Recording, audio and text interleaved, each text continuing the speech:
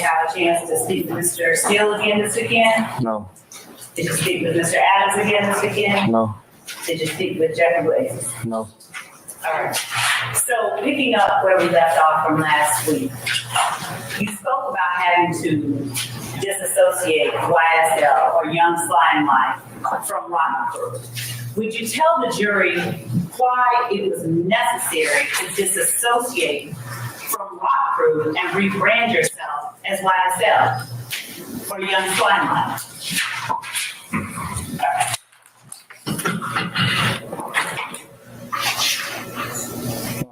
I really feel like,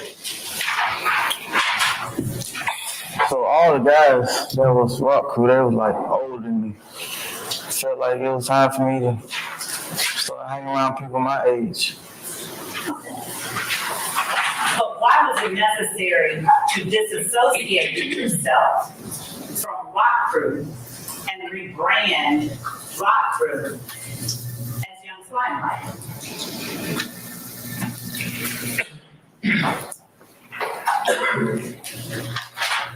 Your Honor, I have two objections. All right, basis. Facts not in evidence about rebranding and ask. Overruled, sir.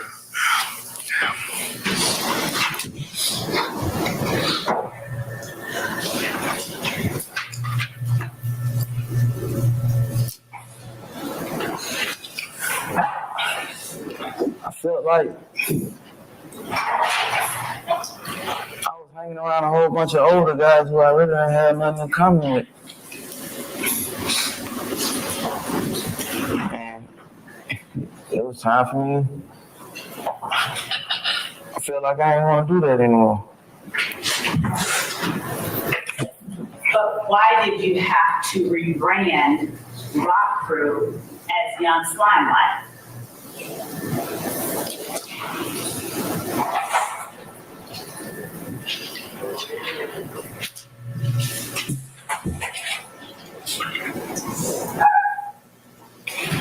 I didn't want to feel like I was gonna still be a knowledge of like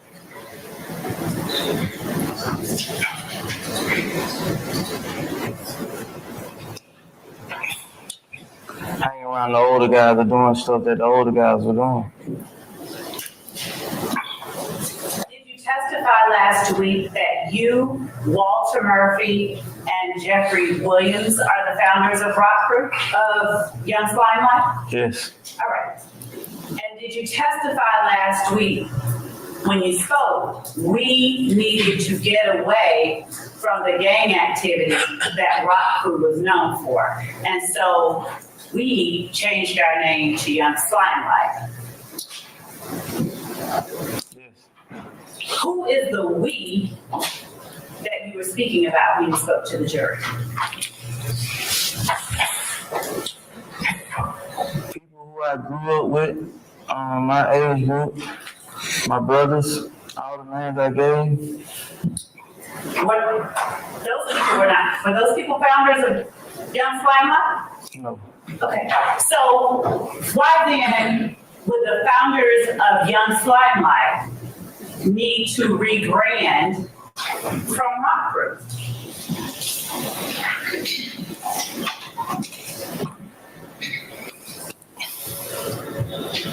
Why did I rebrand from Rock Crew to YSL? You said last week, you did not, Yes. that you did not say you, Yeah. you said we. So why did we, as you put it, need to rebrand to Young Slime Life? So that, using the we word wasn't even like intentionally. That's just the direction I was saying. What does that mean?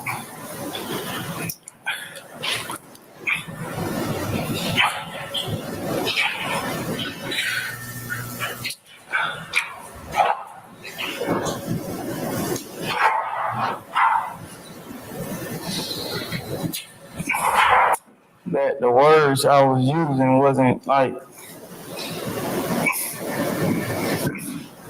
thought out or like I'm just answering your question to the best of my ability. Okay. you trying to be honest at that time when you said we needed to get away from rock crew? I'm being honest the whole time. Specifically, when you spoke of the we that needed to get away from rock. Yes, I was being honest. And do you recall what you said about needing to get away from rock crew being known for committing criminal street gang activity? Yes, we as in everyone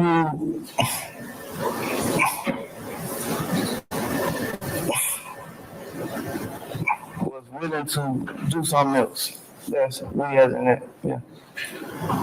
Were we not talking about the founders of rock, of Young Slimeline? So a lot of stuff being said, and I'm trying to my best ability to follow the questions and follow with my answers. Who was telling you a lot of stuff? You asking me a lot of, not telling me, asking me a lot of stuff. Was there any part of what I didn't, or what I asked you last week that you didn't understand?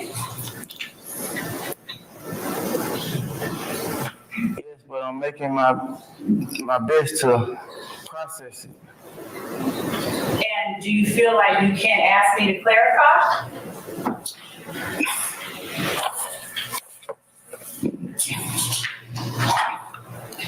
Not without like, I don't know. You said, understood. Okay. And did you ask me to clarify that before you explained to the jury why we, as you put it, needed to separate ourselves and disassociate from rock crew? I didn't ask you that because I'm trying to do my best ability to follow up and not keep saying that I don't understand. Last week, when I asked you whether there were members who were rock crew in this courtroom besides yourself, you said that there were none. Do you remember that? Yes. Let me ask you this. Which of these defendants in this courtroom right now are members of YSL Young Slime Life, the gang?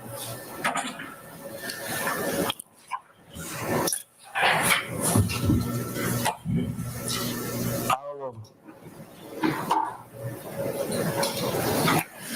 And by all of them, would you please call them by name?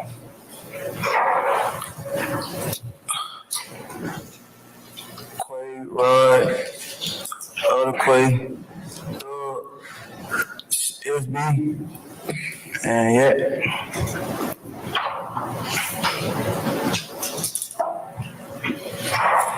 You said thug, so you do call Jeffrey Williams thug? Yeah. And Yak, is that Diamante Kendrick? Yes. SB, is that Shannon Stillwell? Yes. The two Quays, is that Marquavius Huey? Yes. And Marvius Nichols? Yes.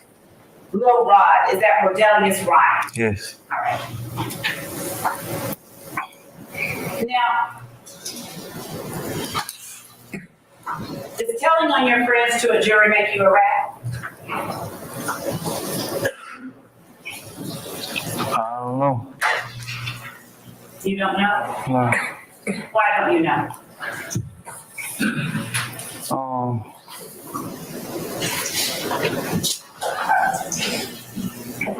I don't feel like telling the truth should make you a good or a bad person. All right. I'll do this.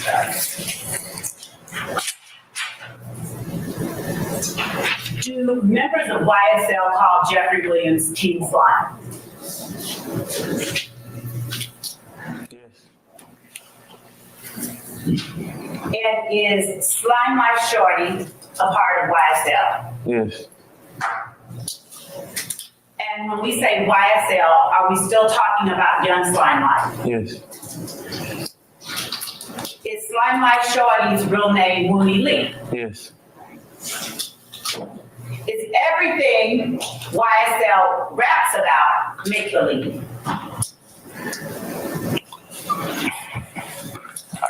I can't answer that. I don't know. don't know? No. You don't know whether any of what YSL raps about is true? I'll overrule the objection. I mean, I don't know if it's true. They can rap about the amount of money that they have, and I don't know the amount of money that they have. I did not ask you if everything was true. I asked you if everything they rapped about is make-believe. I don't know. I don't know if they tell the truth or tell the lie. I don't know.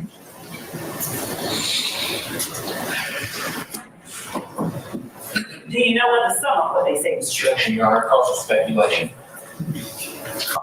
I'm gonna overrule the objection. Can you hear me? You can answer the question if you can. Do you know whether some of what they say is true?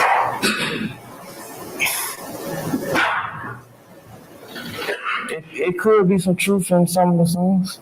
That's not what I asked. I asked if you know whether some of what they say is true. I don't know. You don't know whether you know? I'm asking if you asked me, did I know if some of the stuff, I don't know. I can't, I'm not in their head, I don't know. I don't know the answer. Have you heard Jeffrey Williams rapping about Rockford?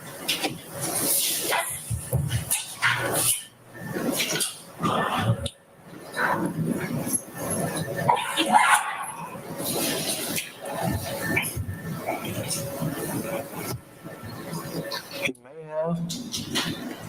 It's a long time ago. How do you know it's a long time ago?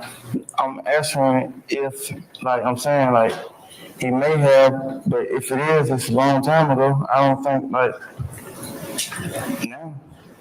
When would it have been that he would have been rapping about Rockford? I guess towards the beginning of the career. Do you know as a founder, and when you say the beginning of his career, are you talking about the beginning of his career with Young Slimelife? The beginning of rapping. You asked me about rapping. Yeah. Do you know why Jeffrey Williams would be rapping about Rock Crew? No.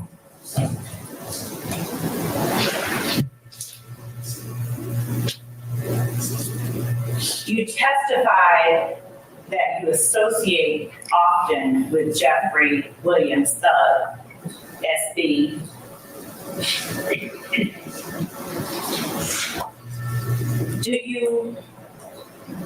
Would you name for the jury the other members of Young Slimelife, the gang?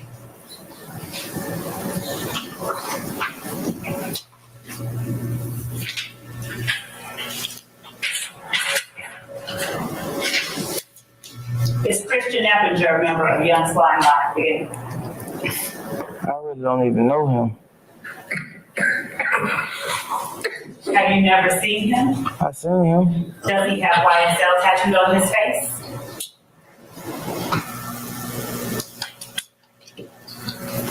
I don't even feel like I've been that close to him. To like study him, I don't know him for real. Why was it that you chose to put YSL and permanent ink on your body?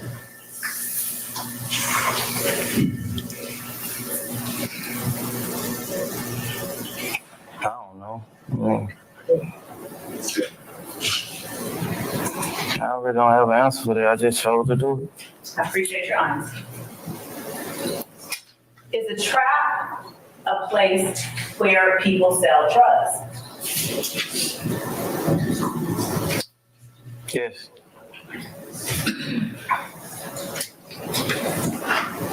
Does YSL have a trap that they called the web? No. Does YSL have a spot that they call the web? Yes. What is the address of the web? 2531 Brownsville Road. 2531 Yeah, if I'm not mistaken. 25. Brownsville Road? Yes. Do YSL members call Jeffrey Williams Spider? Yes.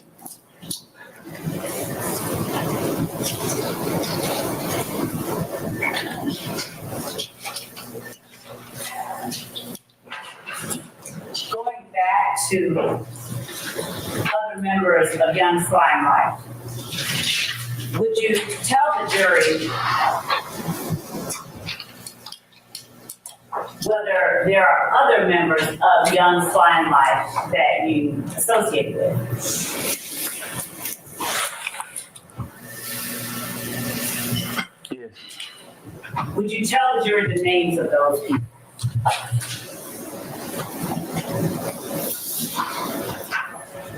Um,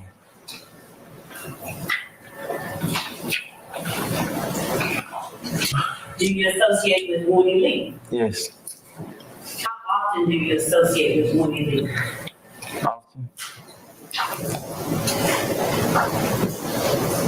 Do you associate with Quantavious Greer? Yes. How often? Often. Is Quantavious Greer Young Slime Life? Yes. Is he a member of Young Slime Life again? Yes.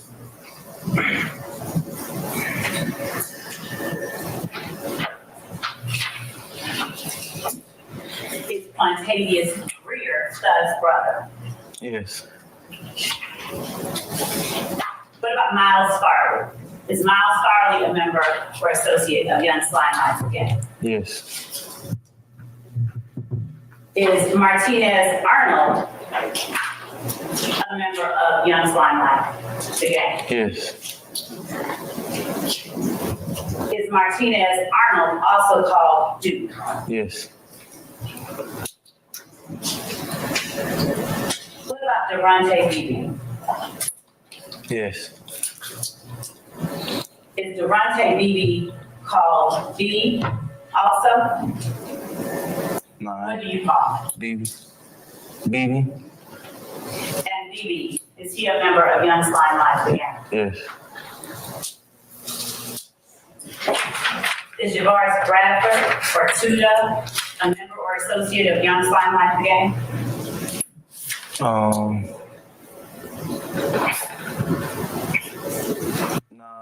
No. You don't know? No. What about Damone Blaylock or Bob? No, them guys young. I don't know what they go by. Javon Fleetwood or Fortray or Psycho? Is he associated with Young Slime Life again in any way? I don't know what he go by either. Now, when you're saying I don't know what he go by, what do you mean? I don't know if he Young Slime Life. Do you believe that he may be something else? Nah, but I don't know. I just don't know if he say that he Young Slime Life. No microphone. You got a microphone, other microphone. Yeah.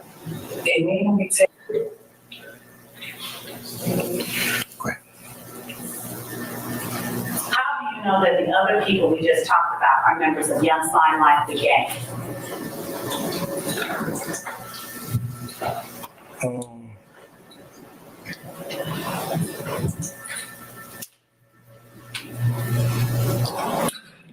By association, I guess.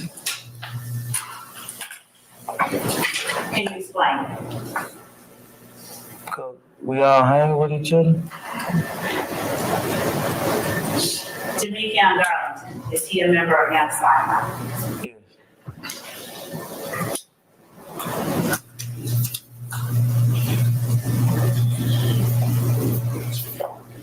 And you talked about one of the nicknames for Jamekion Garlington last week. You said it's Lil D. Mm-hmm. Is Jamekion Garlington also known as Scarface? Yes. Does he spell Scarface with C's in them? Does he spell the word Scarface with C's in the name? Or does he spell it with SXARFAXE? I ain't really asked him to spell it. Have you ever seen it on Instagram? I thought his name on Instagram was 30D. D. Did you ever have an Instagram handle _1slug? Yes. did you have that Instagram handle in 2021 and 2022? Yes. And did you communicate with other members of Young Slime Life via Instagram? Yes. Did you also communicate with members of Young Slime Life via FaceTime? Yes. Were there any particular times that you would prefer to use FaceTime over a regular phone call? Yes. What times would those be? When you're talking to members of YSL? Oh, jeez, that's the microphone. One moment. So put it on. That's-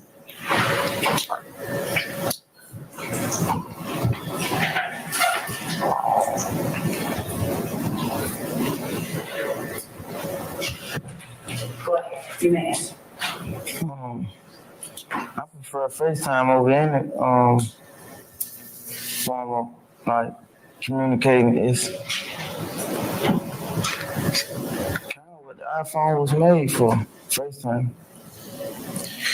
I mean, like that's what I feel like.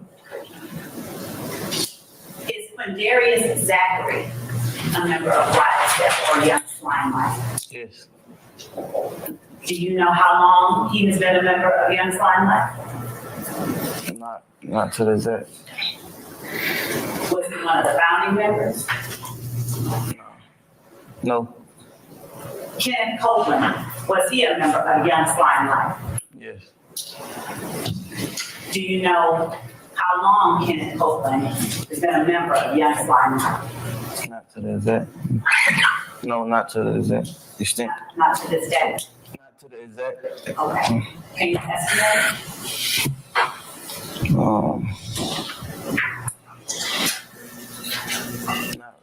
For a while. Does a while go back as far as 2015? Yes. Does it go back as far as January 1st of 2015? Yes. Does it go back as far as November of 2014? Yeah. What is the nickname or what do you call Quindarius Zachary? D. And what do other members of Young Slime Life call Quindarius Zachary? D. What about Kenneth Copeland? What do members of Young Slime Life call Kenneth Copeland? Woody. Woody. Woody? Yeah.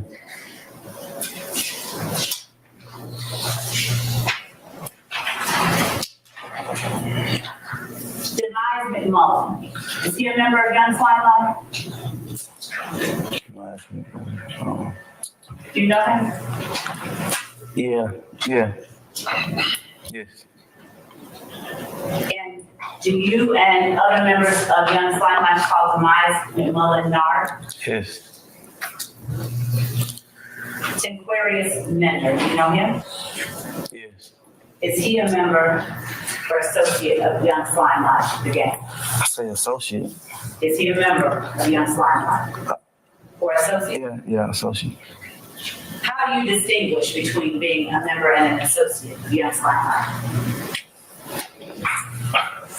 I feel like yeah, associate because like I don't know him too well. Okay. Jaden Myrick.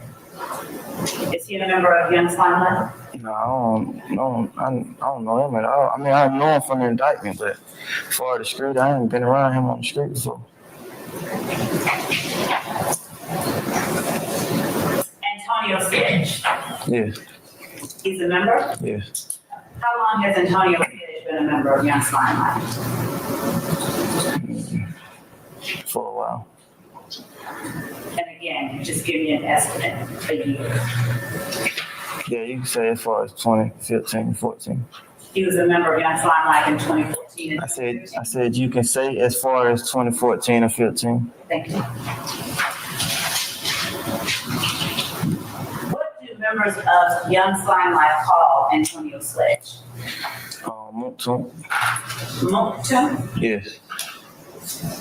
Kelvin Treadwell. He got a nickname? OG Bentley. Yeah. He's a member of Young Slime Life. Yes. For how long? You can use the same date for 2014, 15. What about Antonio's son?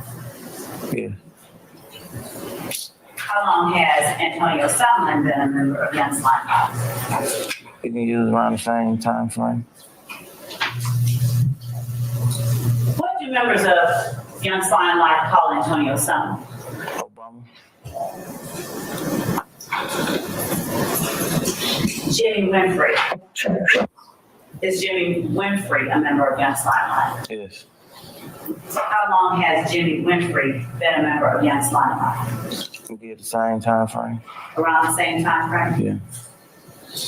And what do members of YSL or Young Slime Life call Jimmy Winfrey? Roscoe. Roscoe? Yeah.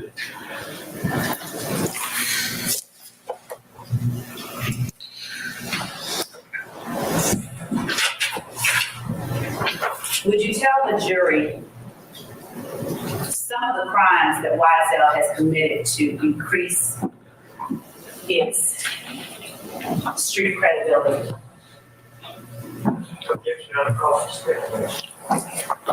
I'll sustain this form. You can rephrase.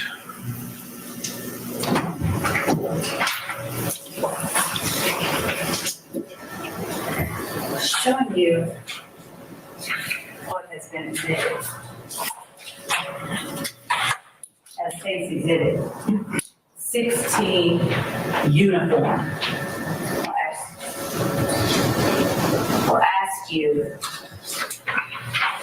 if you recall number 1 in 16 uniform, the very last sentence. Yeah. Okay. And did you testify truthfully when you signed 16 uniform that Young Slime Life is an organization? Yes, this is meeting. Your Honor, I'll overrule the objection, Mr. Steele. did you testify truthfully when you signed statement 16 uniform that Young Slime Life is an organization made up of 3 or more members or associates who have committed crimes intended to increase the notoriety, street credibility, and reputation of YSL? Yes. So would you tell the jury some of the crimes members or associates of Young Slime Life have committed to increase the notoriety of YSL? Objection, Your Honor. Overruled, sir. Yeah, sure.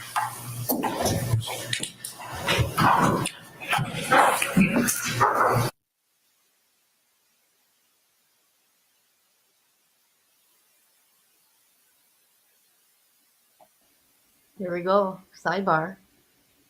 Oh, where's he bringing him to? So they got a courtroom full of defendants in there, what, 5? So I bet you the guards on standby so they don't jump him. Just saying. First ready to yank him up if he gets out of line.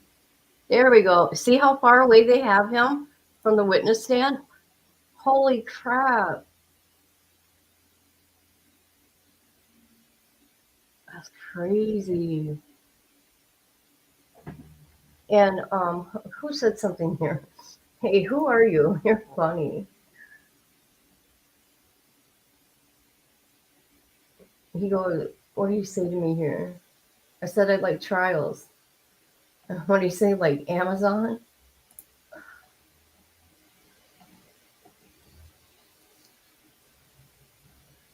This trial's going to take another 10 years. It's already been 10 years.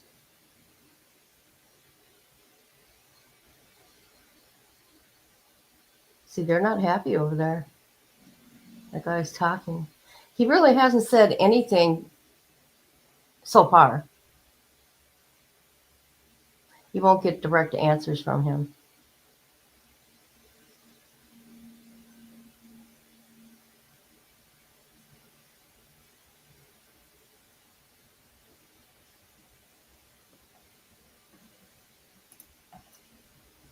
I'm not sure, but what I do know, they're still putting out music on his page. I know that much.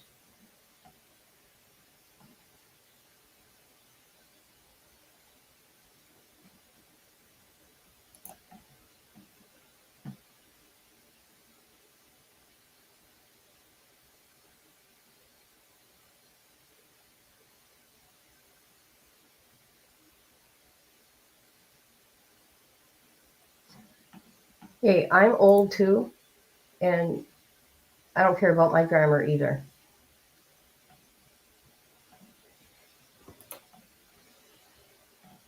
Sis, how are you, my sweet child? I have missed you. Where the hell have you been? I've been wanting to talk to you. It looks like Homeless RV stream isn't live. I wonder what's happening. I don't know. Because you know what? I don't want to repeat myself, but I don't watch them like that. I mean, this is what I do right here. I like doing stuff like this. And being with families of crime and let them have a platform to talk and to get out what they want to get out or me to say what needs to be said to law enforcement because they're afraid. My daughter reads through my mess. Hey, my grandkids read through mine. Sorry. Oh, come on. Why do you have low confidence?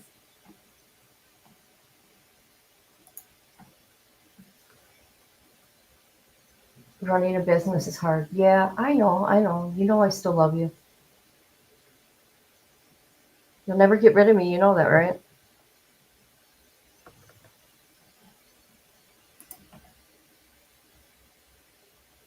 My sister.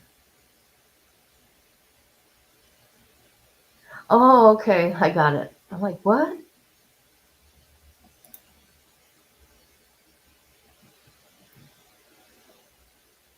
Do you know how old I was when I became a grandparent? Okay, let me think, because I had my kids young.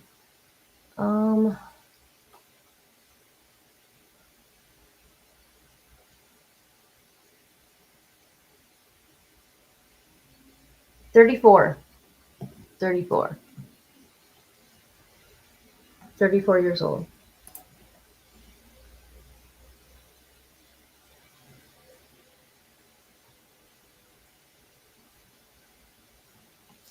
I love you too, girl. Hey, girl. Hey. Okay, cool. I would send for your sis instead of Zoe. Probably healthier for me.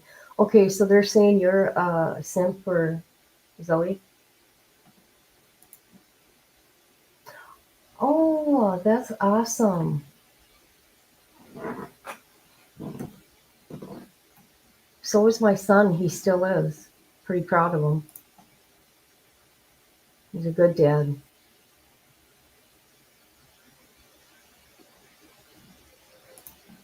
How long has that girl been around?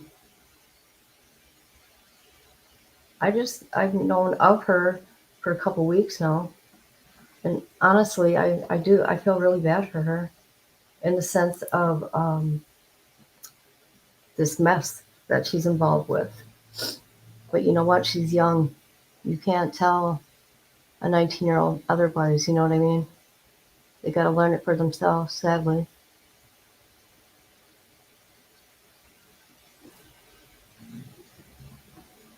Three years? What? Where'd she come from?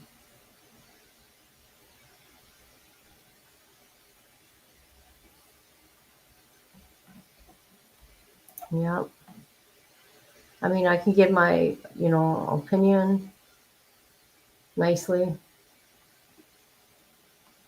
But I think That's very nice. Did anyone in particular tell you to wear the outfit today? No, Have you spoken with us this weekend? no.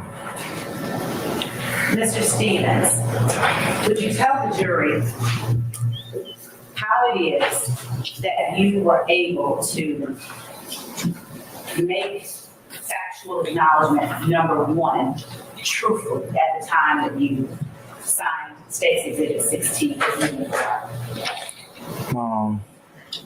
I was able to do that because I'm a member and I've done things to increase the notoriety or furtherance in the rest of the question. What crimes have you committed to increase the notoriety, street credibility, and reputation of YSL? So I sold drugs and carried around illegal firearms. How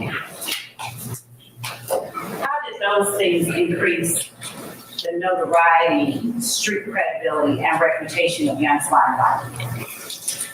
I don't know if it actually increased, but my approach was to make it known that YSL was selling drugs and willing to protect the selling the drugs with the firearm. But, yeah. And when you made factual acknowledgement, number 12, how did YSL protect their territory at 151 Cleveland Avenue? I never said no about protection. Okay. Was the gas station at 151 Cleveland Avenue a location where YSL associates sell drugs? Yes, that's where I sold my drugs at. And was 221 Cleveland Avenue a location where Young Slime Life associates sold drugs? So them two stores, like 5 minutes from each other, I often walk back and forth. Some sales I had down there, some sales I had up the street. Were you able to keep accurate count of the sales? No, How then were you able to successfully sell drugs? I never said I was successful. So, how were you able to say that 3 or more members or associates of Young Slime Life have committed crimes intended to increase the notoriety, street credibility, and reputation of Young Slime Life? How were you able to truthfully say that at the time that you signed this agreement?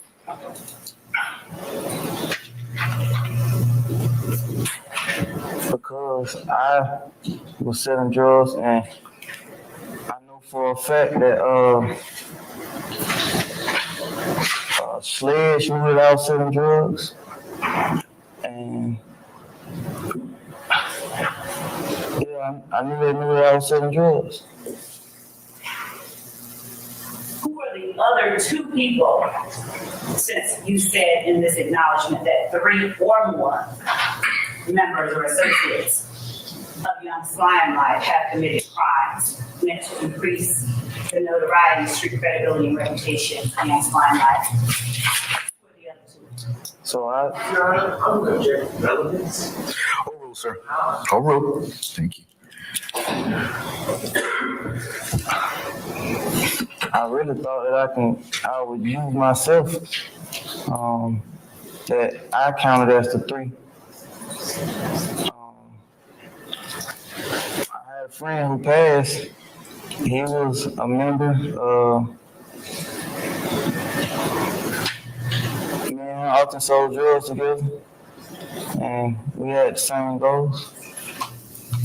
Mr. Stevens.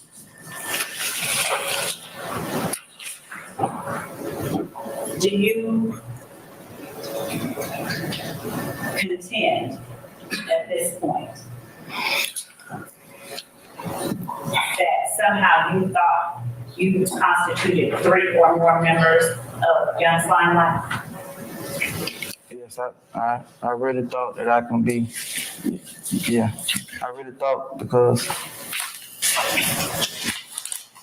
I'm in the indictment now. I was indicted. So are you unwilling to speak on crimes committed by other members of Young Slime Life intended to increase the notoriety, street credibility, and reputation of Young Slime Life? No, I'm not unwilling. I gave you 3 names. I told you. You asked me to give you 3 names.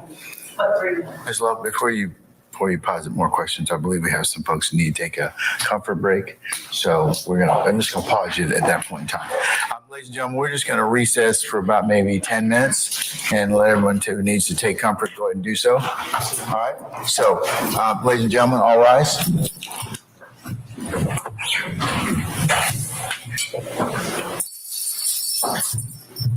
Hey, where you going?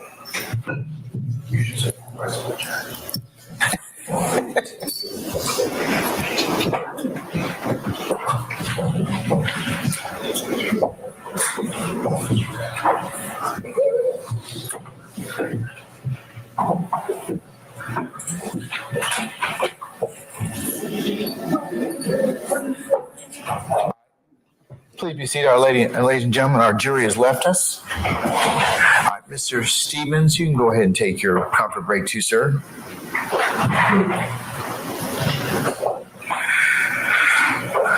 All right, councils, we'll be in recess about 10 minutes, okay?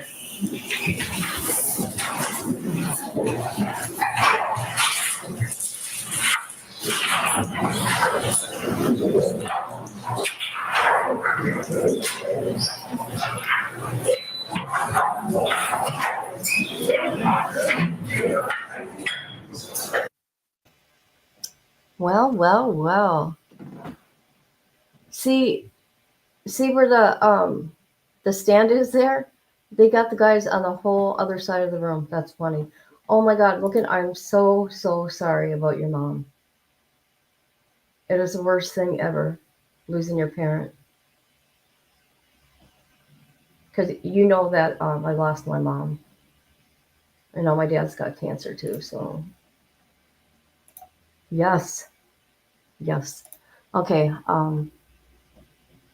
hold on, I'm gonna forward it up because I'm smart and I start the child leader so we can avoid all this.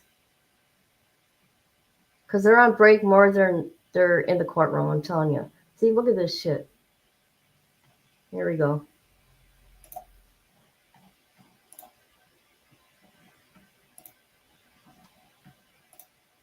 And later I'm going to show a video that I came across. Allegedly, somebody was selling drugs in the courtroom. Allegedly. And the judge was not happy on Friday morning. He yelled at a lady for chewing gum in his courtroom. She had to spit it out or get thrown out of the courtroom. He kept yelling at the defense attorneys. He don't like the defense attorney. He always overrules everything.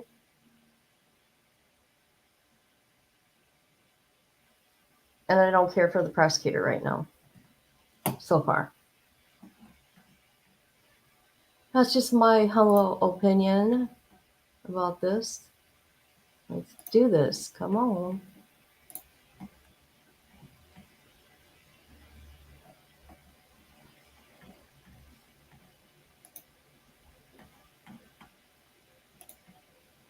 There's a video where a guy leaps over the desk to get a judge. Yes, I've seen that.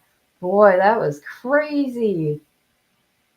I mean, he was quick, wasn't he? See, but I'm not sticking up for the guy, but listen to how he talked. How he's going to learn his lesson or whatever she said. She shouldn't be talking to him like that. Just saying.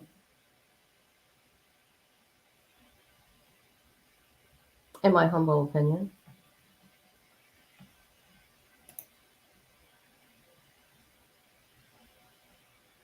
The guy needs to comb his damn hair.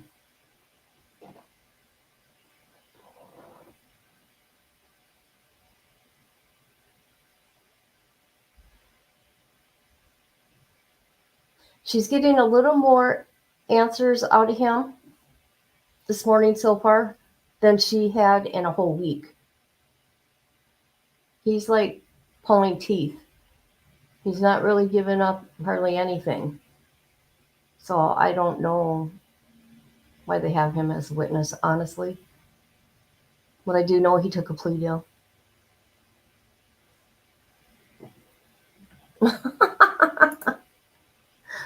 Oh, man.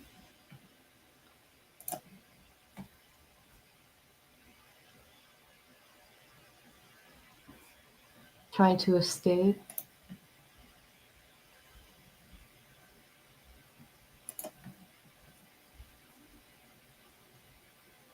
See, usually those defendants that are like all smiling and laughing, they aren't right now, are they? See, I don't understand this whole thing. All I know it has to do with racketeering, you know, the RICO Act. 10 years ago. He's really not happy either, that guy right there.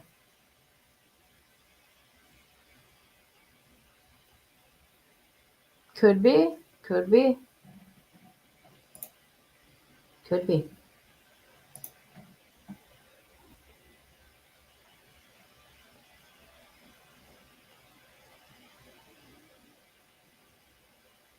When they say they're taking like a 5-10 minute break, it's usually like 20-30 minutes.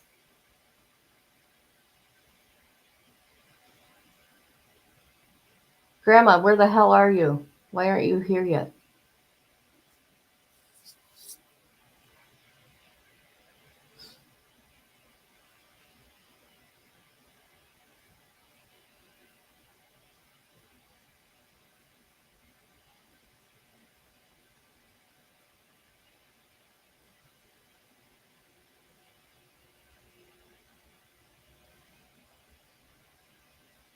I will say I like Young Thug's attorney, Steele. I think he's very entertaining.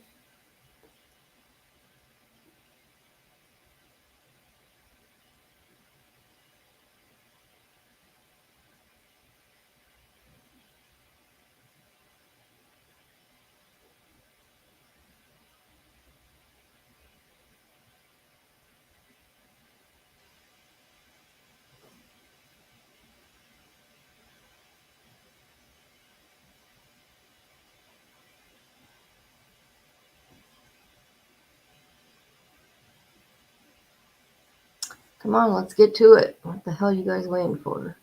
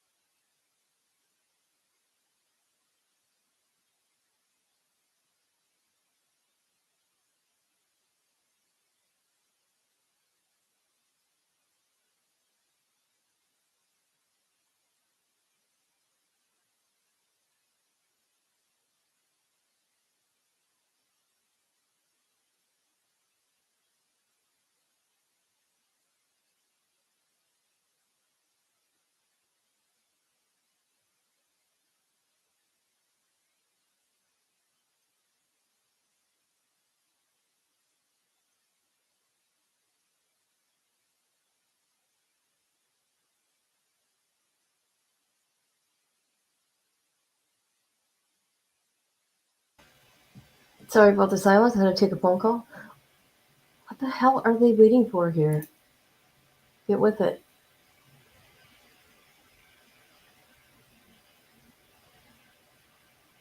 Can we get Mr. Stevens back, please? There we go.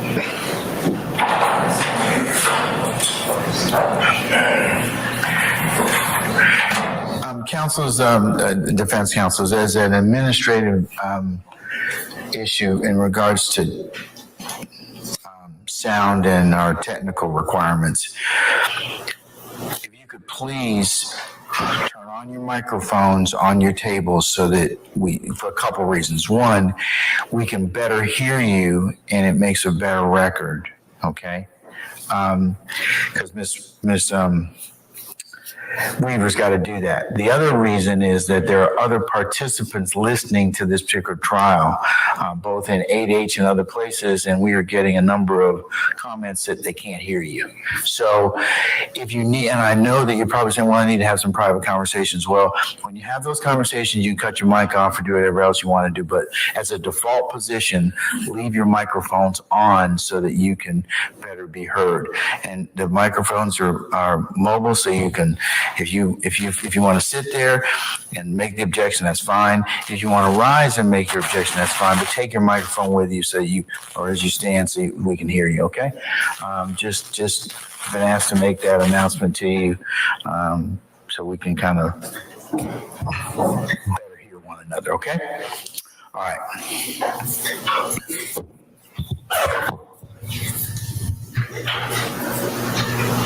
All right, so our name and seminar jurors first, please. Thank you, sir.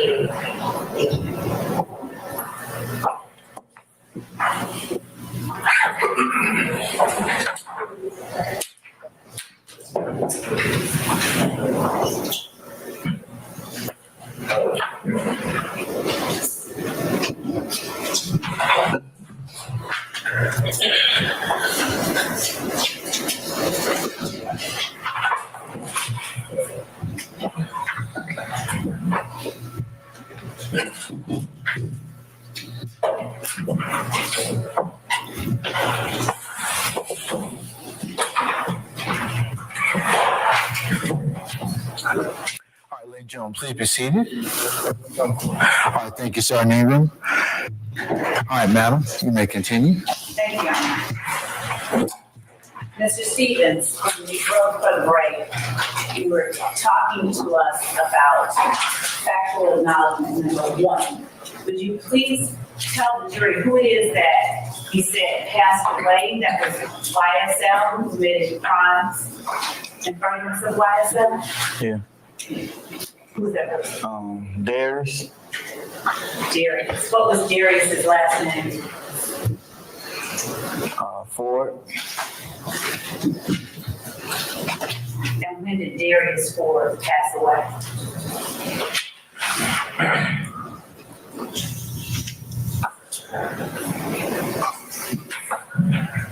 Was it in 2022? Yeah. And did he pass away along with Saying it's the form. someone else? You were. Yes. Who did he pass away with? Christian. And what was Christian's last name? Matt Midland. Was Christian YSL as well? Yes. Were they friends of yours? Yes. I'm sorry for your loss. You said, though, that Darius was one of the members of YSL who committed crimes in furtherance of YSL. Would you tell the jury what crimes Darius committed to further the notoriety, street credibility, and reputation of Young Slime Life? I'll sustain the form of the question. You can rephrase. Why did you say that Darius committed crimes to enhance the reputation and street credibility? So you asked me to name 3 people, and I was naming 3 people who sold drugs with me, and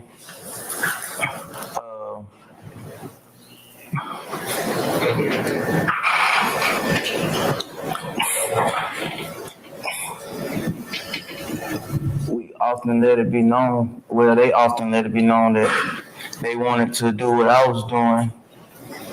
They wanted to be like me, and that's what I was doing, increasing the notoriety. And by them saying that they want to do the same thing as me, that's what gave me my factual knowledge of that they want to do the same thing as me. Who told you, if anyone, to use the word factual knowledge? That's what you said. When did I say that? You asked me, you said in question 1, upon the factual knowledge, if I'm not mistaken. The factual acknowledgement. Yeah. How did your selling drugs and other YSL members selling drugs, how did that increase the notoriety of Young Slime Life?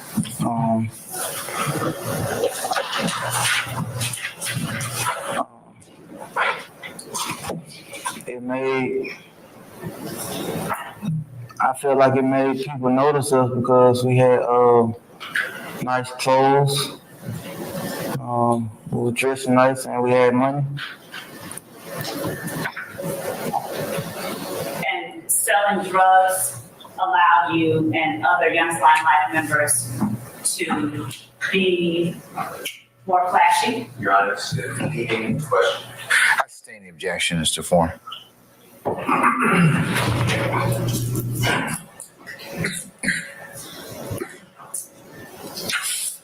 how did it increase the reputation of Young Slime Life as a gang? I felt like it increased because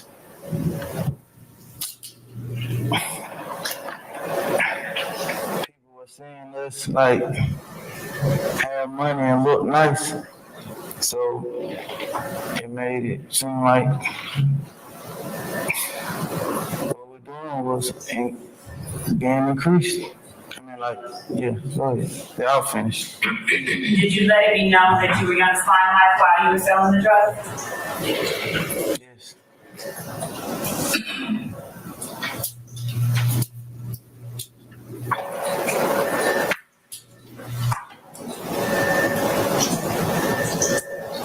I'm going to show you, or actually, we have admitted State's Exhibit 11 uniform with permission to share the screen. We're going to put it up on the screen in front of you.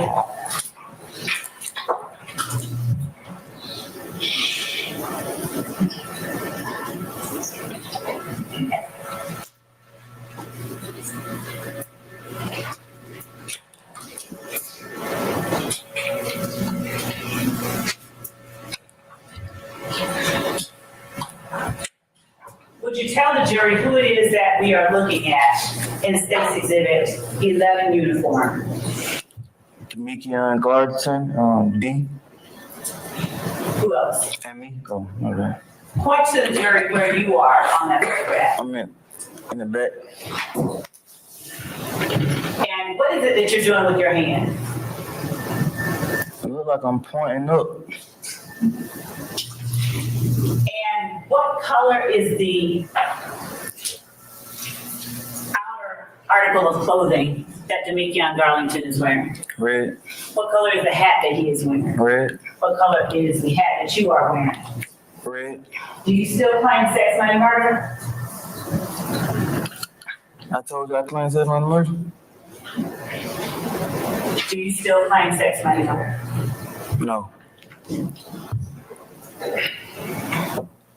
What is one of the colors, the primary color for sex minority? Red.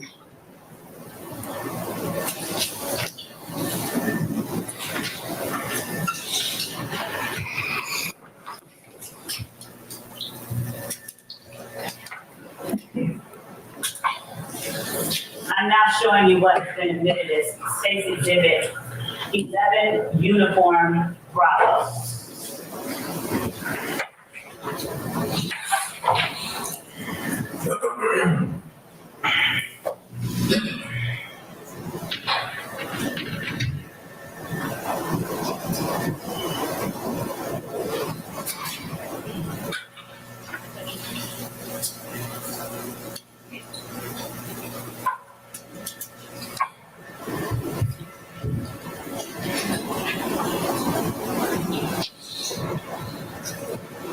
Your Honor, the court could move the block in the upper right-hand corner that says SCA 1C podium.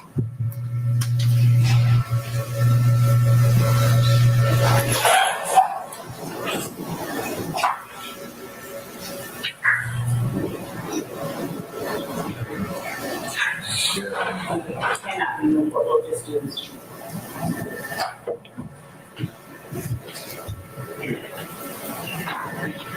Are you asking us to move The square. names to the like side of the or the bottom of the screen? Yes. Your Honor.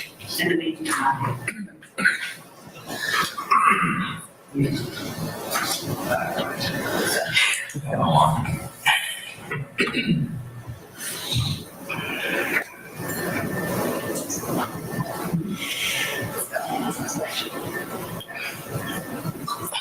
I'm showing you State's Exhibit 11 Uniform Bravo.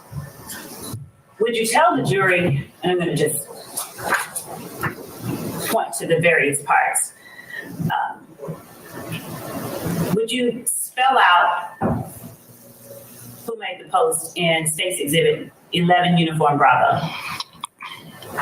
SXAR underscore FAXE.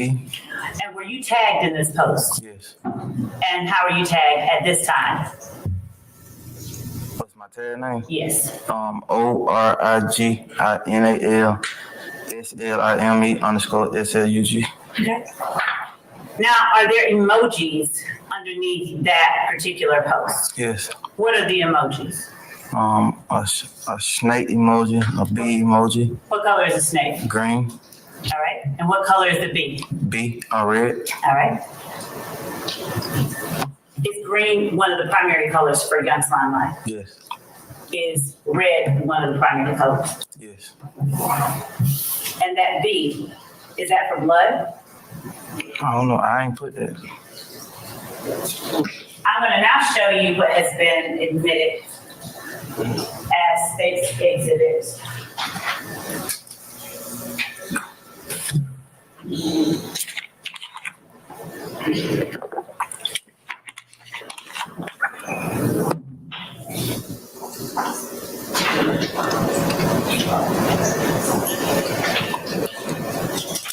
Uniform.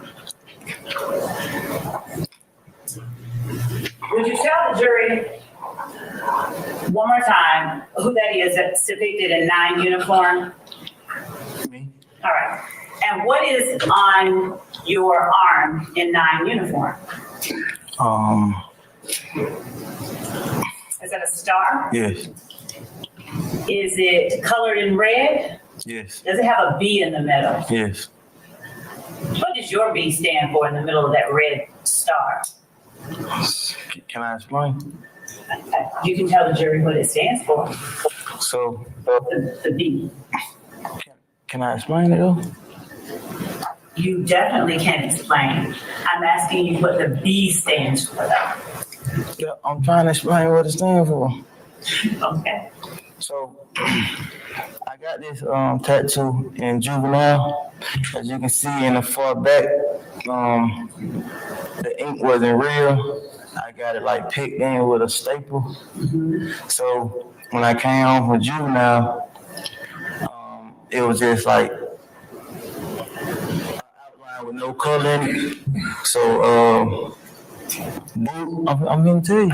So Boo took me to the tattoo shop to get it fixed, and he paid for it. And he used to often joke with me about it. The B stand for Boo.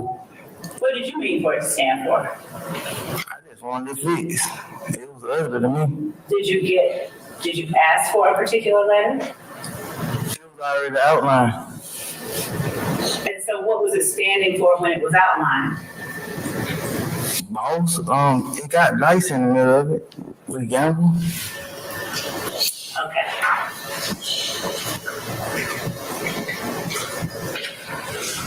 Does that star have the 5 points to it? Yes.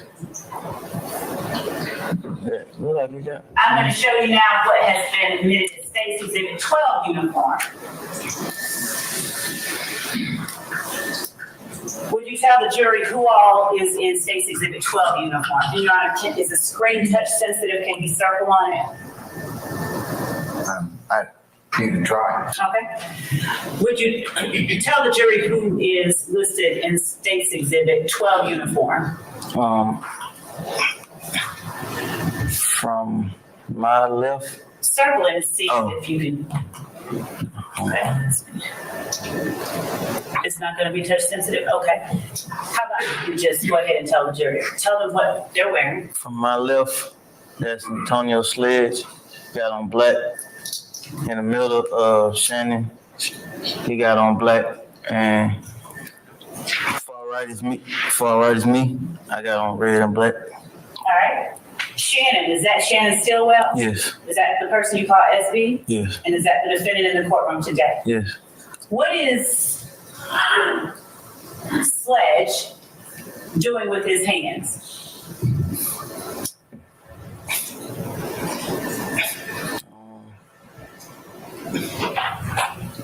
Like he making a motion. He doing something with his hand. Do you recognize the symbol he is making with his hands? Yes. What is it? It's look like makeshift guns, like he imitating gun. And do you know what that symbol stands for? Not by him just throwing it around. Have you ever done it? No, You've never used that symbol. not that I recall.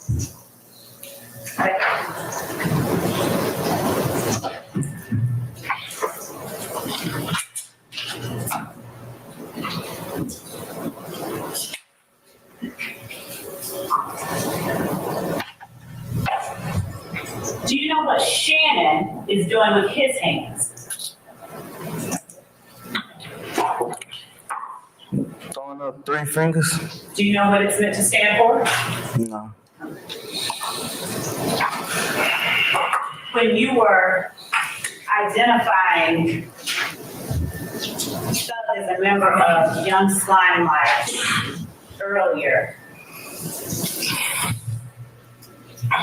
did you see or were the letters and numbers SP5DER on his jacket? Yes. Do you know what that is meant to say? Yes. What? Spider? Do you know the significance of the number 5? Yes. What is it? It's for an artist who passed away, Juice WRLD. Who? Juice WRLD. Does the number 5 have significance in the blood gang? Yes. What is that significance? I don't know, but I just know it's a number in the How do you blood. know? From hearing about it.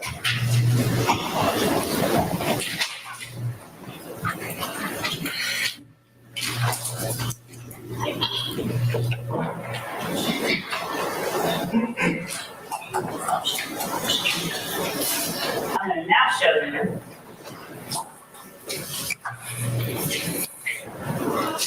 what we have marked as State's Exhibit 13 uniform. And in order to do that, I'm going to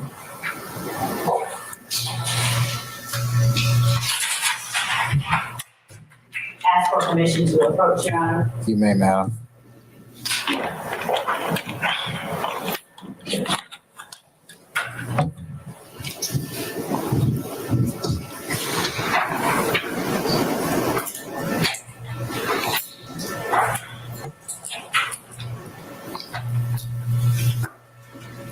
And prior to approaching the witness, I asked Mr. Adams and Mr. Steele to come observe what I'm about to show. All right, gentlemen, you may come on up.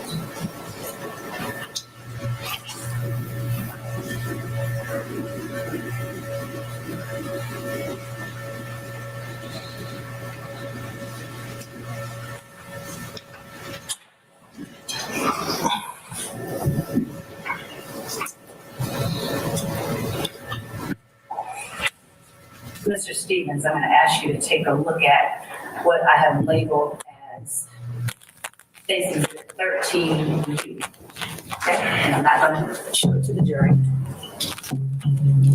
until I show it to you. I want you to look at it before you say anything. Don't talk about what's in it, okay?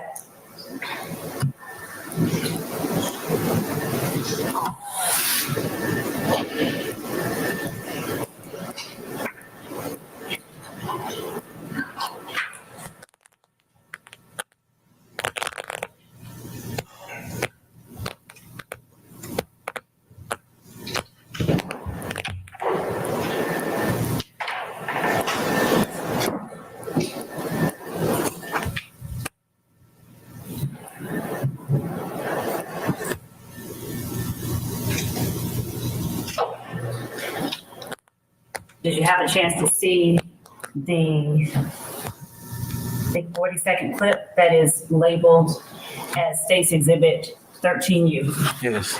Do you recognize the people who are depicted in this video clip? Yes.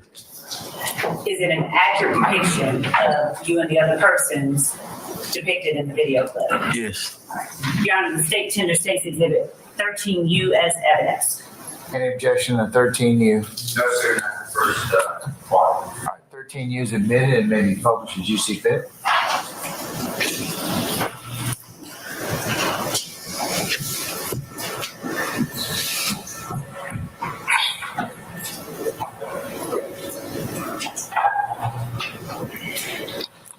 Before we play 13U, would you tell the jury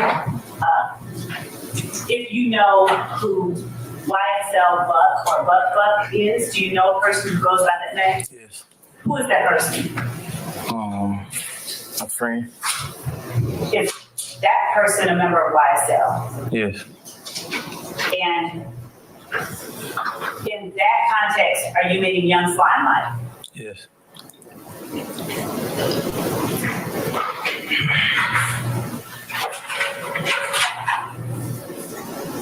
Your Honor, now publishing 13U.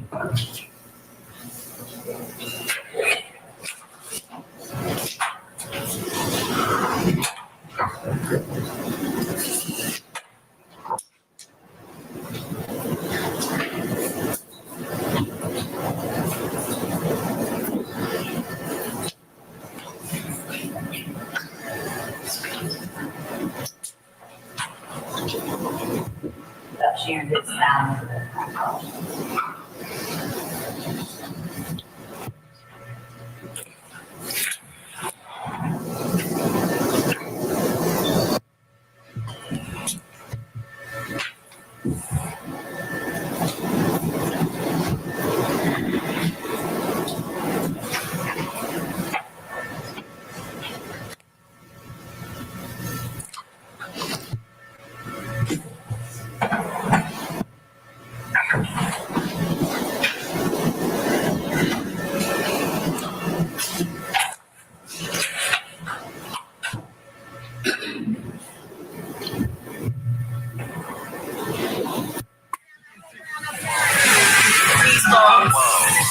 That whole thing back, can't tell no back. Keep up, can't stop. Fall sleep in lap. Got the whole thing lean. Don't pop no bean. Pull up on scene. Ain't red, ain't green. Got a whole bunch of money. Whole bunch of cash. Got a whole bunch of hash. Funding on the dash. I won't drive fast. I don't want certain things. I don't ride around speed. I ain't talking about me. I'm creeping.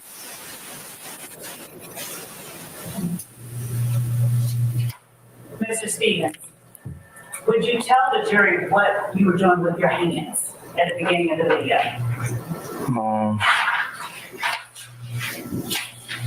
was making a lot of hand gestures. And those hand gestures, or at least one of them, the same that we see Antonio Sledge making here? Yes. All right. And would you tell the jury what those hand gestures are associated with? So I did the same. I made a hand gesture like the tattoo that's on my neck, bank first and last. So I was doing the exact same thing that it said on my neck, but with my hands. So, is it your testimony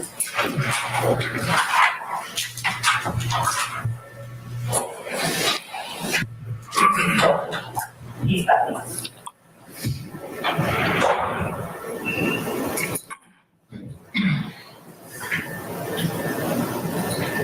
What was the hand gesture? Who was that person that we see right here? Jeff. What is this the same person you talked of? Yes. What is he wearing on his head? What color is he wearing on his head?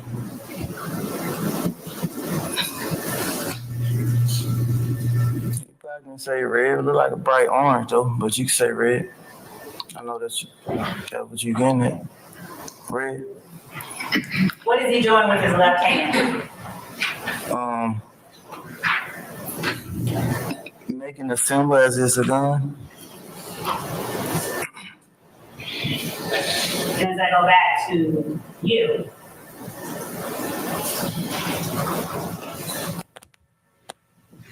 What is this symbol?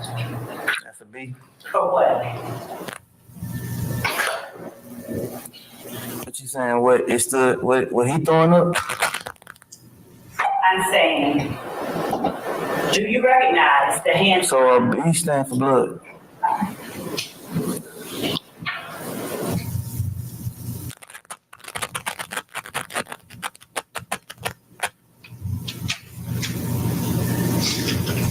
Does the gun stand for Pistol Pete? I don't know what.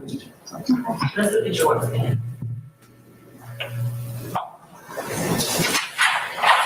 Alright? What hand size are you making? Gun signs.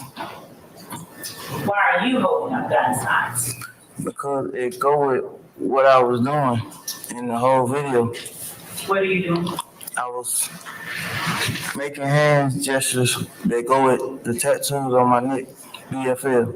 I was basically making BFL.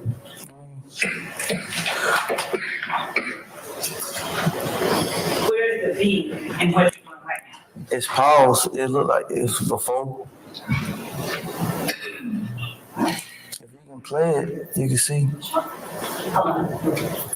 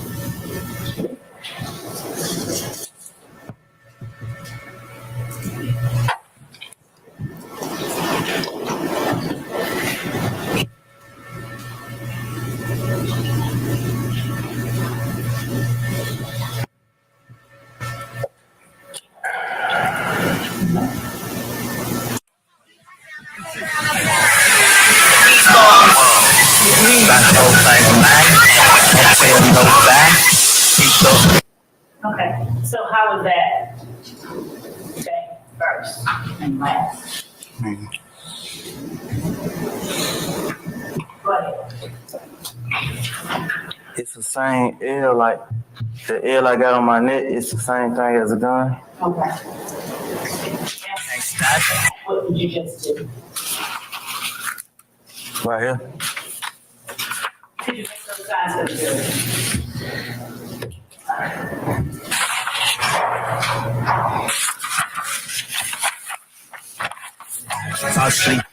And what's that? Making my fingers look like two guns.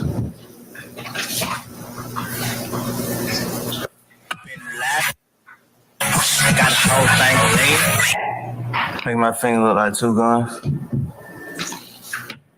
And what are those particular two guns meant to signify? Just two guns. Are those two guns meant to signify Pistol Pete? Not my two guns. Pop no thing. Pull up. By the blood. Were those signs that you made after the two guns? Were those blood symbols? I mean, that would look like, yeah. You made them, right? Yeah.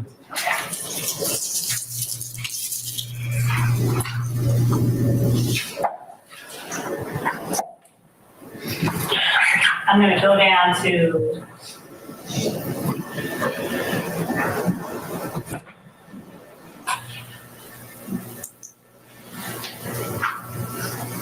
I'm gonna now show you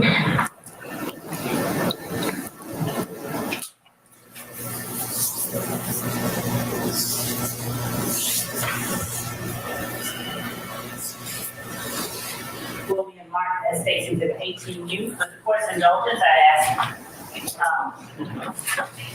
members of the defense that wish to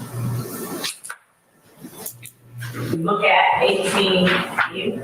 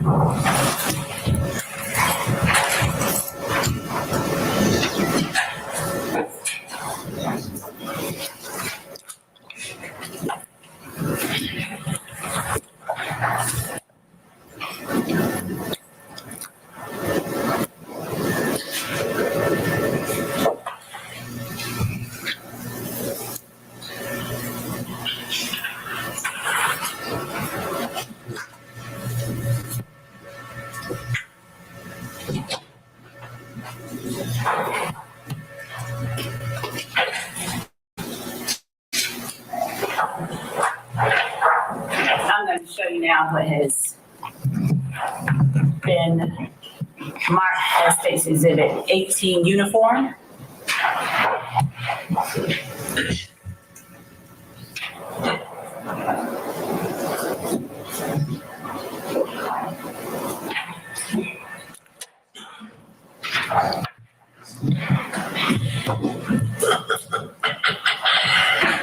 Do you recognize the people depicted in State's 18 uniform? Yes.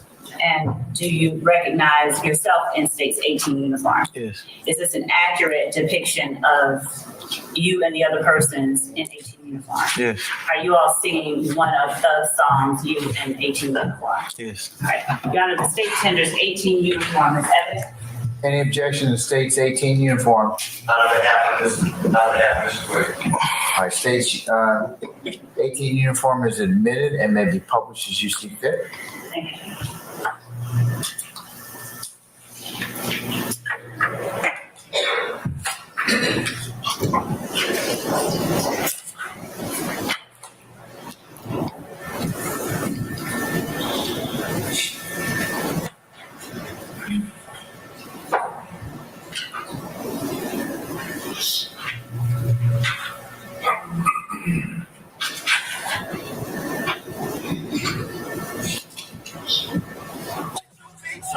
White cell won't fall.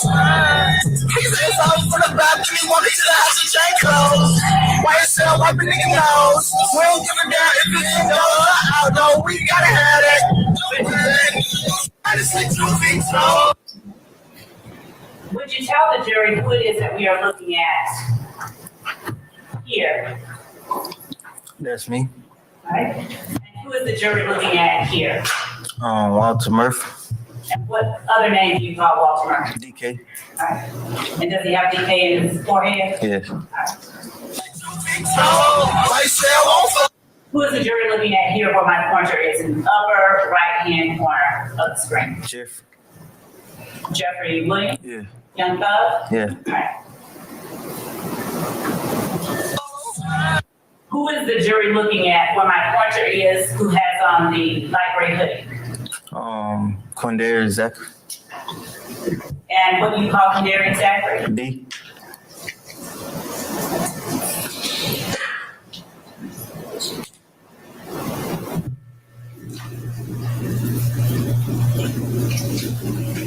And what song was that was being chanted by you all? Ill. And whose song is that? Jeff. Now, do you get money from that song? No. Do you get paid by YSL Enterprises? No.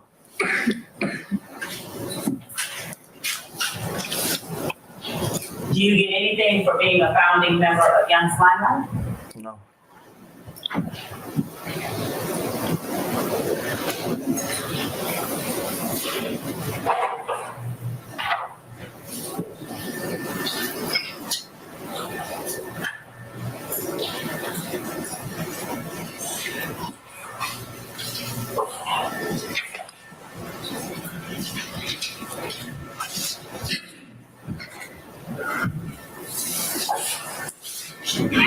And is this the same song that your name is mentioned in when Thug says, I love her for the cash and she's been getting robbed by Ted? Yes.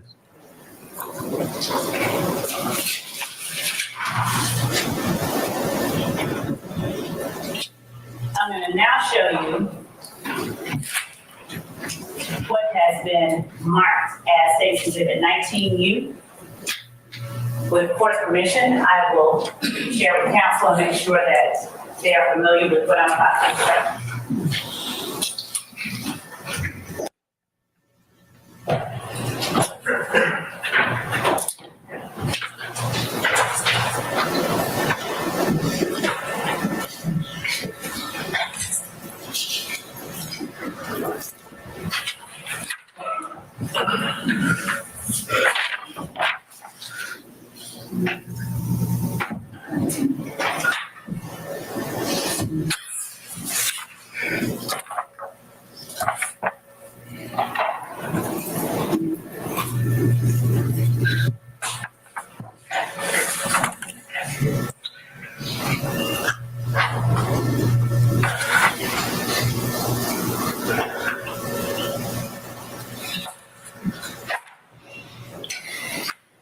show you State's Exhibit 19 uniform and ask you if you recognize State's Exhibit 19 uniform.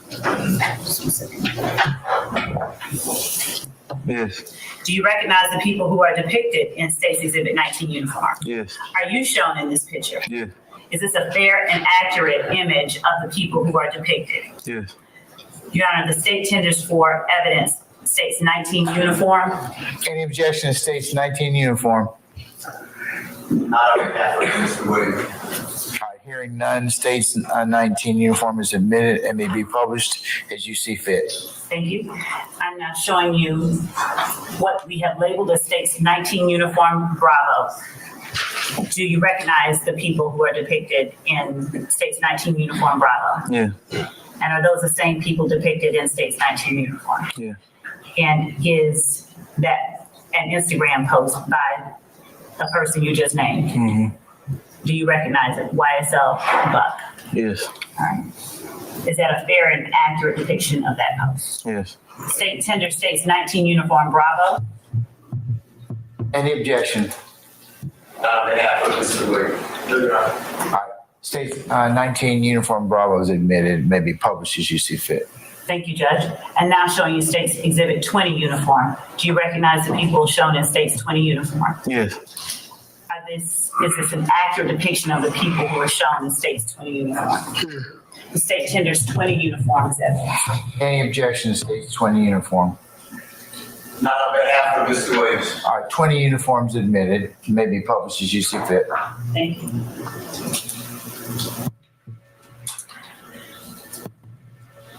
Starting with State's Exhibit 19 uniform.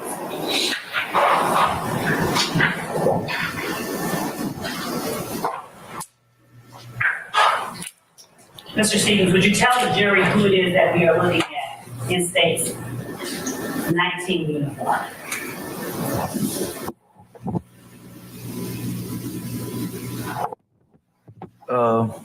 Is this you? Yes, let me. Are you wearing suspenders? No. What is this? A booklet. What color are the straps? Red. Right? Are you able to tell the jury who the other people in State's 19 uniform are? Like, not by like, whole name. Okay. Which ones are you able to tell the jury about? One where you got the mouse on. That's Walter Murphy. Where you have the what on? I thought you just had the mouse on. Okay.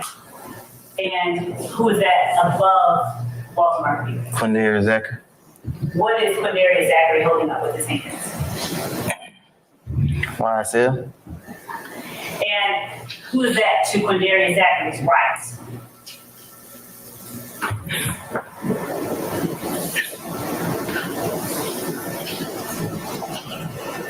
Who is that person?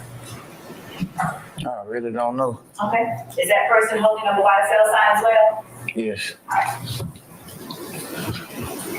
there other persons on here that you recognize? Yes. Who are they? Tay, him and D brothers. Right here. He holding their hands out. Here. Yeah. In the red boxers? Yes. All right. Who else do you recognize? I don't know their name. Are they YSL? Associates. Okay. And when you say associates, how are you distinguishing that? So I'm YSL and they know me. So and we associated.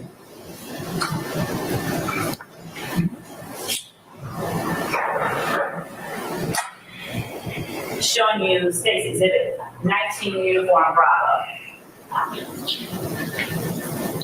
Who was the person who made the post? But I don't know their name. That's okay. You call him you call him Buck? But yeah. And his handle is YSL Buck? Yeah. And what is the caption in this photograph? Read it. Yes, please. Young Fly and Slime Brew. YSL and 30 Wheels the street, trust me. ROC for life. And are those hashtags next to YSL and 30? Yeah. And are those hashtags next to Rock for Life? Yes. And is that 30 intended to stand for 30D? Yes. Is that Rock Crew intended to stand for Raised on Cleveland? Yes. Showing you State's Exhibit 20 Bravo. Would you tell the jury who is in 20 Bravo, starting with the person, 20 uniform, I apologize. Would you tell the jury who it is in State's 20 uniform, starting in the middle where the pointer is? That's me. All right. Who is around you? Let's go here first. Martina Arnold Duke. And are you able to tell the jury who this person is? Nah. All right. What about this person? No. I don't know the name on him. You don't know what? I don't know his name. Okay. Do you know him by sight when you see him? Big. Okay. You have a nickname for him then? Big. All right. Who is it that I have a pointer on right now? Yeah. DeMonte. And are you able to see who it is that is to the left of Diamante in the plaid shirt? Yes. Who is that?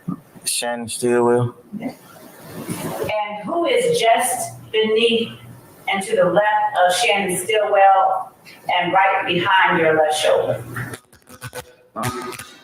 The Meekin cards. And were these, was this photograph taken on a different date than the one of you and him on the four-wheeler? Yeah. Could have, man. We ain't got no same clothes. Oh, yeah. Yeah. How different, yeah. All right. And who is this person to the left of Demekion? Jimmy. Who? Jimmy.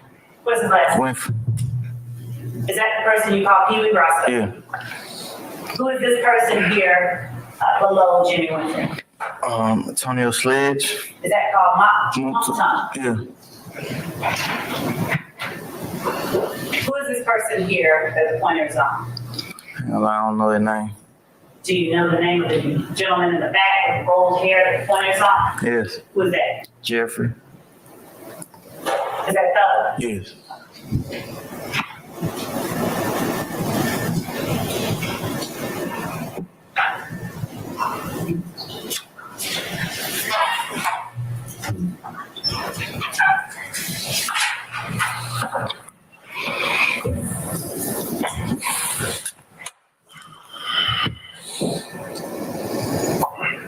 Do you know of other crimes that YSL has committed in order to increase its notoriety? No. How does having a stolen gun increase the notoriety of YSL?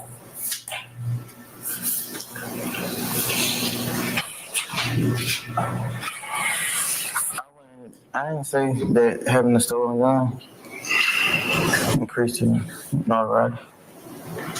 So is selling drugs the only crime you claim to have done to increase its notoriety? Yeah. And yeah, having a gun, And having a gun? yeah. Did the gun you had, was it not stolen? Yeah. It was stolen. Okay. So again, how does that increase the notoriety of YSL? Having a gun, or having a stolen gun.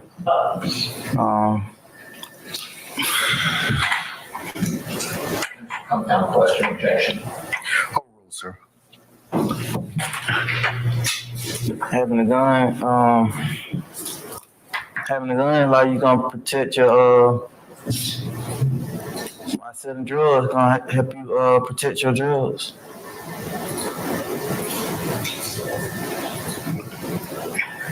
And how is that separating YSL from the criminal street gang activity that Rock Crew was known for committing?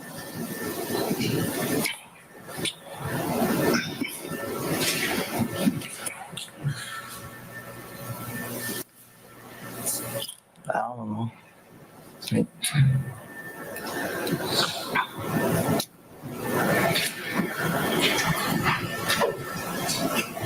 going to show you what we marked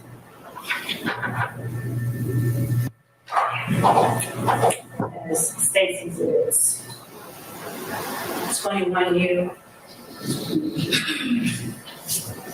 and 22U,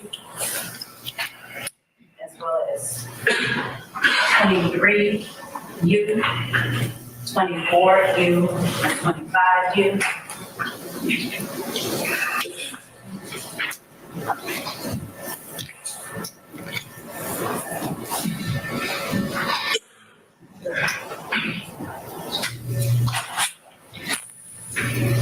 And I'm going to ask Ms. Hilton to assist me and to also copy State's 21U, 22U. They've already been served, but I just wanted to show the particular pages.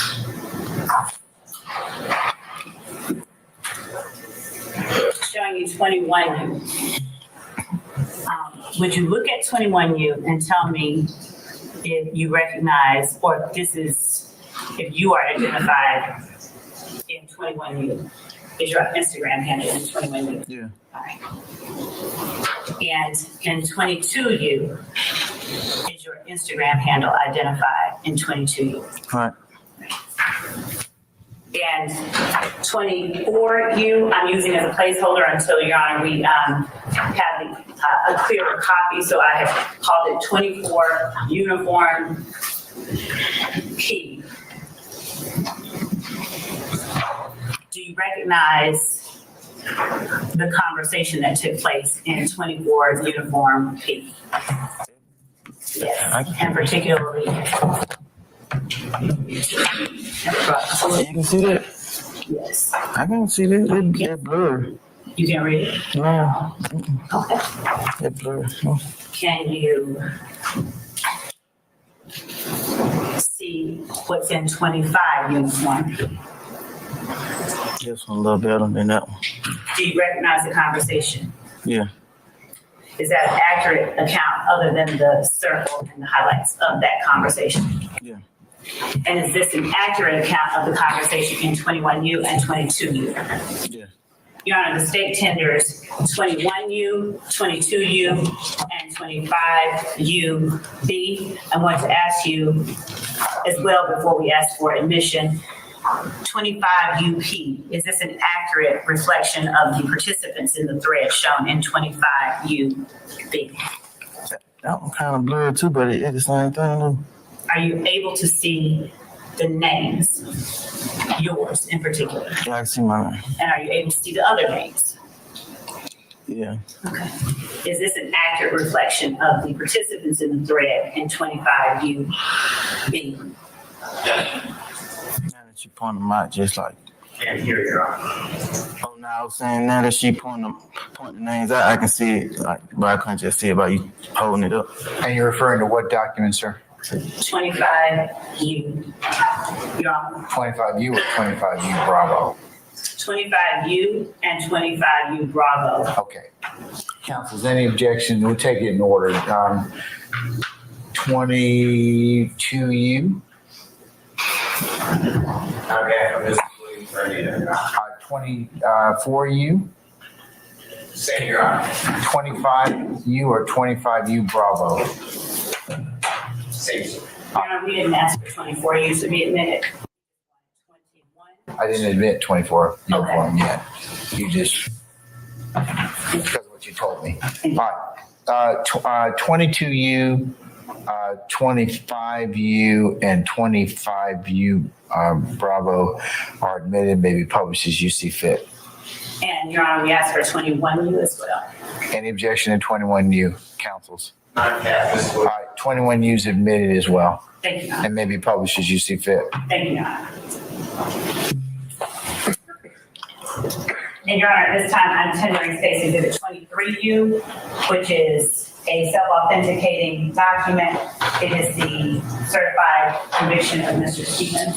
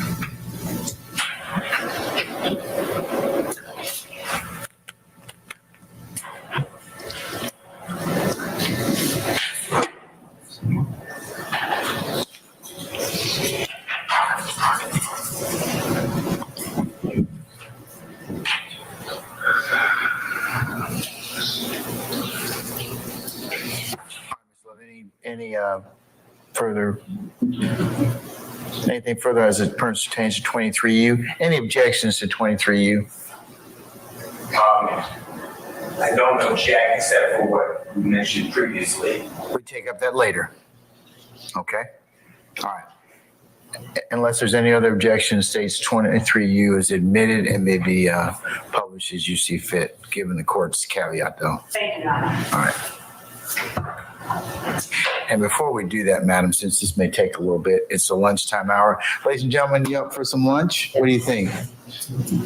Yes, sir. Hearing no strenuous objection to the contrary, ladies and gentlemen, let's go ahead and take lunch at this point in time. It's about the noontime hour. Ladies and gentlemen, how about we come back for 1:15 and we'll continue with our current witness at this point in time. Okay. All right. So remember the admonitions I've given you. If you should step out, leave your notepads in your headquarters. We'll see you back at 1:15. Okay. All rise.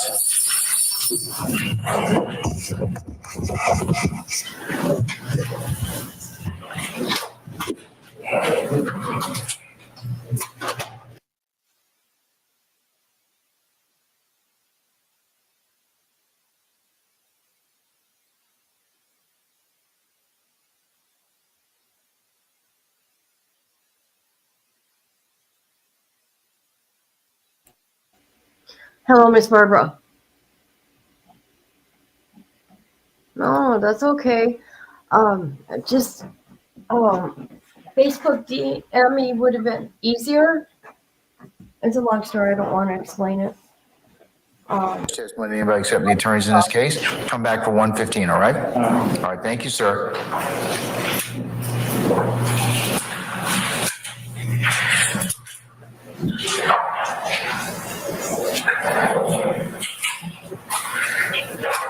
All right, councils, before we break, I have been given a note from our tech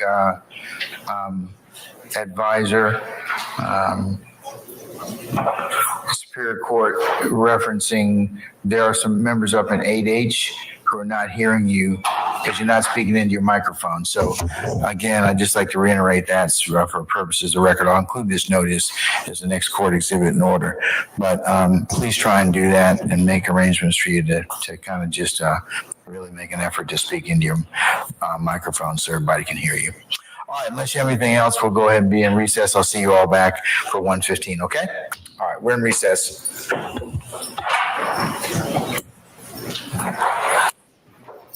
Oh my God.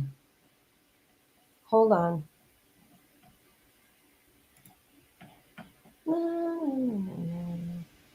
So they only been in what? Let's see. Got a long ways to go yet. Hold on. How are you, my friend, Miss Barbara? I don't know about you. I had a rough weekend. But it is what it is, right? I gotta fix something here. I want to show something here real quick.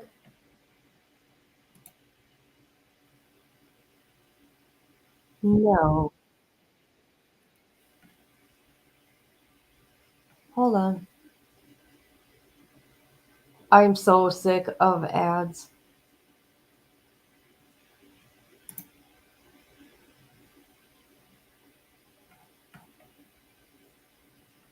I'm trying to fix something back here. Why can't this work right? There we go. I just wanted this ready for when they go live again. That's one of my problems. I haven't even been able to leave my house. My head hurts so bad. It's horrible. Don't worry, I wrote that down though. How are you?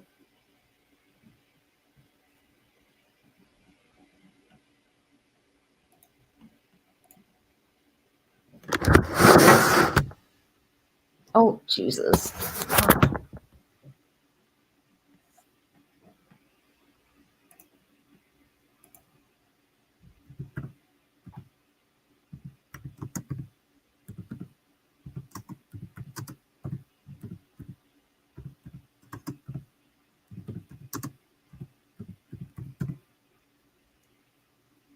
Okay.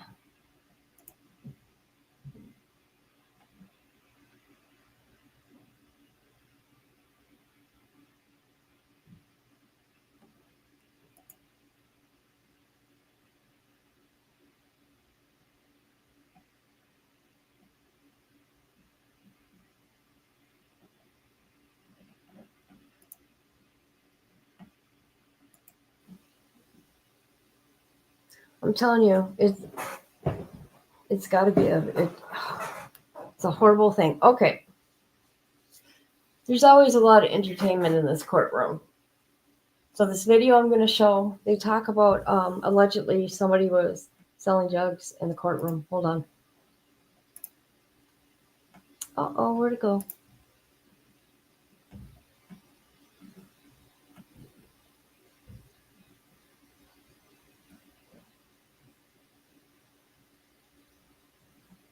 Man, this is crazy. Hold on.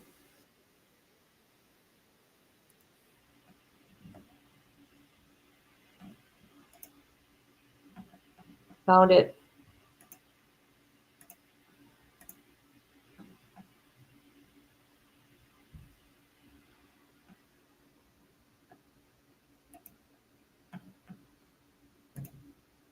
All right.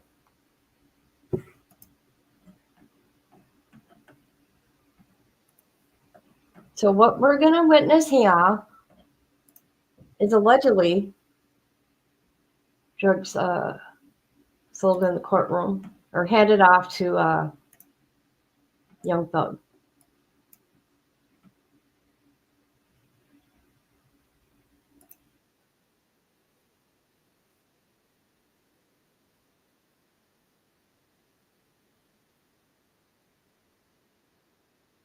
Oh,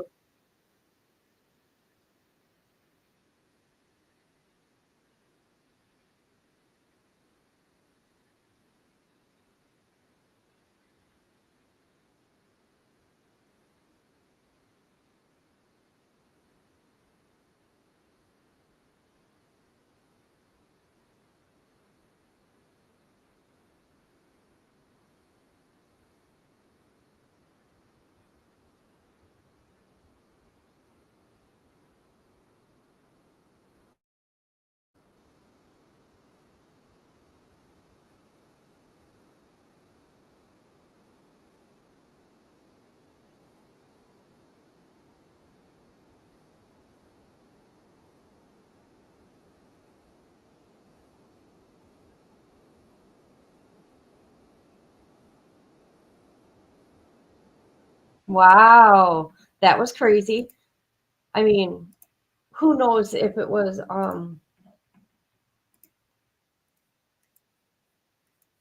okay. Oh my God. Okay. He handed off something. So they're saying it was Percocet. So now we're gonna watch this.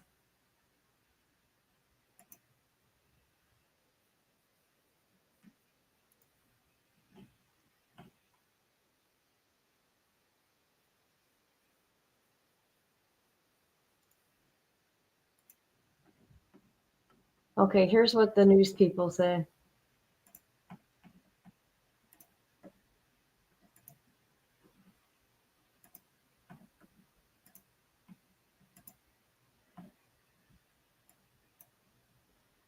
details coming out this morning in the high-profile YSL RICO trial. Attorneys for rapper Young Thug say he didn't know anything about a possible drug swap right in the front of the courtroom. Check out this video we showed you last week that appears to show another YSL defendant, Khalif Adams, allegedly passing drugs to Young Thug, whose legal name is Jeffrey Williams. Authorities say Adams now faces new charges over the incident. Williams does not. District Attorney Fonnie Willard's office asked the court to find Williams responsible for delaying the jury selection. However, his attorneys say that motion was full of, quote, factual inaccuracies and could taint the jury pool. They claim Williams was startled by the handoff and immediately handed the drugs off to a sheriff's deputy nearby who walked up right away, which goes against claims he tried to hide it in his hand. Wow.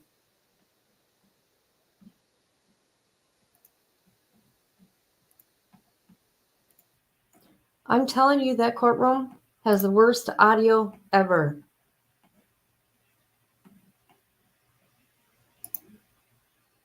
So I don't know what became of that, but let me look.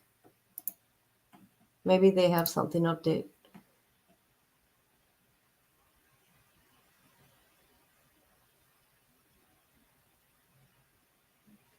Okay, let's see what he says.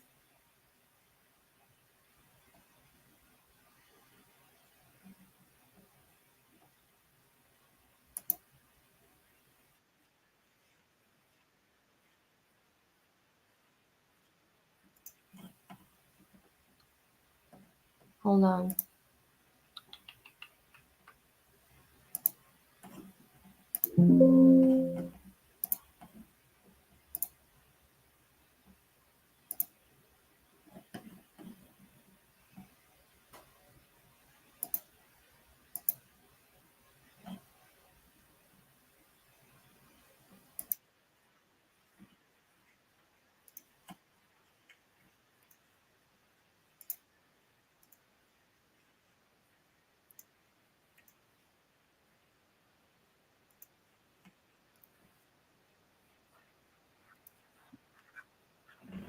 Hold on. They are not able to move from the council table unless and until a deputy sheriff or two escorts them. And oftentimes they're shackled. So this is beyond stunning. Adams is now facing additional charges because of this. But so far, the rapper whose legal name is Jeffrey Williams is not. And we've discovered this isn't the first time there's been an issue with contraband during this trial. Coming up tonight at 5, I'll have more on how this could impact potential jurors and the length of the trial. All right, Brittany, thank you. Right now at noon, students in the Griffin Spalding School District are back in the classroom. It is Well, I don't want to watch this. tornadoes caused massive.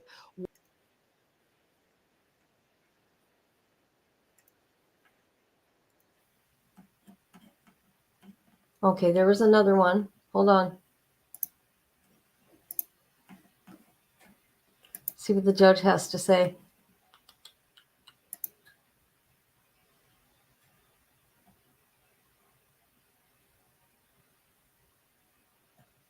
Maybe we're not going to hear what the judge has to say.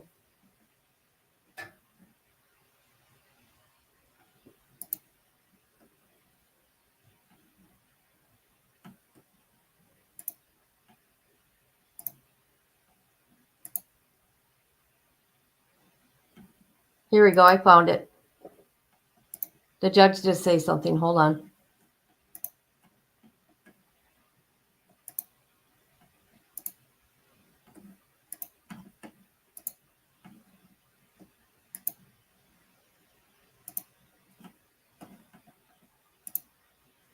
All right.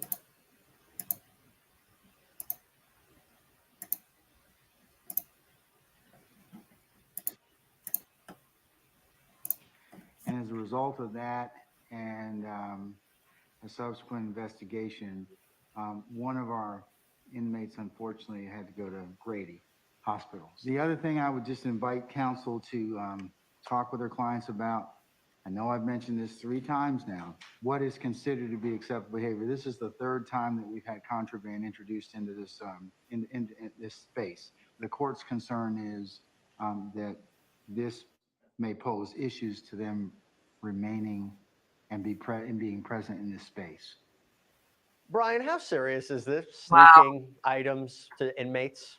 Unfortunately, it happens a little bit more than it should, but specifically in Georgia, it's a felony. I mean, you could do 1 to 5 years in jail. Now, when you look at the statute, it mainly talks about drugs or guns. I'm not sure who's sneaking guns into jails, but also what I've seen a lot is cell phones. You don't get a lot of cell phone time in jails or prison. People want to be able to communicate with their loved ones. But there's also this catch-all that any contraband that the warden or superintendent does not allow for an incarcerated person or someone waiting a sentencing, they cannot have. And so these people, boy, they might not do the full 5 years. They're looking at some serious jail time for trying to sneak in such contraband. But Terry, it's delaying it, right? There's just been so many delays in this trial. We haven't even gotten to the.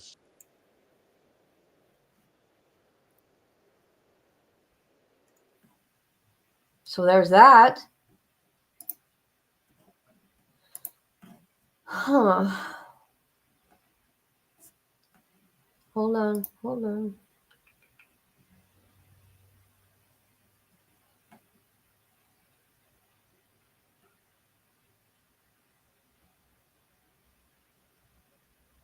Okay, we are going to watch this here until they come back, okay? Hold on. This is the trial of Teresa Black in Georgia.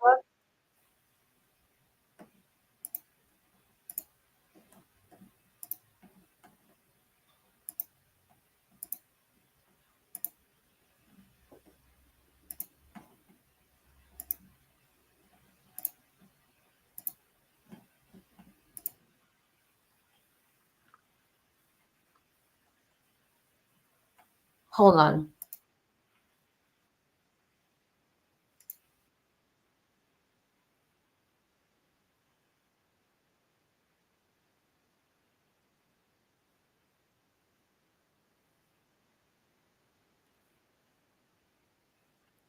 Okay, this is where they talk about where that little one's when his body was found, the 6-year-old little boy.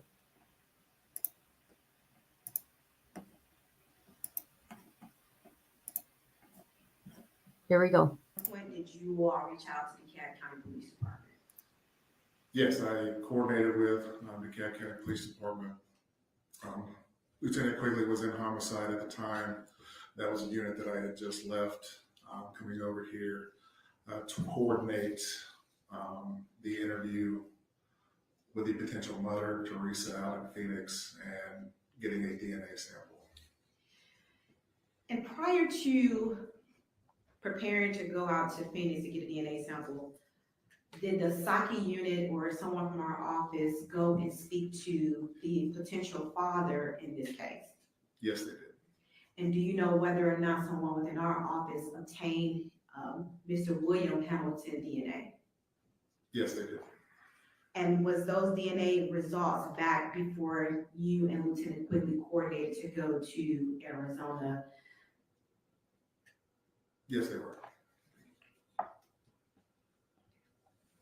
All right, so at some point, you and Detective Quigley went to Arizona. How do you all know that Arizona was where you needed to go to find the potential mother of this unidentified individual at that time?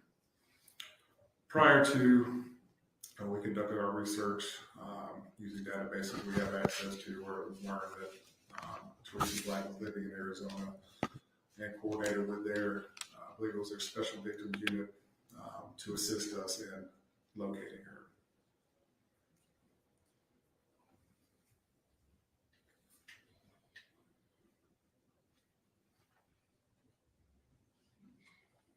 So you and Detective Quigley flew to Arizona. Did you all speak with the respective agencies in Arizona and coordinated and coordinated with them to pick up Teresa and bring her to the police station? Yes, we did.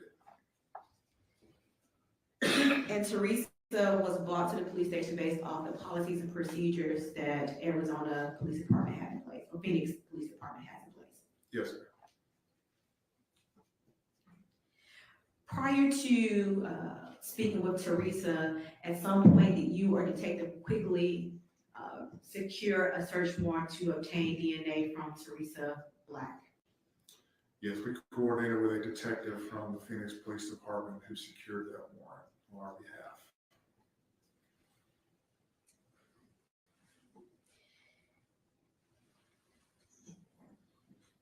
While in Phoenix, you and Lieutenant Quigley conducted an interview with Teresa. I want you to kind of explain to this jury, how do detectives build rapport and interview tactics with individuals to make them feel comfortable in order to provide a statement? I mean, that's basically it. I mean, you're trying to show sympathy to this person, get on their level of emotion, to build that rapport with them, to make them comfortable, to be able to speak with you. Because you're talking about two strangers coming from another state, coming to talk to somebody. That's what our effort is try to get them comfortable, get them understanding to where they will open up and where they will speak with us. And is that kind of the interview tactic that you and Lieutenant Quigley used when you all interviewed Teresa Black? Yes, ma'am.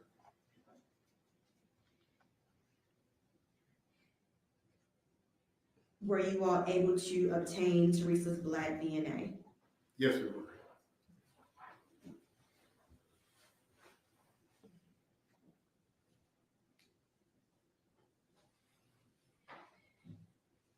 After you all obtained, well, let me ask you this. When did you all go to Arizona to obtain DNA from Teresa Black? I believe we flew in on February 14th and our interview was on February the 15th. Was that in 2022? 2022, yes. Did your investigation end after you obtained the DNA, after obtaining Teresa's Black DNA? No, it did not.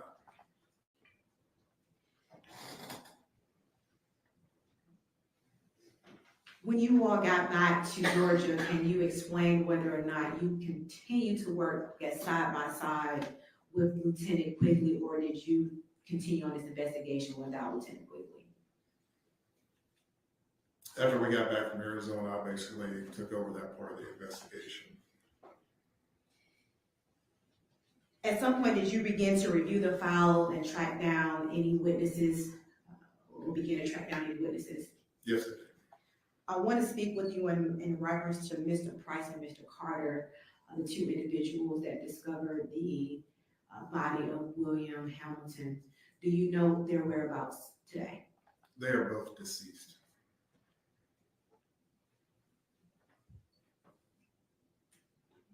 There were a large number of law enforcement officers on this case.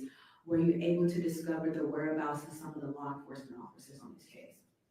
Yes, I was able to locate some of them. However, just like with some of the witnesses in the case, some of the officers had two passed away.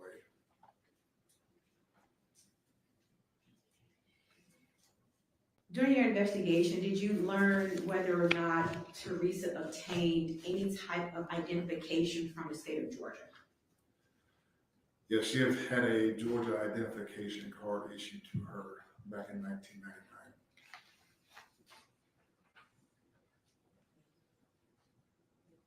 May I approach? Yes. I am showing you what's been marked as States Exhibit 80 for identification purposes. Investigator McClendon, can you tell the jurors what's depicted in States Exhibit 80? Yes, this is a printout of the identification card for Teresa Black from 1999. Is this a fair and accurate depiction of Teresa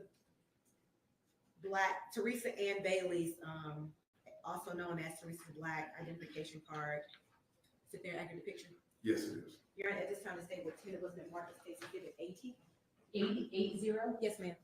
Any objection? No objection. It'll be amended.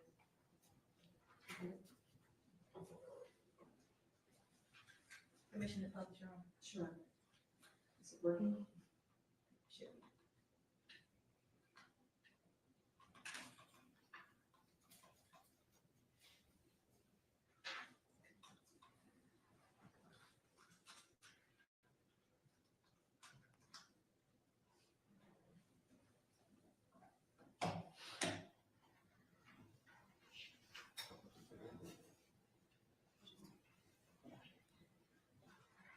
Investigator McClain, I don't know if you're able to see that, so I'm gonna show you State's Exhibit 18.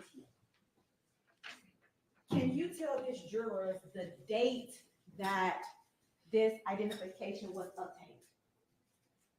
Yes, the issue date was June 23rd, 1999. June 23rd. And what is the address on this identification? It's 1039 Marietta Street Northwest, Atlanta, Georgia. Zip code is 30318. And what was significant about this address that you discovered during your investigation? When doing research on that address, it was determined that they used to be the Atlanta Women's Day Shelter. And during your investigation, did you come to learn how individuals are able to use the address for the Atlanta's Women's Day Shelter? I did. They were just able to use that address for reasons to get a ID or for their an ID card for their carrier. And is the Atlanta Women's Day Shelter still located at this address? No, it is not. What's currently in its place? Currently, it's a residential, I believe, like an apartment complex or condominium. And did you attempt to reach out to the Atlanta Women's Day Shelter to see if they had any records in regards to Miss Teresa Ann Bailey staying at that Women's Day Shelter? Yes, I attempted, but was advised that no records existed dating back that long, and that they were under Georgia law, they were only required to keep records back dating back 7 years. You were not able to obtain any records? No.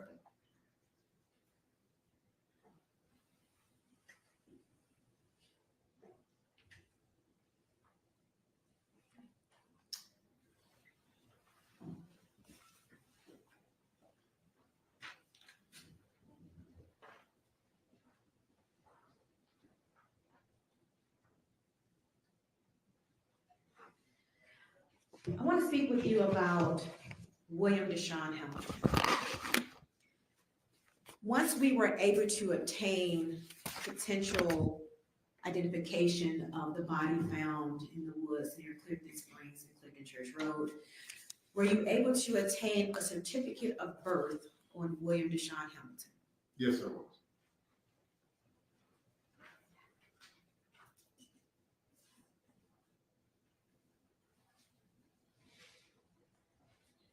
May I approach your honor?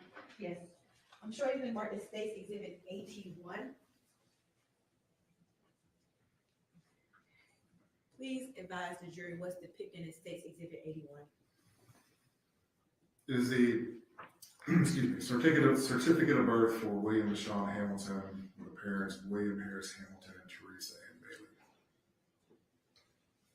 Your Honor, at this time, the state would like to tender a certified copy of the birth certificate of William Deshaun Hamilton in State's Exhibit 81. Any objection? No objection. Submitted. All right. What is Mr. Hamilton's date of birth? William Deshaun Hamilton's date of birth is June 23rd, 1992. And I'm sorry, what was the date on the identification that Teresa Ann Bailey at the time got in Georgia? June 23rd, 1999. At the time that William Hamilton was born, what was the age of Teresa Ann Bailey? She was 15. And what was the age of William Harris Hamilton? 18. And do you recall Teresa Ann Bailey's, also known as Teresa Black, date of birth? 6/11/1977.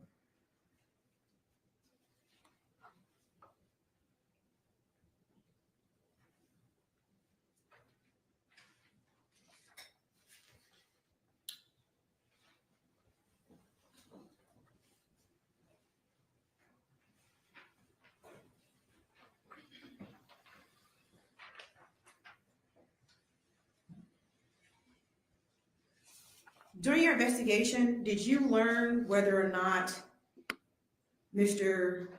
William Deshaun Hamilton was ever enrolled in any school system? He was. And do you recall what city or state that he was enrolled in? Where he was enrolled in school? Yes, it was in North Carolina, the Mecklenburg County School District. Did you attempt to obtain his school records? Yes, our office received his records.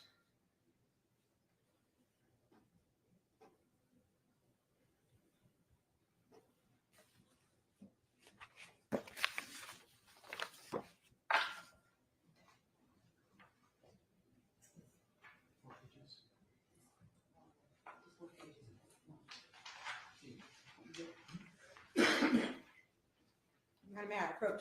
Yes. I'm showing you what's been marked as State's Exhibit 82 for identification purposes. Can you explain to the jury what's depicted in State's Exhibit 82?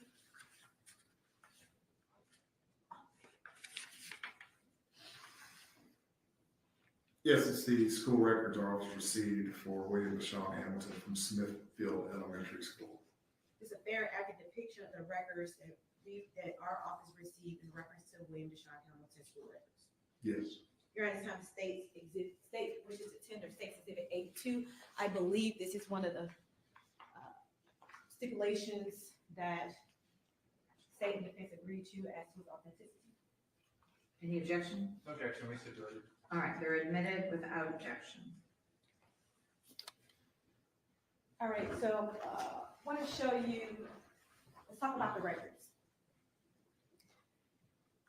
It has on here that William Deshaun Hamilton attended Smith Elementary School. Do you see the contact person for Mr. William Deshaun Hamilton? Yes, under the student information section, the contact is Hamilton William, presumably William Hamilton, the father. And it has the child's birthday, correct? Yes, And what, does it have a withdrawal date on here? it does on December 1st, 1998. I want to go to the second page. What is shown in the middle in reference to the immunization of William Deshaun Hamilton?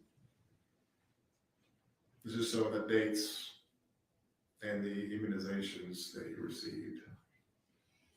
All right, and below that, it has attendance information. Can you tell the jurors during first grade, how many days was Mr. Hamilton present? 62. And how many days was he absent? 4.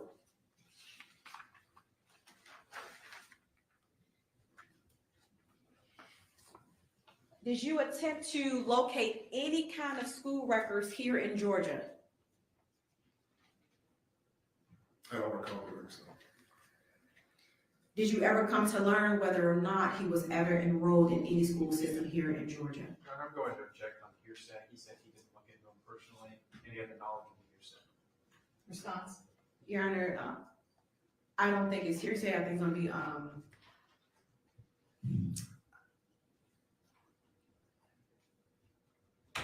effect on the listener if he was able to obtain any documents. Well, he didn't look for any? Yes, and also defense, she also stated herself, so it's gonna be a statement against a party opponent that he was never enrolled in school. All right, were you able to identify any records In the state of Georgia. in Georgia? I was not that. Okay.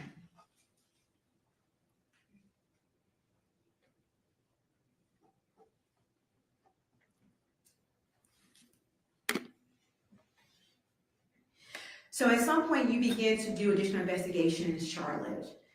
At some point, did you ever go out to Charlotte, North Carolina in reference to this case? I did. Roughly, when did you go to Charlotte? I believe it was in May of 2022. And while you were in Charlotte, can you tell the jury what you were able to, what kind of evidence you were able to discover? While we were in Charlotte, we met with Ava, spoke with her about the case. met with the paternal side of William Hamilton's family, spoke with family members there. Based on speaking with Ava, I was able to identify Miles, was able to speak to him while we were there, and also was able to identify Montequela Davis, the daycare provider. Learned she was living in Raleigh, North Carolina at the time of my visit. At some point, were you able to make contact with Tina? I was. Back home. And when you were out during your investigation in Charlotte, was Lieutenant Quigley with you at that time? He was not.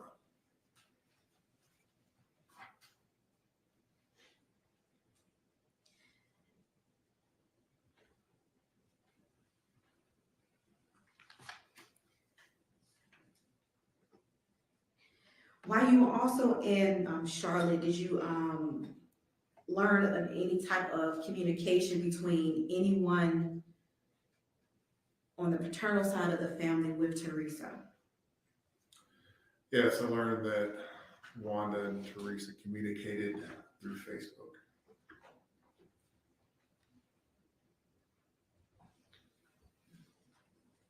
Did you do any research in reference to Facebook records? I did. I was able to ascertain both accounts and applied and was granted search warrants for both accounts, for Teresa Black and Wanda Hamilton.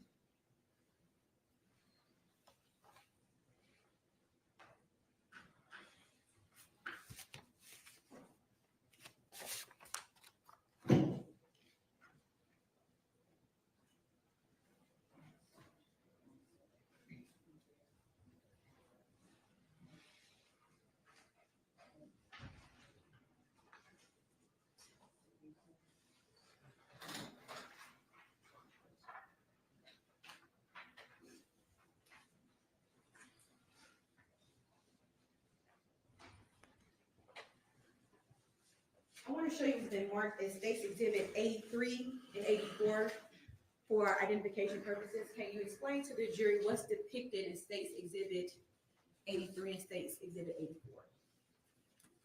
84? State's Exhibit 83 is a certificate of authenticity from Facebook for Wanda Hamilton's account, and State's Exhibit 84 is a screenshot of a conversation from Wanda Hamilton's account. We want to show you what's been marked as State's Exhibit 85 and State's Exhibit 86 for identification purposes. Can you please tell this jury what's depicted in those exhibits? Yes, 85 is the certificate of authenticity from Facebook regarding Teresa Black's Facebook account, and 86 is a screenshot from Teresa Black's, or screenshot of the conversation from Teresa Black's account. Your Honor, at the time, the state would wish to tender State's Exhibit 83 through 86, 83. Go ahead. 83 through 86. Any objection? No objection. Third minute.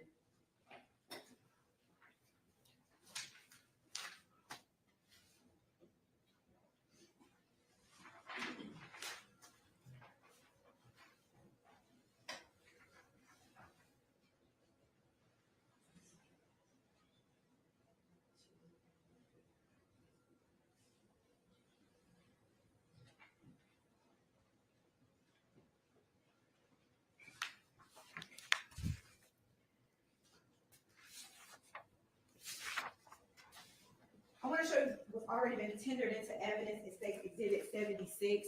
Do you recall what's in State's Exhibit 76? There's a screenshot showing the main page for Wanda Hamilton's Facebook account. And State's Exhibit 77. Same thing, it's a screenshot of the home page for Teresa Black's account.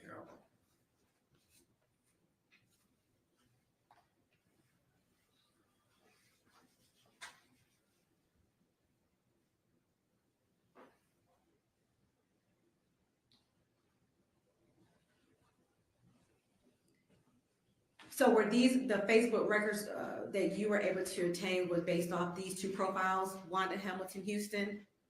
Is that correct? Yes, ma'am. And the other profile was labeled what name? Teresa Black.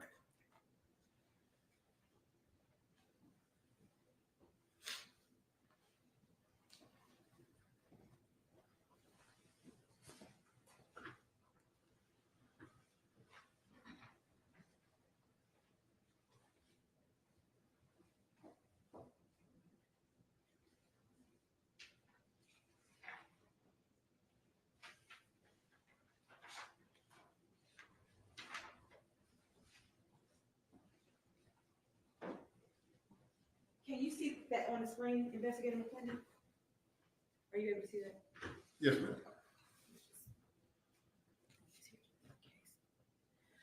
All right, I want to direct you to the exhibit on the screen. What is the event date? When does this conversation start? April 13th, 2017. And in reference to this conversation, who is the author located? Who's the first author in this conversation? On this page, it appears that the first author is Wanda Hamilton Houston. Look at the very top page, the very top. Who is it says as the author? Teresa Black. And when you go down to the second set after the author, scent, and body, there is another author right after that. Now, who is that author? That would be Wanda Hamilton Houston.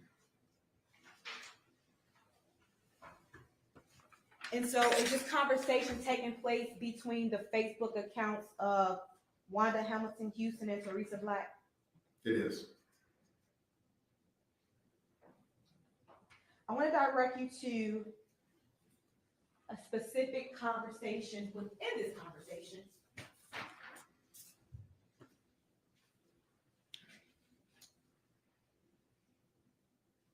I want to go down to 1, 2, 3, 4, 5. The fifth paragraph where Wanda Hamilton Houston is the author. Can you read to the jury what's in the body? She writes, "Thank you, she beautiful. So how my nephew doing? I would love to see you all." And then what was the response in a subsequent paragraph where the author is Teresa Black? Teresa Black responds, "He is good. He has 2 kids. I'll give him your number. We live in Alaska, but moving to Arizona in May with my fiance."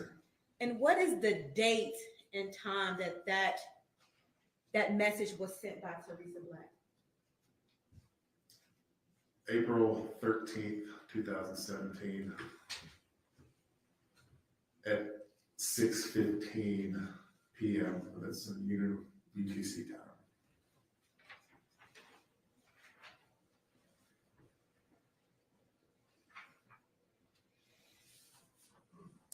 And in State Exhibit 84,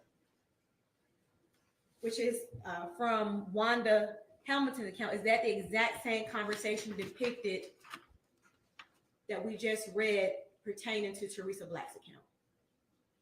It is.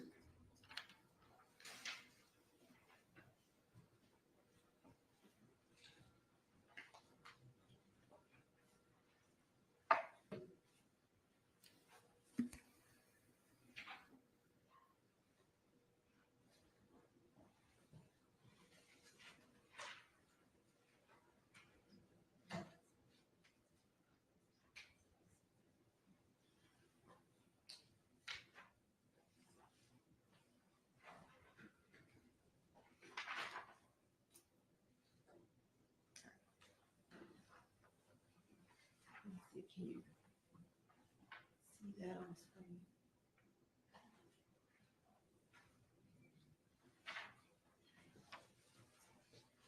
I want to now direct you further down within the same conversation. Can you read the paragraph that starts with "Congrats on your engagement"? So this is from Wanda Hamiltons. Congrats on your engagement. I am so happy for you and I would love to hear from my nephew. And you, do William, have a Facebook page. And what was Teresa Black's response? There's no response on this page.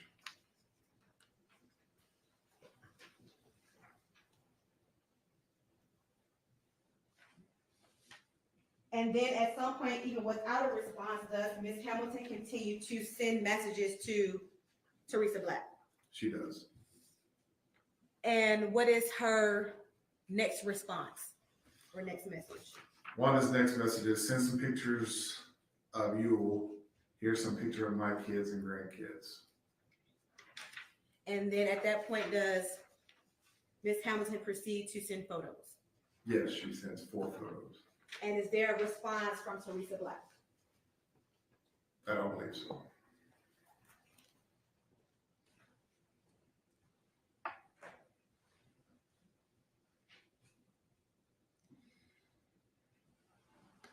While also in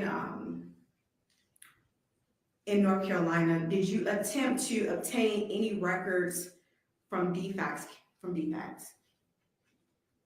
in reference to William Deshaun Hamilton?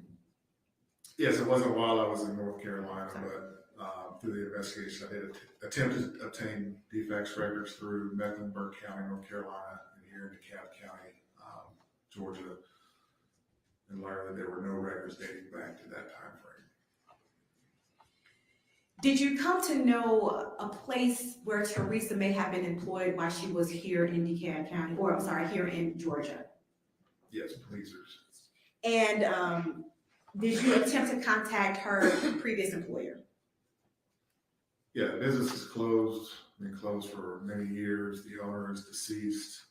I was unable to locate any records, or they did not keep any records from back in the day. And so there was some point where you attempted to also see if Ms. Black got her liquor license in order to become an exotic dancer. How successful were you with that? Again, no record could be found with, that would have been the Atlanta Police Department going back that far. During your investigation, did you ever learn whether or not William Hamilton was reported missing? I was not able to.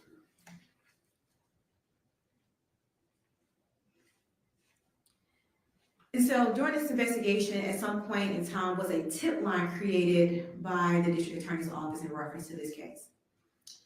Yes, we did, which led to Gary Harris and Luquise Black calling in and leaving messages. And were they subsequently interviewed after obtaining their messages from the tip line? Yes, they were. How was this tip line disseminated to the public? It was through local news broadcasts, and through social media. During your investigation, did you come to know or come to learn any information in reference to Teresa Black's parents? Yes, her father was Leroy Clyburn, and her mother was Willie Clyburn. And what did you come to learn about their whereabouts? And both are deceased. I want to speak with you about her mother first, Willie Claiborne. Do you recall when she passed away? I believe it was in November of 1999. The exact date I can't recall. 1999? 1995. All right. And approximately how old was she at the time she passed away? I believe she was 48. And did you come to learn the whereabouts of Leroy Claiborne? He is also deceased. And do you recall approximately when he passed away? I believe that was in 2007. Do you know how old was Leroy Claiborne at the time Teresa moved to Atlanta? I believe he was 54, around there.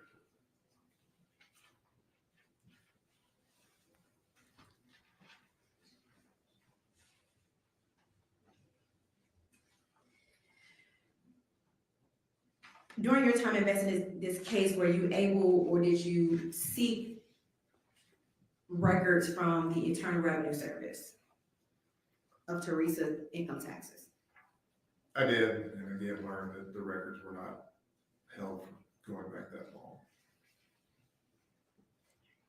Did you attempt to search for any unemployment records with North Carolina regarding Teresa? I did, and those advised no records could be located going back that far. Upon learning information from William Hamilton in reference to child support being taken out of his checks, did you attempt to contact any child support office in North Carolina? I did. I was able to learn that the case was open between the two parties in 2002. Basis? Hearsay. Response? Your Honor, this is not hearsay. This is actually effect on the listener. This is the investigator investigating the case, trying to figure out and corroborate other items that were already mentioned in this case, and he was doing his investigative work in order to corroborate those. So, Your Honor, this was an investigative work. That doesn't make it not hearsay, or, yeah, that doesn't make it not hearsay. Yes, Your Honor, but it's the effect on the listener, which makes it non-testimonial. Well, all right, then rephrase the question so you can establish that. Your Honor, my objection is it has to have an effect on him. Right, not just- that's what I said, she needs to rephrase the question to set up the effect on your. Were you able to obtain any child support records from North Carolina? No, I was not.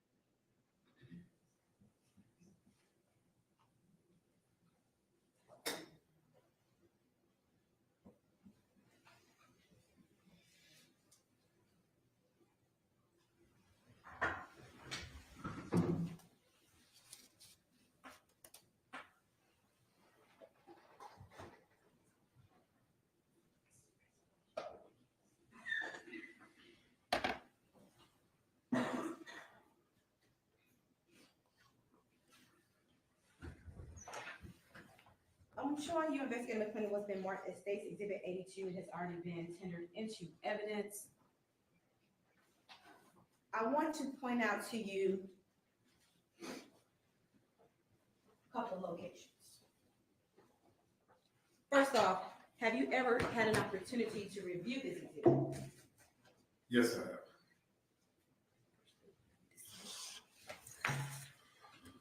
So can you point, I guess, on the screen behind you where the city of Decatur is located? This area up here. And where is the Atlanta Women Day Shelter back in 1998, 1999? 1039 Marietta Street. And where was Club Pleasers located around 1998, 1999? Was that? Down here at 849 Cleveland Avenue. And then the incident location approximately where William Hamilton's body was found. In this area right here, the address to the church across the street was 2918 Clifton Church Road. During your investigation, were you able to investigate the approximate distance and times that a person can get from either of these locations, either from Atlanta Women Day Shelter to Clifton Springs and or from Pleasers to Clifton Springs? I'm not quite sure I understand. Okay. During your investigation, did you go out to these locations? I did. Were you able to learn the approximate time it took you to get from the Atlanta Women Day shelter to Clifton Springs?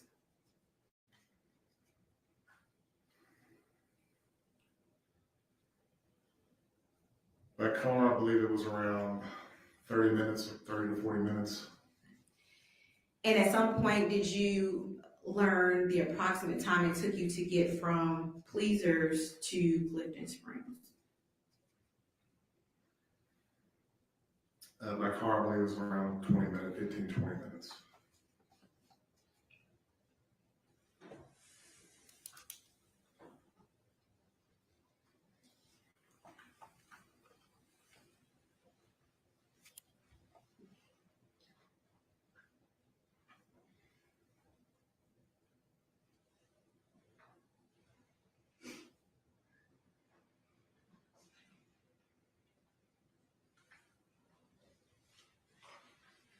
While you and Lieutenant Quigley was in Arizona, did you all make any charging decisions at that time in reference to Miss Teresa Black? No. Was there any arrest made while you and Detective Quigley was in Arizona? No. After you completed additional investigation after Arizona, at some point did you ultimately present this case before a grand jury? Yes, in June of 2022. And that is roughly how many years had passed since the finding of William Deshaun Hamilton?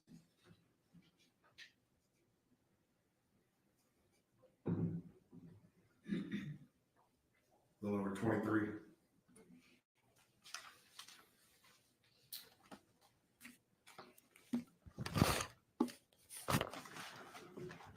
Come on, Your Honor.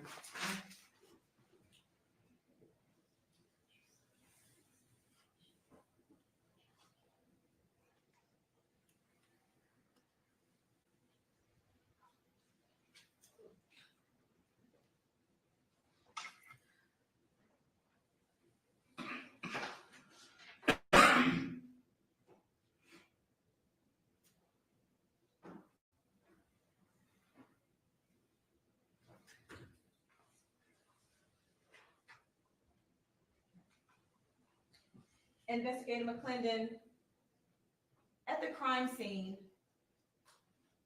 there was a can located right under the leg of William Deshaun Hamilton. This has already been tendered in as State's Exhibit 23. Ultimately, was this can retrieved and taken in for testing to the GBI? Yes, it was taken in, but I don't believe it was sent to the GBI because it was a private lab. Sent to a private lab. And what was the purpose of sending this can to the private lab? To test the inside of it for any known drugs or narcotics. And do you recall the reason why it was suspected that narcotics could have possibly been in this can? Based on the toxicology report for William Hamilton. And was there any illicit drugs found within this can? No.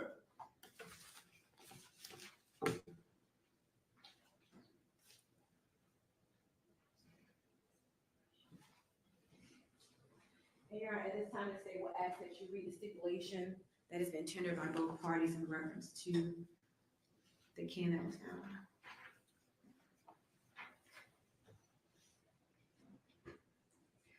All right. Again, ladies and gentlemen, the stipulation is a fact that both parties have agreed to, and it is considered as evidence, just like any testimony or any, or as if someone had testified to this fact. Stipulation number 2, an aluminum can labeled "Very Fine Fruit Punch" recovered near the child's remains was submitted to NMS Labs on April 12th, 2022 for toxicological screening. The testing did not identify the presence of any known substances. No additional question, Your Honor. All right, Cross.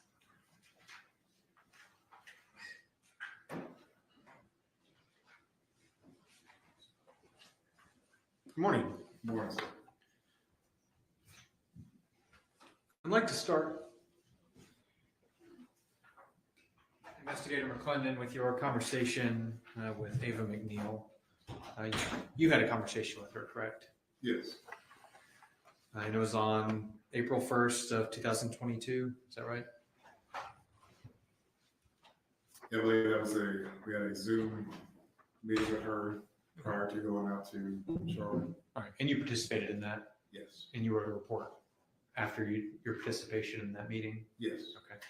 Okay. Do you recall that Ava mentioned having a conversation with Teresa from what she believed was a payphone in Atlanta, right? Yes, I remember that. Do you recall that Ava told you that that was about 3 days after Teresa left Charlotte? I'd have to review my. Would you like to? Give you a date. Yes, sir. Okay. Your Honor, may I approach? Sure. Just let me know when your recollections refreshed. Yes, Ava stated it was 3 days after she left. And did she ever say that she spoke with Teresa again while she was in Atlanta? I don't think she did. In fact, she told you that she didn't speak to her until she got back to North Carolina, right? I believe yes.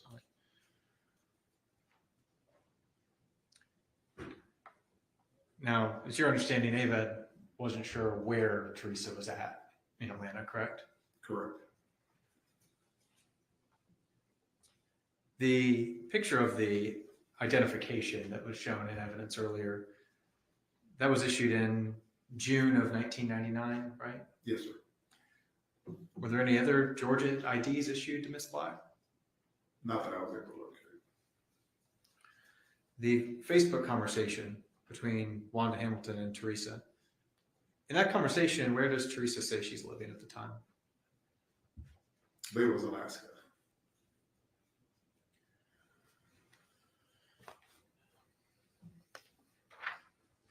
Investigator McClendon, are we able to get, is there any records out there that give us any evidence about when Teresa was working at Pleasers?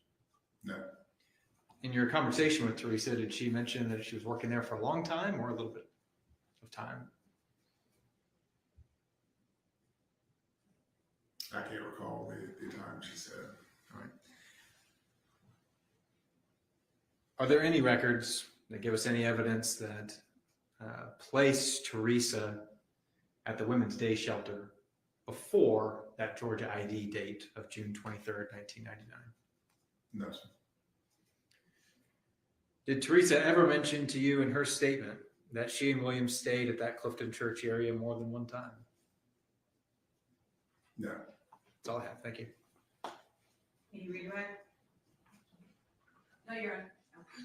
Thank you so much. May you be excused? Yes, Your Honor. All right. Feel free to go. There are two additional stipulations on here that I do not believe have been read, stipulations 3 and 4. And I believe they were to the admissibility of documents that have been admitted, Your Honor. Okay.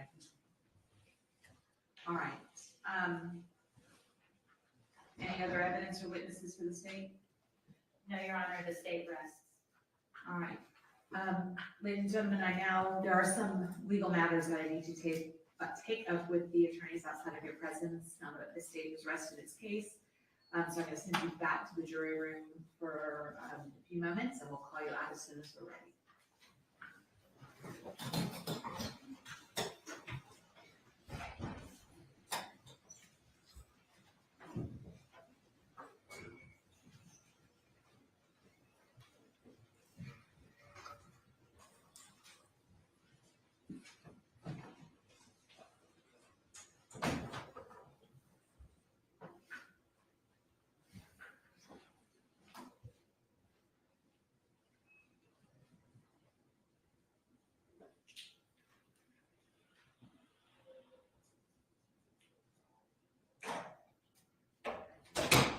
All right, any motions from the state? Or from the defense? Sorry. Yes, Your Honor. Okay.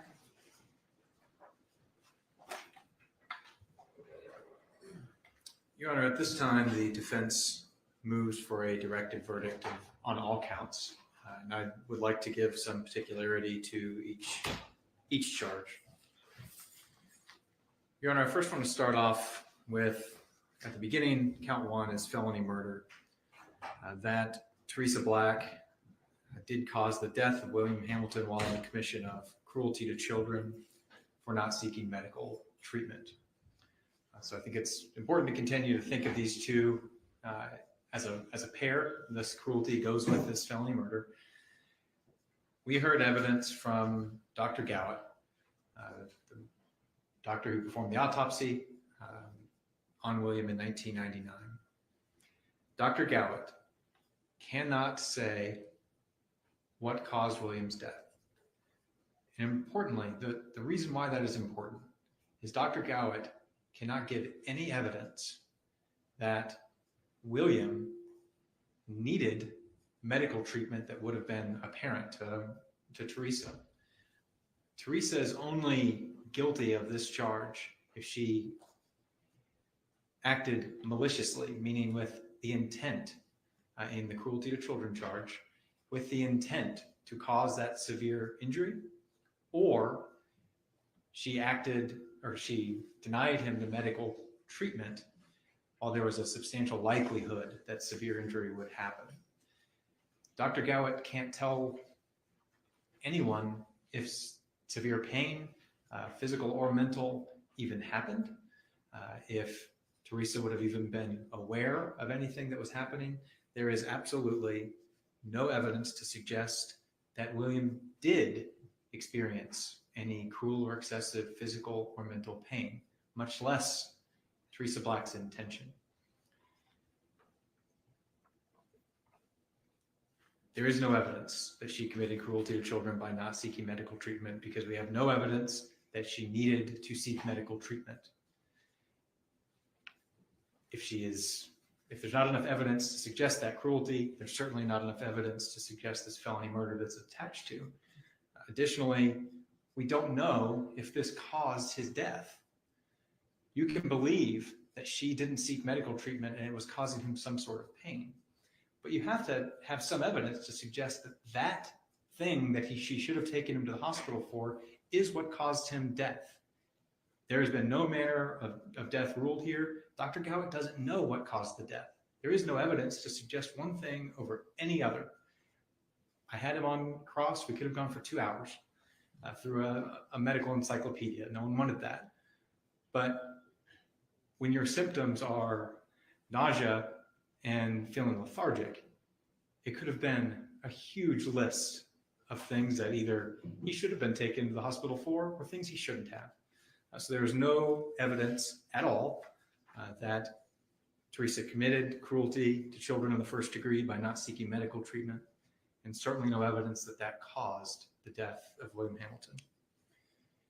Count 3 and 4, I'll start with 4. This is the cruelty to children for administering a substance or substances containing diphenhydramine and acetaminophen to William Hamilton.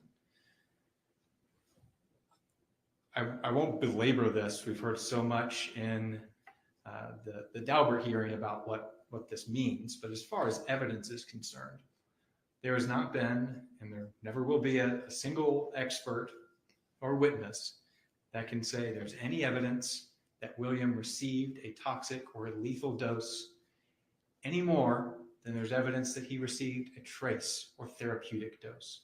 If it's a trace or therapeutic dose, that does not cause injury, does not cause substantial pain, physical or mental, to William. There's no evidence pointing us in any direction at all. The only thing we know is he was exposed to these substances at least once. That is what Dr. Jackson kept insisting. Again, even if he was exposed to these and it caused him some sort of pain, there's no evidence to suggest that is what caused his death. No doctor will ever be able to say that. The aggravated assault charge, Your Honor, I think is really clear in the evidence that has been presented. Dr. Gowett, the anthropologist that Dr. Gowett has relied on and Dr. Tice have all expressed the evidence of animal scavenging. The only time that anyone has said it's possible this is perimortem, meaning caused at around the time of death, was Dr. Tice's last report on December 13th. And it's possible. There is no evidence pointing in that direction. And in fact, all of the evidence is pointed towards the opposite. That is what the forensic anthropologist said in 2013, that this was animal scavenging. Dr. Gowett saw that, said that is what they believed. Dr. Gowett has no idea what caused this injury. There was Which injuries? the zygomatic arch, Okay. I'm sorry. Fracture. That's correct. Okay. And she's being charged here with striking the child in the head. So any of the injuries on the jaw or on the zygomatic arch, there has not been a single piece of evidence to suggest that Teresa struck William in the head. There never will be. The only thing that we can say is there is some damage. And every anthropologist or doctor that's looked at it says the evidence points to this being post-mortem trauma, likely due to animal scavenging. Finally, Your Honor, the concealing of death of another. She is charged with concealing the death of another for doing two different things. First, she's charged with concealing the death by leaving the body of William Hamilton in a wooded area. The second is for lying about his whereabouts. There are 34 cases that have been appealed and opinions written citing the concealing the death of another charge. There is not a single case that there is sufficient evidence for wherever the body lies and is found later that's enough evidence. In all 34 cases, the person charged has taken some sort of deliberate action. It's typical that the cases involve burning of the bodies or burning of a car or a house that has the body in it, moving the body from the crime scene to a remote location, covering the body with blankets or clothing to conceal, burying the body. There's also lines of cases where the defendants mislead or threaten that you cannot, if you tell someone that I killed this person, I'll kill you too. Every case takes a deliberate act to conceal. Now, leaving the body of William Hamilton in a wooded area, I think there's a couple of ways we can read that. We can read it as he passed away and she walked away. She left his body in a wooded area. That is not concealing. There is no act of concealment. And the expert or the people that went to the scene said there was no apparent attempt to conceal. He wasn't buried in leaves. He wasn't buried in the dirt.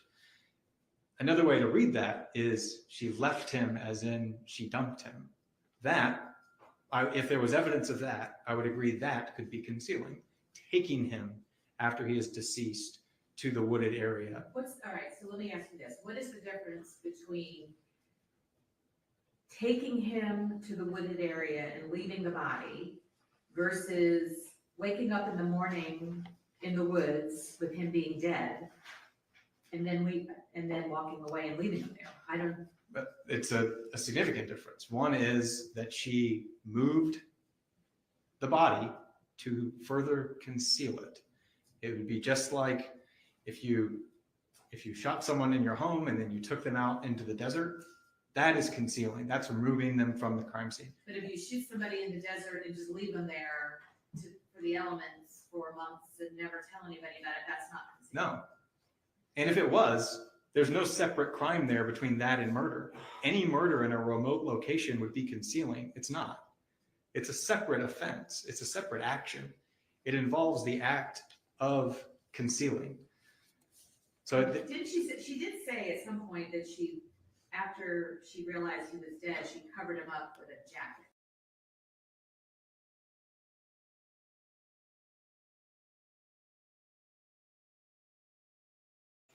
There we go. back to this.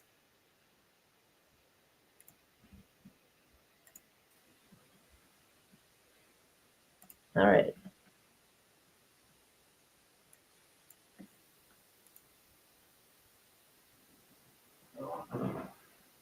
Okay, why is it still yellow or red like that? What's going on here?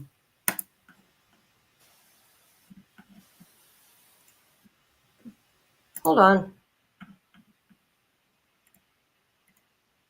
What the hell?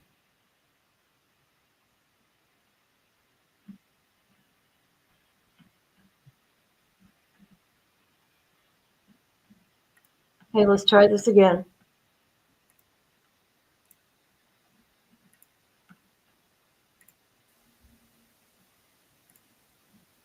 There we go. Now it's good. Drove them all the way to Tallahassee. Didn't have an appointment.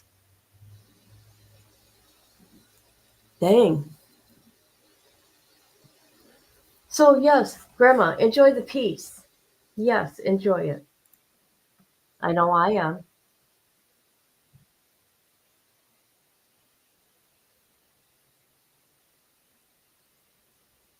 I don't like this courtroom's audio.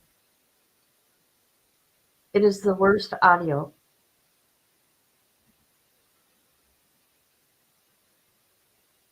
But yes, Grandma, I have a super bad headache too.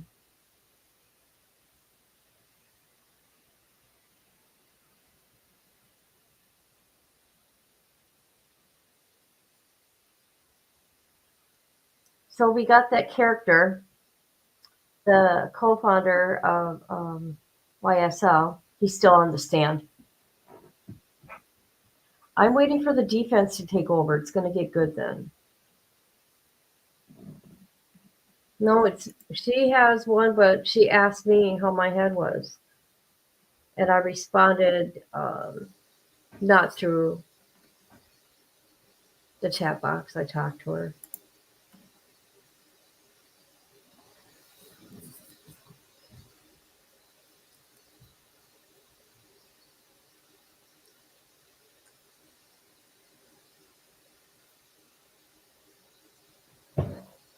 Otherwise, I'm not doing much of anything at all because of this headache, man. It sucks.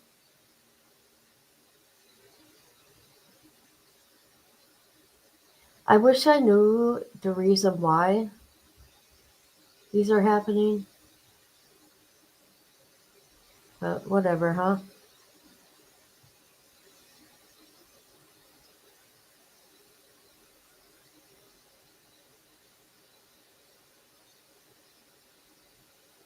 It could be, but I think it could be more. I don't know if you know this. I have glaucoma. Did you know that? Well, now you do. So I don't know if it's the pressure from my eyes with the combination of my neck. Because I've never had headaches like this. I have them every day, but nothing to this magnitude. Oh, you didn't know that? Yeah, I got glaucoma. Yeah. Yep. So there's that too. I've had 4 laser surgeries done on my eyes.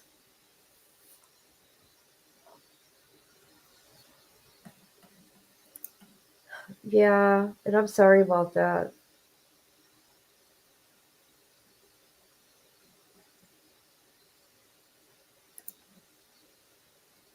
Yeah, I finally got to bed about 2:30 in the morning. Didn't get up until 9.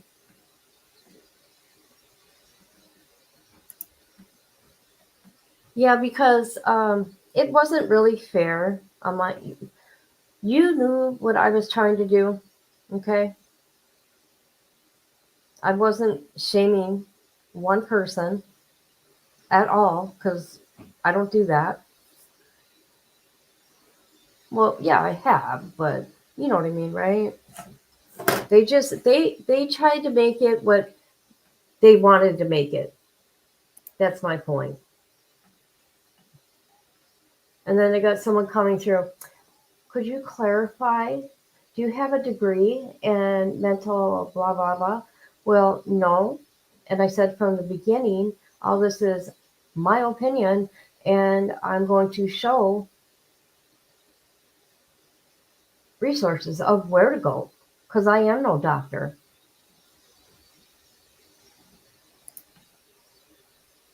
Yeah, I was. I swear to God that group of people want to see people fail. I mean, they come into these chats. What if somebody ends up alighting themselves? I mean, really.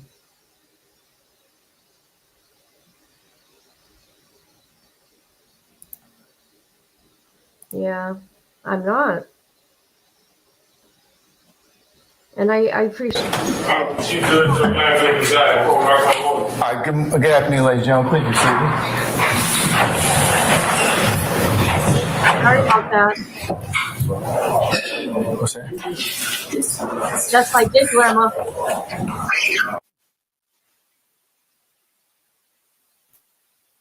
And see, that's the craziest part. I did say it from the get-go. I always do. I tell what it's going to be about, what I'm asking people not to do, and just pay attention.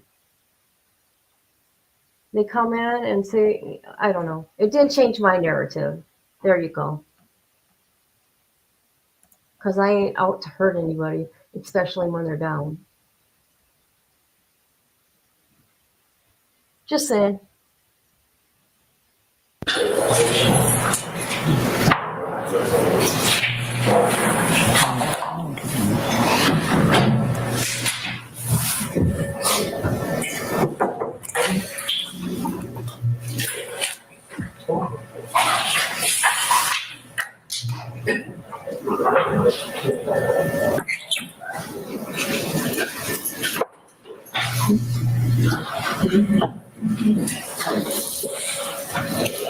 Well, yeah, because they want to get their narrative.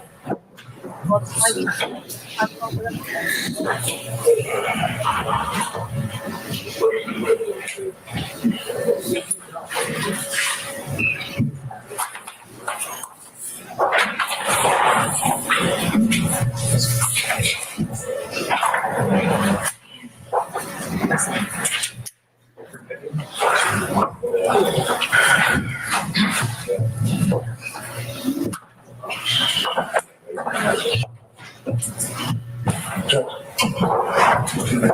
Ladies and gentlemen, please be seated. We got a couple more people coming now.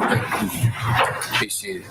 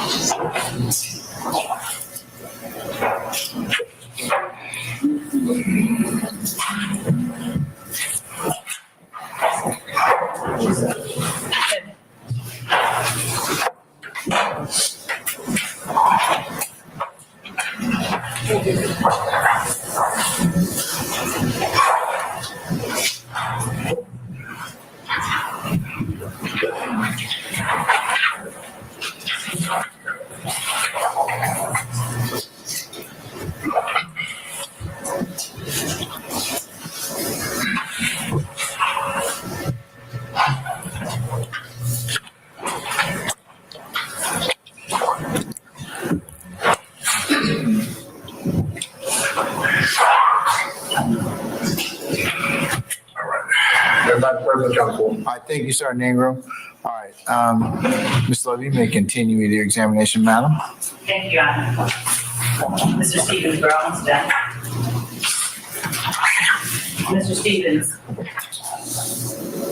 I'm showing you that it's already been as State's Exhibit 23, youth uniform. And I'll just ask you, is State's Exhibit you and this indictment contained herein, is this the indictment that you pled guilty to? Yes. And did you plead guilty to count 1 of this indictment? Yes. All right.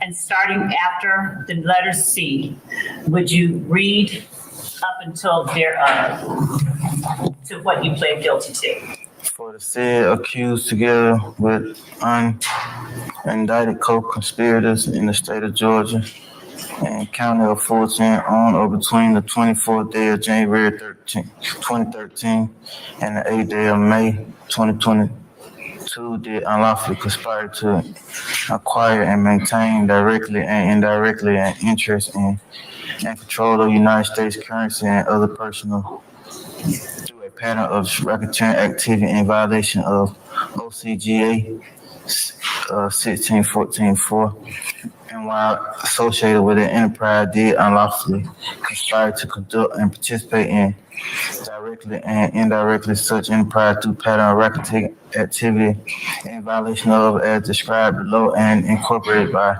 reference as if fully set forth herein contrary to the law of said state, the good order, peace, and dignity thereof. All right. Thank you. I'm handing you now what has been admitted as State's Exhibit 16 uniform.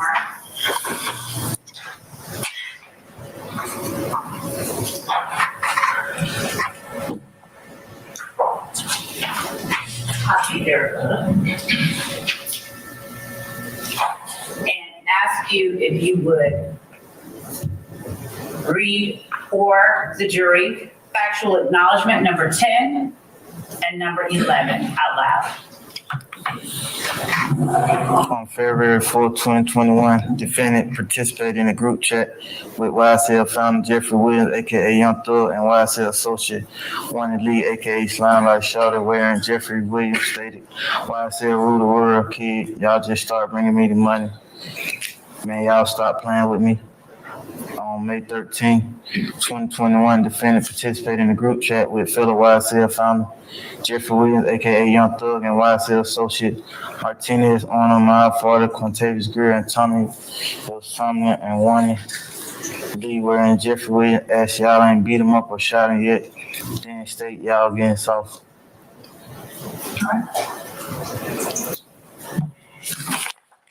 As to factual acknowledgement number 12 and 13, would you read those two out loud, starting with 12, and then stop after 12 and then 13? The gas station at 151 Cleveland Avenue is a location where YSL associates sell drugs. The gas station at 221 Cleveland Avenue is a location where YSL associates sell drugs. I'm showing you what has already been admitted as State's Exhibit 82J. Showing it to the defense. And I'll ask you if you recognize that as 151 Cleveland Avenue. Yeah. Would you please publish that? Bit larger. Would you tell the jury who this is in the brown hoodie in the middle of the screen? BB. Is that Durante BB? Yeah. And showing you State's Exhibit 81J. Please publish. Would you tell the jury who that is? Derek Ford.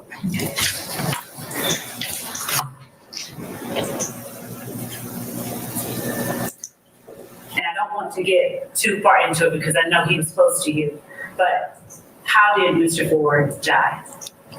He got shot. And Mr. McMillan? Yeah, he got shot too. I'm showing showing you now State's Exhibit 157N, as in Nancy, as in November. November. Would you tell the jury if you recognize that as 221 Cleveland Avenue? Yes. And showing you 162 November? Is that 221 Cleveland Avenue facing Cleveland Avenue? Yes. Thank you.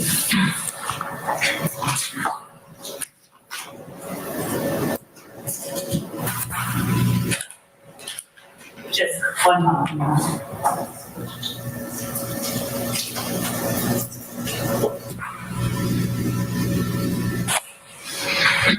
Thank you, Mr. Stevens. That's all I have now. Thank you, Your Honor. Cross. Mr. Sharp? Say again? Oh, okay, Mr. Steele, go right ahead.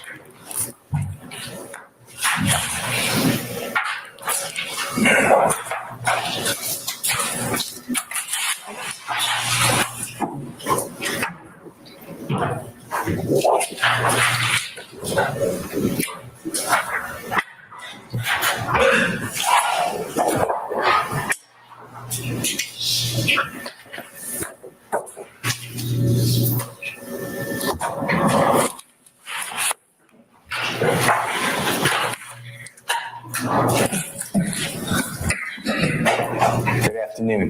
Good afternoon. Mr. Stevens, you are the youngest of 3 children to your mother. Is that fair to say? Yes. And you told us, an older brother who I believe is 34 years of age. Is that right? Yes.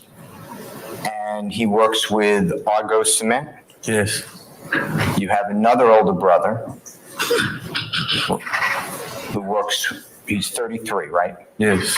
And he works with the Clorox company? Yes. And then you today are approximately 30 years old. Is that right? Yeah. Okay. And your 2 brothers and you each have different dads. Is that fair to say? Yes. And you didn't know your father at all till well into your teenage years. Is that true? Yes. And God forbid, your mother passed when you were 18 months. Is that right? Right. Now, you told the jury some of your upbringing, and it's always been in Cleveland Avenue area. Is that fair to say, of Atlanta? Yes. And I'd like to talk about some of your education and what went on during school, all right? Yeah. Do you remember, and I understand you're not good in math, so you just tell me if this is right or not, okay? Do you remember being in the 6th grade, being about 11 years of age approximately?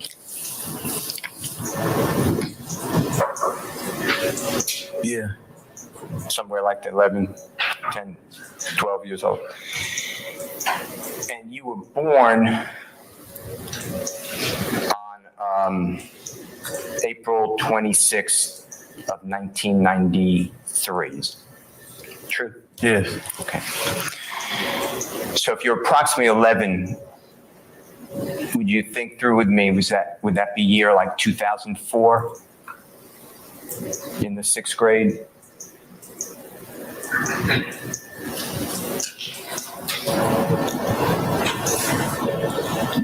Yeah. Yeah.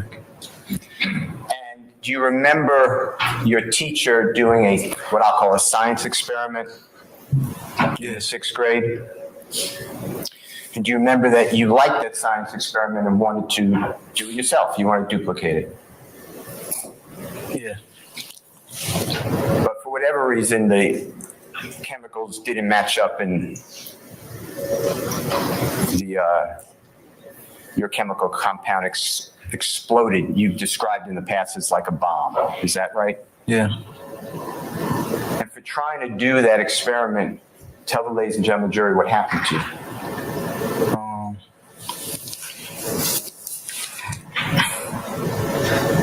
I was arrested and expelled from school. Is that the first time that you went to the I think you call it juvenile detention center? If not, just tell the jurors what you call it. Yeah, juvenile detention. And some of them may know what it is, but that's the jail. Yeah. And for juveniles, it's people under 17 and younger. Does that sound right? You can say till older, but that's generally right. Yeah, 21, I think. Yeah, 21, I think. Could be up to 21 years of age and younger, right? Yeah. And you're in there at 11. Fair to say? True? True.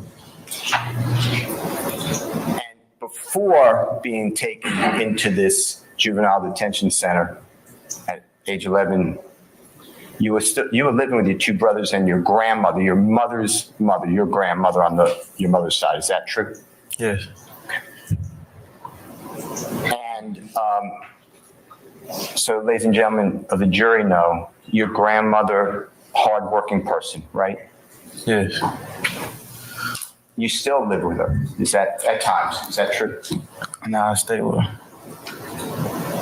And she worked most of her career at different laundromats. Is that true? Yes. And she would take in the clothing, she'd wash the clothes, she'd do whatever it takes in the laundromat, if you know what she did. Yeah. Okay. And because she was working so hard, if you remember, tell the ladies and gentlemen jury how many times she was able, I'm not saying she did it to be callous or mean, but how many times did she come visit you in that juvenile detention facility?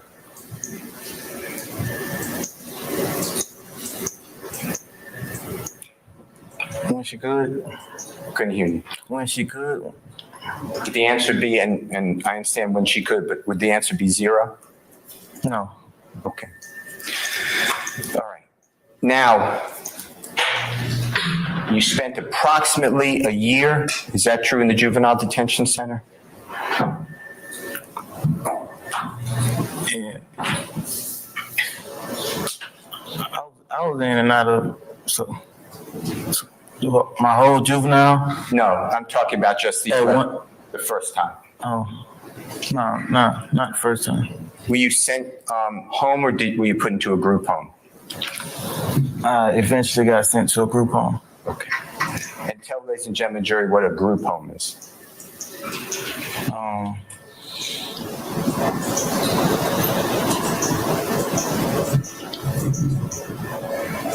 A house where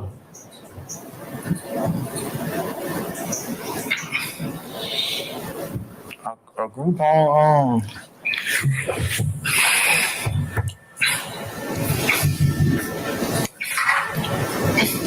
A house with other like juvenile delinquents, I guess, so they won't have to keep you in jail at such a young age. So they send you to a group home with other, juvenile delinquents.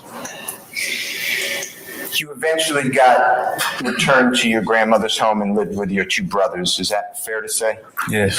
And if you were approximately 11 years of age when you went into the juvenile detention center in 6th grade, were you approximately 2 years later, about 13 years of age, when you went back to school and lived with your grandmother and two brothers? Yeah, that seemed about right. Okay. And then in the 8th grade, that would have been about 2006. Does that sound right? Yeah, in 2004 was 6th grade, yeah. 2000, yeah. 2 years after 2004. Okay. And in the 8th grade, by this time, had you learned a lot about gangs and in the juvenile detention center? Yes. And hand signs of gangs? Yeah. And having people use little pricks into your body to try to make tattoos and markings on your body? Yes. All that happened. And when you got into the 8th grade, do you remember being arrested for firing a weapon, a gun at a party? Yes. And you got charged with the crime of aggravated assault. Do you remember that? Yes. Also, in the 8th grade, do you remember being arrested for a theft or stealing a lot of laptops from the school? Do you remember that? Yeah. Okay. And then you went back to the juvenile detention center approximately age 13. Is that fair to say? I can't really put the numbers with it. I mean, like the time, but I was in my juvenile life. Do you remember, if you don't remember, it's fine. Remember being sentenced to a year in the juvenile detention center at that time? I remember doing a year in juvenile. Okay. So if we add a year to 2006 in the 8th grade, that would be approximately you were released again in 2007. Is that fair to say? Yeah. And you would have been at that time approximately 14 years of age. Does that sound about right? Yeah. And is that pretty much where it ended for your formal education?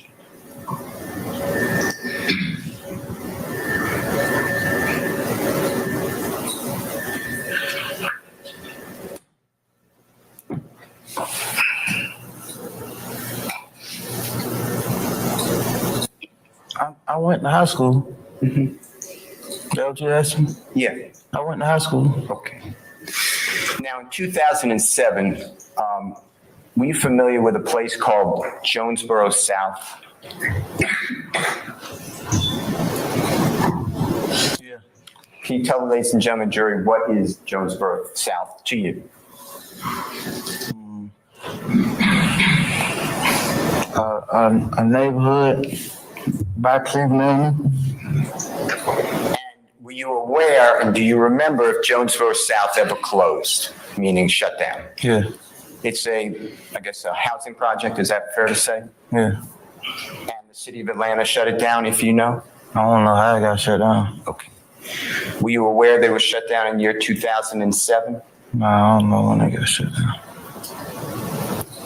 Do you remember about the age of 14, Jeffrey Williams first coming over to Cleveland Avenue area to live with some family members? You would be age 14.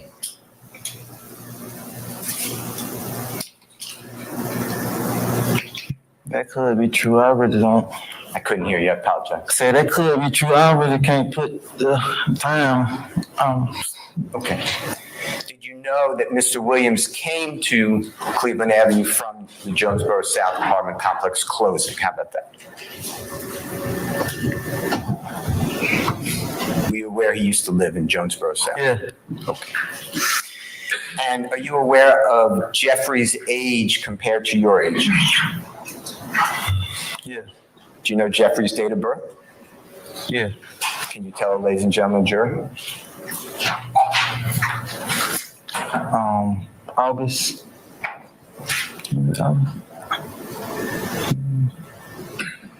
August 8th. Okay. No, I know August 8th. You said it's in August? Yeah. Is that what you said? Yeah. Okay. And what year compared to you, if you know? Nah. I better know the exact date. I don't know the year. That's okay. Is Jeffrey approximately a year and a half older than you? Yeah. Okay. Okay. Now,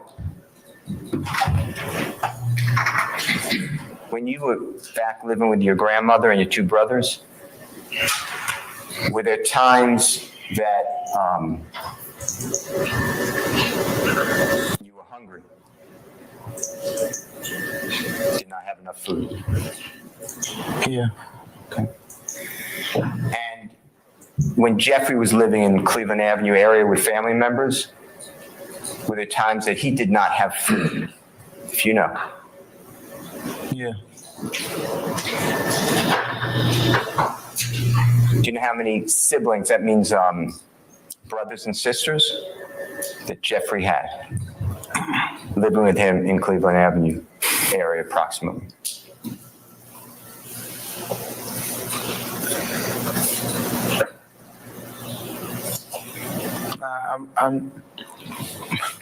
I know how many he got though. How many?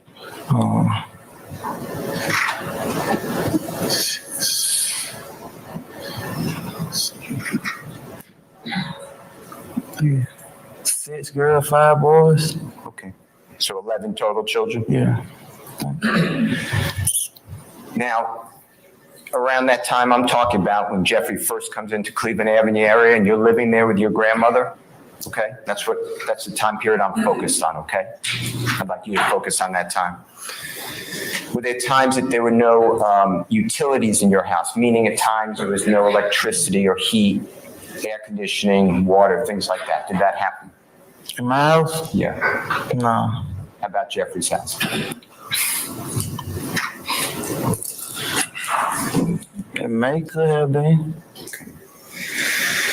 Were there times that you were hungry and you had no money to buy something to eat?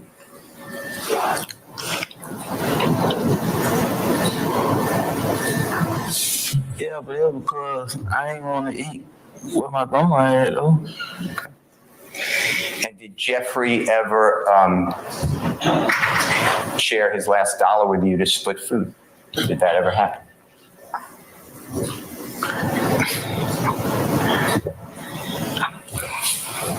I would call McDonald's had a $3 meal. Yeah, we used to pitch in to help out to get that one, the double cheeseburger with $3. Yeah, we used to help out with it. That. And you guys would split the meal. Is that fair to say? Or if somebody had the money, well, the other person would pay if there was some money. I'm sorry, go ahead. No, I'm just saying, we found $3. I mean, we put together $3 to get the McDonald's meal. And you took care of each other. Is that fair to say? Right. And you and Jeffrey became close at that young age. Is that right? Yes. I couldn't hear you. Yes. You referred to him earlier in your testimony last week as your brother. Yes. Is that how you think of him? Yes. Now, did there come a time that you realized that Jeffrey was very smart? Or is he very smart, in your opinion? Yes. And is he artistic? Meaning he's a good drawing? Yeah. And he likes fashion? Yeah. And he's musically talented. Would you agree with that? Yes. And you wanted to be a chef, right? Yes. Now, watching Jeffrey from the time you met him, how dedicated was he, tell the ladies and gentlemen jury, to becoming a musical sensation or artist, popular artist? How hard did he work? He worked very hard. He worked hard. Have you ever seen anyone work harder at trying to become something in your whole life than Jeffrey? I ain't really ever seen nobody trying to become none in my life. And is it fair to say that Jeffrey had a mission to become a popular rap artist, musical artist? That's fair. I couldn't hear you. That's fair. Now,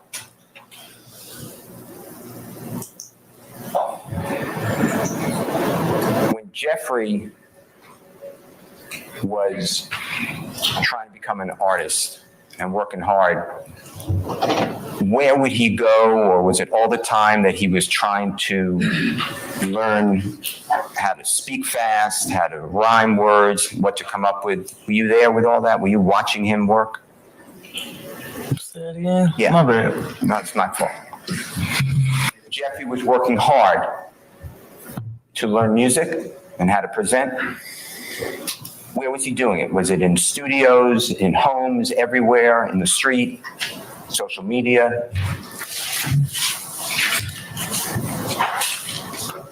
I want to say social media. Social media wasn't popular then, but yeah, home, studio, where we all got it, yeah.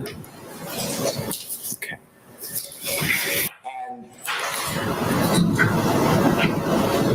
do you know who Jeffrey's inspiration was in music? Yeah. Tell the jurors. Lil Wayne. And tell the jurors about Lil Wayne's music to you. What was it like? What did it convey?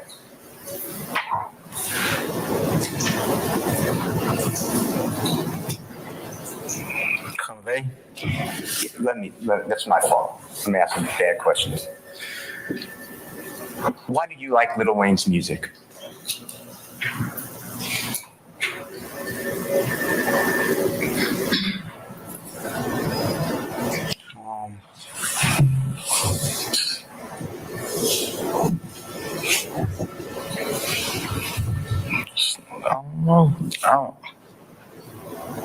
The cadence. Okay.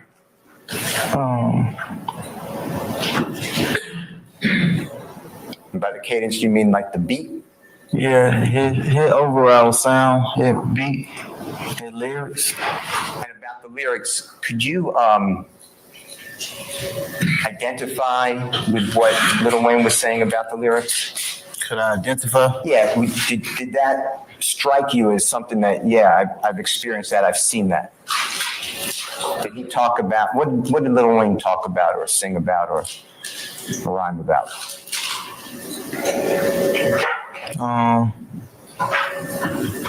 Growing up in projects and women and drugs. Stuff that you had some experience with or have observed, is that fair to say? Yeah. Okay. Now, as Jeffrey was trying to promote himself, would you tell, ladies and gentlemen, jury, whether he copied, that's my word, Lil Wayne, tried to be like Lil Wayne? Yeah. Did Jeffrey sound like Lil Wayne? His voice and lyrics?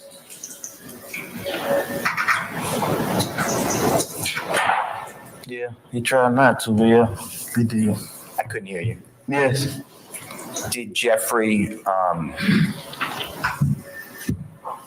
did Lil Wayne have face tattoos? Do you remember tattoos on his face? Do you remember that? Yes. Okay. Did Jeffrey eventually get tattoos on his face? Yes. Did you get tattoos on your face? Yes. Okay. Had you ever seen anyone before Lil Wayne in rap who had tattoos on their face, if you know?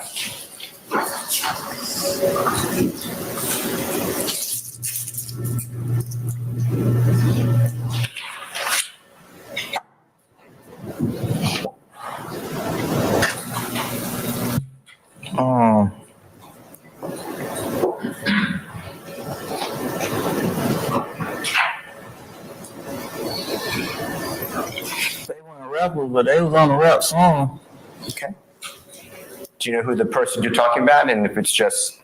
I think it's like they had a song with Jay-Z, Linkin Park. Okay.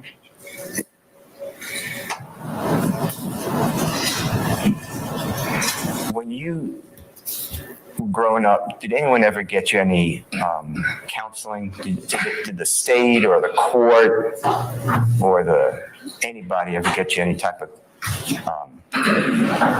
counseling? No. Or the police? Yeah, I got sent to Georgia Regional. I think there's like a counseling facility or something. Okay. How about after going to Georgia Regional? Anything else?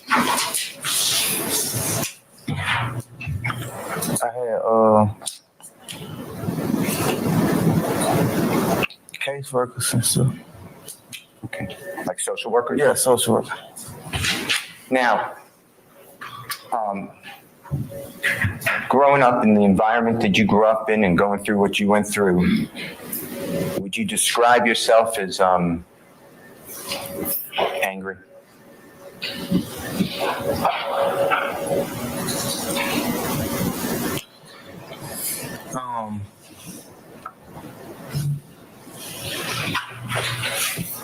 Yeah, but I was already angry going into the environment though about my mom's situation though. About what happened to my mom. And I'm sorry. Were you taking any drugs, street drugs, not prescribed by a doctor?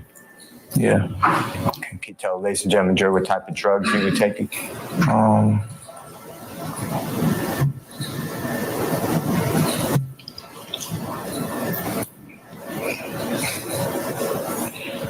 Weed, pills, Xanax pills, ecstasy pills, Percocet pills, alcohol.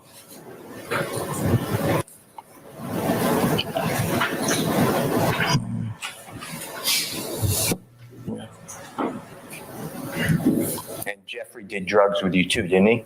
Yes. Now, if you met Jeffrey approximately 14 and he was about a year and a half older than you, he would have been 16. Does that sound right? About 15 and a half, 16? That's all right. As the years went by, do you remember Jeffrey playing in like 17 and under clubs in the area? And when I say playing, I mean performing music. Yeah. I want to talk with you about a gentleman whose name came up to the ladies and gentlemen jury named Quentin Porter. Okay? Fair? Yeah. And he was also known as Boo or Big Boo. Is that fair to say? Yeah. And you said that he was older than you. Right? Yeah. He older than Jeffrey, right? Yeah. And he was like a leader of people in that area. Is that Cleveland Avenue area or rock crew? Is that fair to say? People followed him. Yeah. I can get my jacket on cold. Yeah, you can wear your jacket, sure.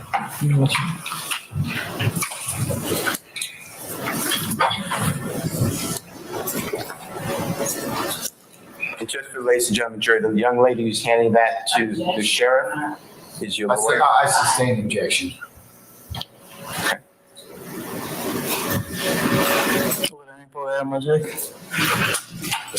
So you put your jacket on, sir. Oh. Yeah, go ahead.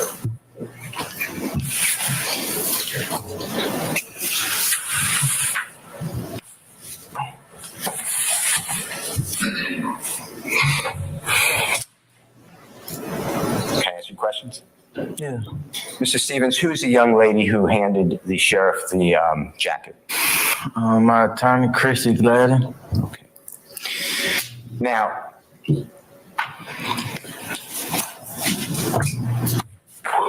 Mr. Porter or Boo, to your knowledge, did he help Jeffrey career?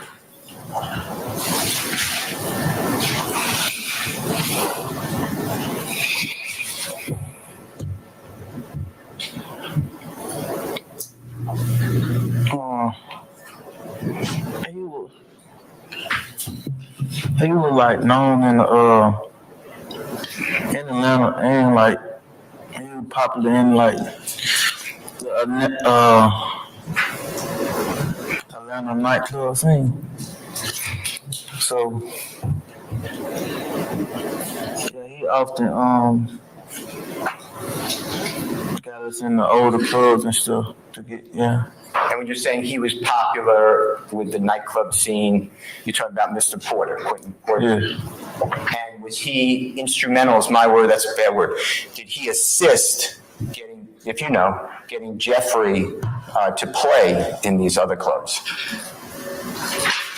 Yeah, assisted in getting us inside the club and the music played. One more time, could you? He assisted getting us inside the club and getting the music played. Okay.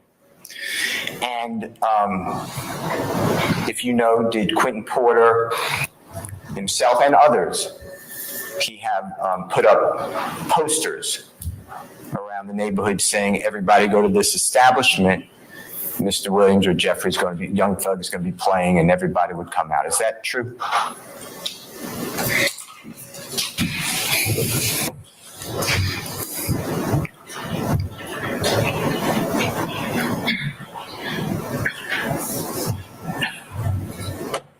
Nah, but he told everybody though. Okay. If he said something at a party, they helped the party. One more time. If Boo said something at a party, that helped the party. If Boo said, like, if he promoting a party or like saying something about a party, yeah, that helped. okay, so if Mr. Porter or Boo promoted this event Yeah. that Jeffrey's playing, people would go. That's In what, the event, yeah. that's what I heard you say. Yeah. Okay. And was Jeffrey's music being played locally in the streets? Yeah, when he was 16, 17 years of age? Yeah. And was Mr. Porter or Boo also would bring out a lot of people to watch Jeffrey perform? Is that true? Yeah, that's what I was just saying. Okay. Okay. Now, Mr. Porter was affiliated, he God forbid is deceased. Is that true? To your knowledge? Is that true? Yeah. And he was affiliated with the Bloods. He talked about himself being a member of the Bloods. Is that true? And Rock Crew.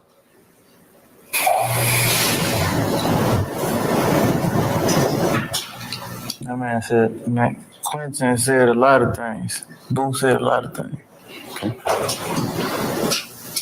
Do you know whether you heard him say that he was part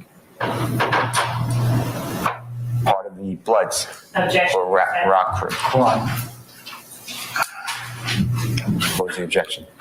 It was hearsay. Not for the truth of the matter asserted.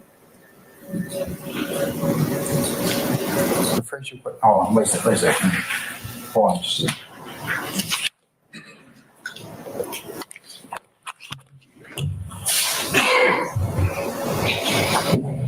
I'm saying objection. Now, when you would go to Jeffrey's shows, would you consider him a great performer? Did he do a great job? Yeah. And was it fun watching him perform? Yeah. And was it fun being in the audience and watching him perform? Yeah. A lot of girls? Yes. And people were drinking at the establishments? Yeah. And Jeffrey was becoming popular in the area. Is that true? Yeah. Before Jeffrey started to perform and get a reputation for being a rapper in the area, would you consider him to be shy? Was he shy? Objection, Your Honor. Generalization, the time frame. I sustain the objection. You can rephrase, Mr. Steele. Before Jeffrey became popular by performing, was he shy? Was he quiet? How about that? Objection, vague. I sustain the objection. How would you consider and describe Jeffrey's demeanor outside of performing?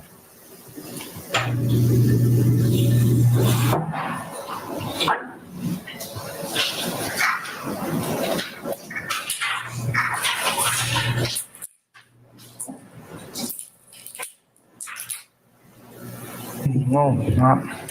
I feel like he was always thinking. He's always what? Thinking. Okay. Do you remember him when he did speak, covering up his mouth or putting his arm around his mouth? Do you remember? Yeah. You remember his teeth being, in his opinion, I'm not saying they were, his opinion being unattractive? That's a speculation. I sustain the objection. Were his teeth perfect like they are today? Yes, sir. No, sir. Okay. Now, by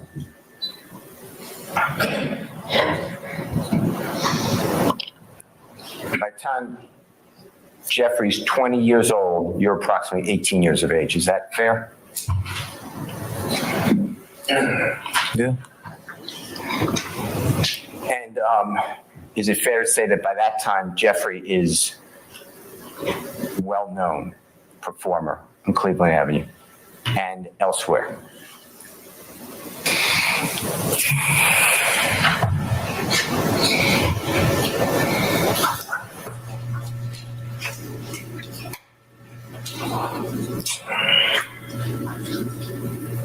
By the time I'm 18. Yeah. You remember Jeffrey putting out mixtapes? I Came From Nothing in 2011. Remember those mixtapes? I remember I came from nothing this tape, but the exact dates that they came out, I don't remember that. That's okay. But by the time those tapes were coming out, Jeffrey had a good following. Is that fair to say? He was popular. Yeah. And he was performing throughout Atlanta. Is that true? Yes? Yeah. He was performing South Georgia. Is that true? Yeah. In Alabama, right? Can't remember the exact states, but I know he was performing. Do you remember Florida and South Carolina? Oh, I remember Savannah, because they used to always have over the spring break. Savannah used to have, that was a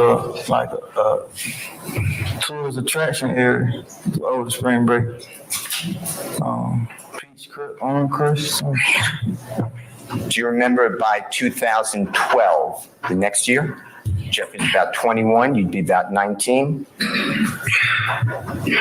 2013, Jeffrey's with a record label. You know who Gucci is? Yeah. Tell the ladies and gentlemen, majority who that is. Tell Who Gucci is. Another Atlanta artist, rap artist. And do you know if he signed Jeffrey to the record label? Yes.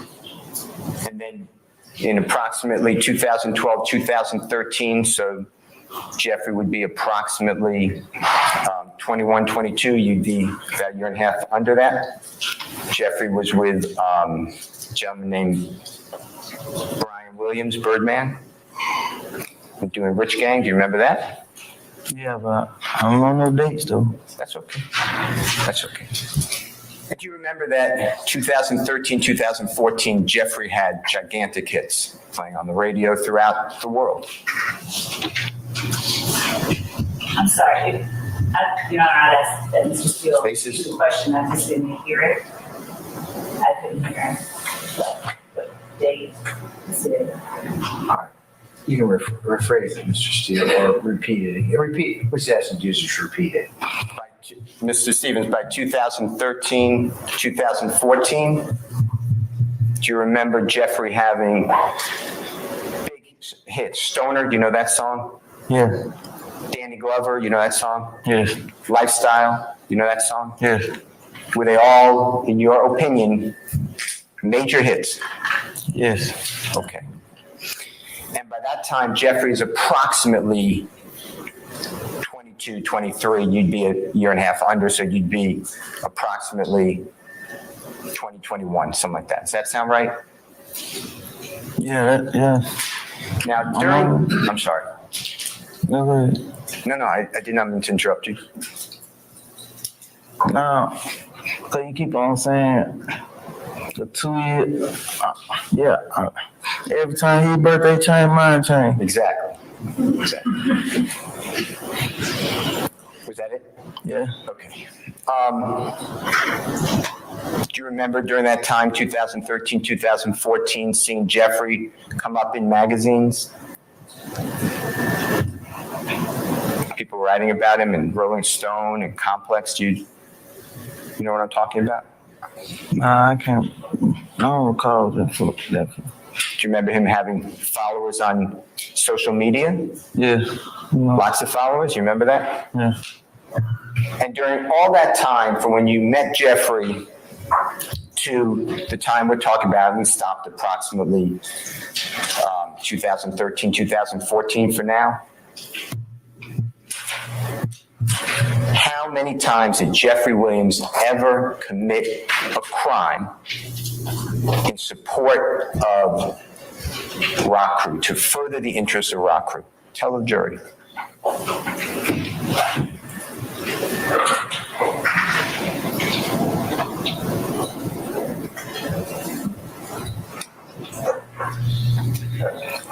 don't recall. I don't recall. Does that mean no? Objection, Your Honor. A standing objection. How many times has Jeffrey committed a crime? We're going to go up to that year because we're going to keep talking other dates, okay? How many times has Jeffrey committed a crime to further the interests of YSL gang?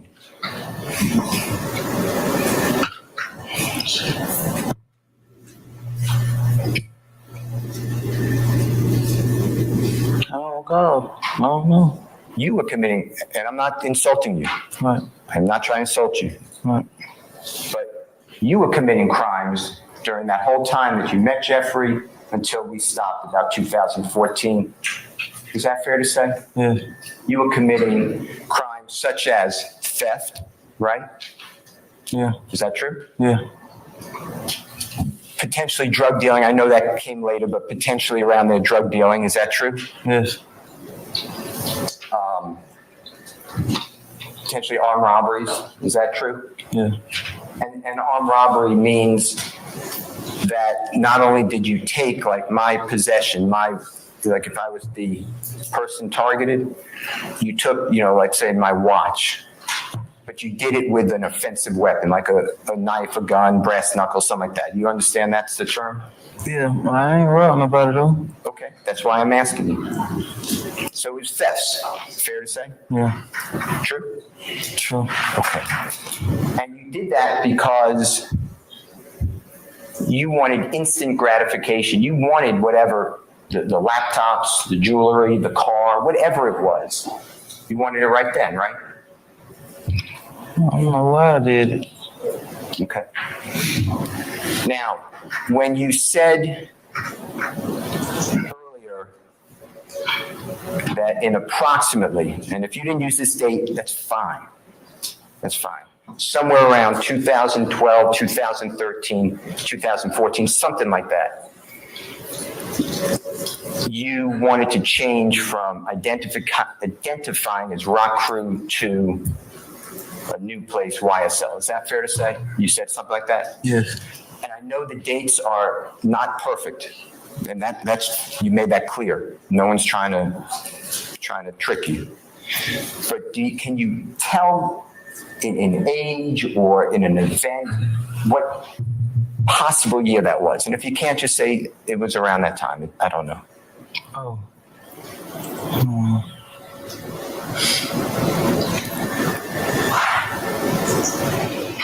She I know the date. She told me the date. It was like.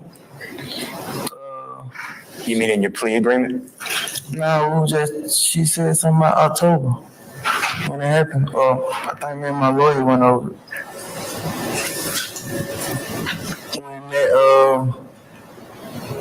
When that statement was made. Which statement are you talking about? That you saying that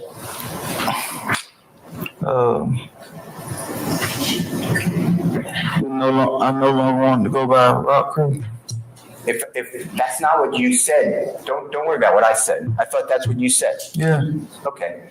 You asked me about the date. Approximately. If for a year, a year or something like that.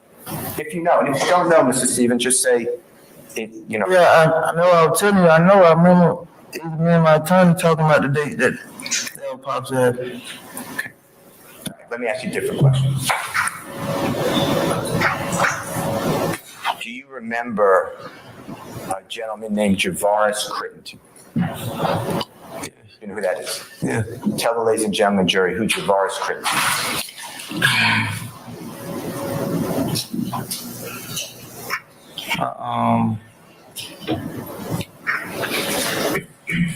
Who he is to me? One more time. Who he is to me? If you know, what did he do for a living? How about that? Well, what was he known for? Did he excel at something? Yeah, I'm going to object, foundation. I have him on cross first. Well, still, I sustain it. You can rephrase it. Do you know whether he excelled at an sport? Yes. What sport? Basketball. Okay. And was there ever a time that you found out, whether it's true or not, I don't know, whether you believe that Quentin Porter or Boo, or Big Boo, told Javaris Crittenton that you armed robbed him? Did you ever hear that? Yeah, I heard that. Okay. And is that the reason, tell the jury, that you wanted to separate from Rock Crew because you wanted to show that you were not happy with Mr. Porter?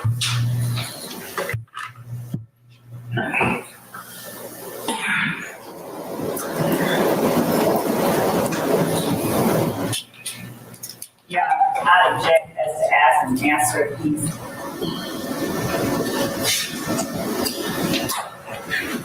Objection. Yes, sir.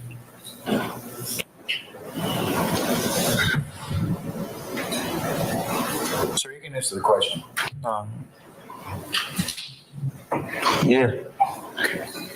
Now, at the time that YSL was the label, the letters, whatever, the term that was chosen, my understanding that you were in a room.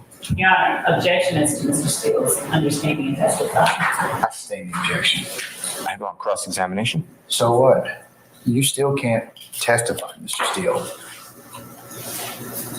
You were in a room, is that fair to say? It was it outside or inside? What's the start of the question? When you feel like and you remember that you were going to call yourself YSL, were you inside a building, a room? Were you outside at a park? Do you remember? No, I don't remember that. I couldn't hear you. No, I don't remember. Okay. Do you remember Jeffrey being there?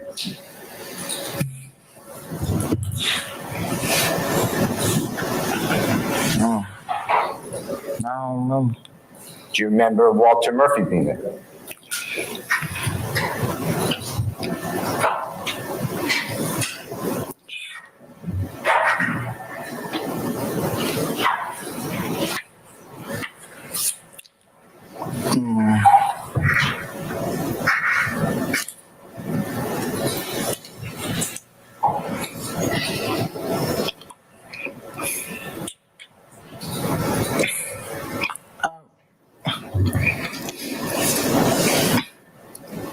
I already said I don't remember like the time or none of that. The time, no, I don't remember. Yeah, I'm not asking about the time, but do you recall wearing a belt buckle with YSL on it? You ever wear a belt buckle like that? Yeah. Do you recall conversations saying you didn't want to call yourself Rock Crew anymore, and people saying, we're going to say YSL? You remember that on your belt buckle? Yeah. And with those people who were there, Jeffrey? Question. Is that true? And if you don't remember, just say I don't remember. But you said a room though. I don't remember like the exact place it was happening. Don't worry about where it was. Wherever it was. Yeah. Jeffrey was there. Walter Murphy was there. Yeah. Was Mr. Crenshaw there? Crenshaw? Mondo? Nah. Mondo. That's fine. All right. Now, Jeffrey you knew that Lil Wayne, he would sing about like a record label. Do you know that? Cash Money, you know what I'm talking about? Yeah. Okay. And during that conversation, was Jeffrey, tell the jury, was Jeffrey looking for a logo, a record label to sing about, even though you didn't have one? Yeah. It was decided YSL, and you had decided I'm not rock crew anymore, right? Right.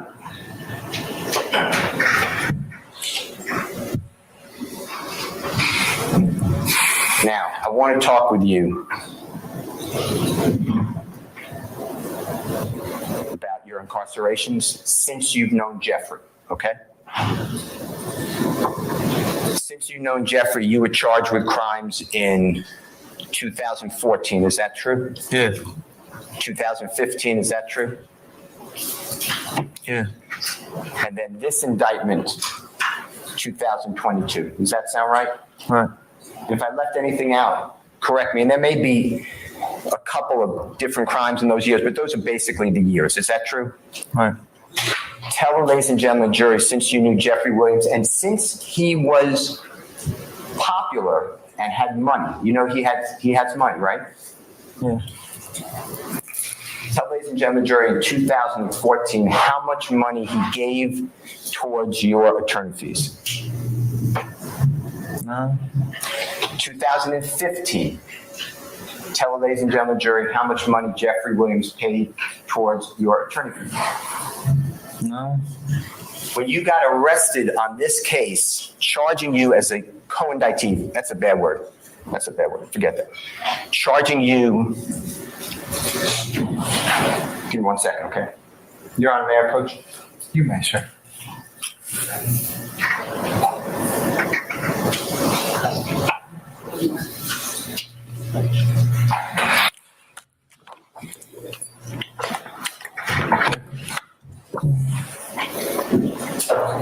Your Honor, may I approach? Yes, you may, sir. May I approach you, sir? I'm showing you what's already been marked and entered. Says State's Exhibit 23UU. I'm just moving the first page. You can look at the first page. And then the second page, you can look at the second page.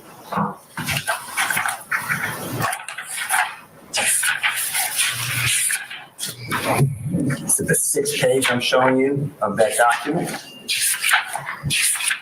You can look at the whole thing, but are you familiar with the indictment in this case that you pled guilty to in count one?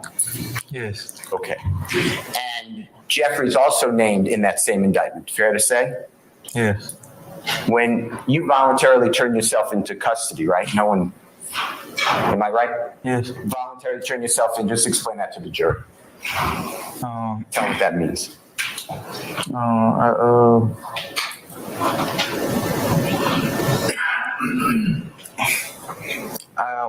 I got some phone calls from like family members saying that my name was on the news for an indictment, and my grandma helped me get a lawyer, and I turned myself in. Okay, you came to the court or the jail somewhere, and you said, "I understand there's a warrant." Is that fair to say? Yeah, to jail. And you came with a lawyer. Yes. You just said your grandmother paid. Yeah. Did Jeffrey Williams, ladies and gentlemen, jury, in any way assist you in any way with any finances? No. When you said that you're a founder, when it's been testified to, of YSL, how much money have you ever made from Jeffrey Williams?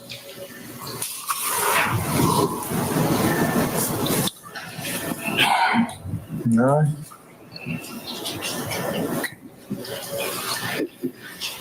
Now,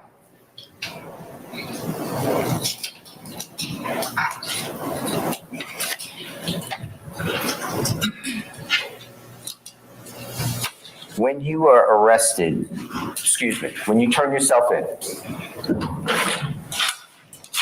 and you had a lawyer. Tell the ladies and gentlemen of the jury who that lawyer was, who your original choice of lawyer was. Thomas Flugan. And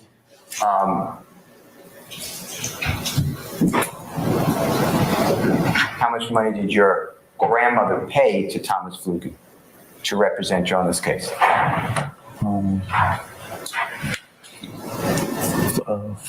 $50,000. Was that a large sum to your grandmother? Yes.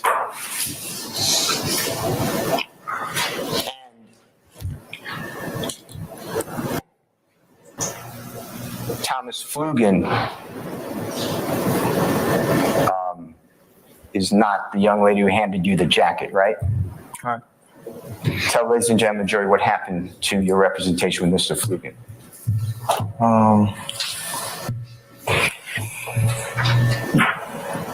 Mr. Flugan told me that he had to withdraw because his wife caught cancer and he was gonna have to be with her at the beginning of this trial.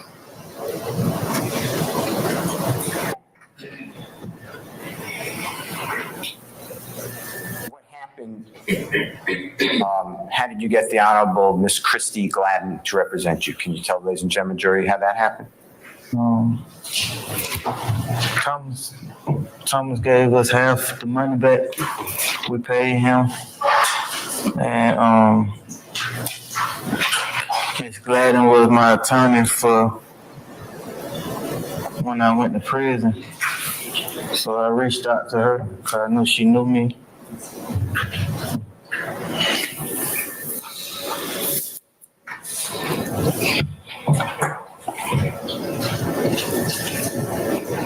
Now, when you were, after you turned yourself in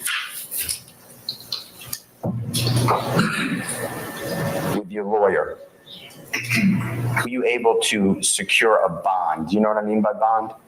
Yeah. Tell the ladies and gentlemen of the jury what bond is. When you've been charged with something and you get a bond, a bail. Okay. So, do you remember the date or approximate date you turned yourself into custody on this case?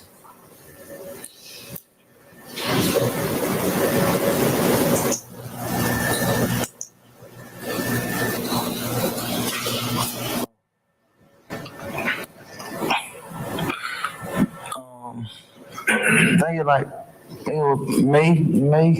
I don't remember the exact date. Okay. May 2022? Yeah. And then in front of you, you were released after you took a plea agreement, right? You were released, you went home, right? Yes. And that was approximately December 29th, 2022? I remember it being December. You could look at the second page of the document that's in front of you. I think the other way. So, yes. It should have a date on it. It should be. And look at it. Make sure you know.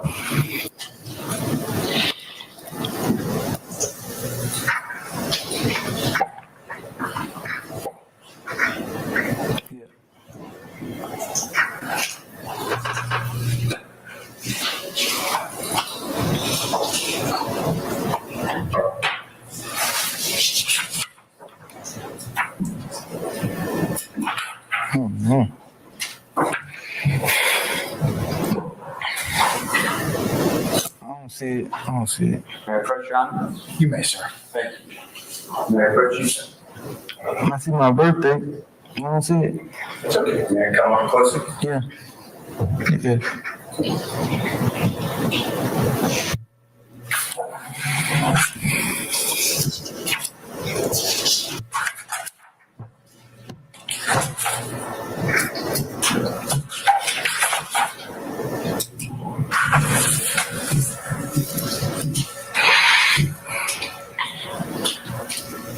See, December 29, 2022? Yeah.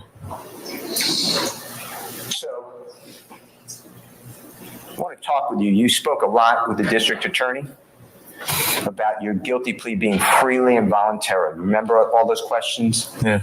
And you remember that nobody coerced you. Do you know what coerced means, sir? I mean, I know it direction. Nobody had like a gun to your face to make you. Is that true? No one forced you, right? Right.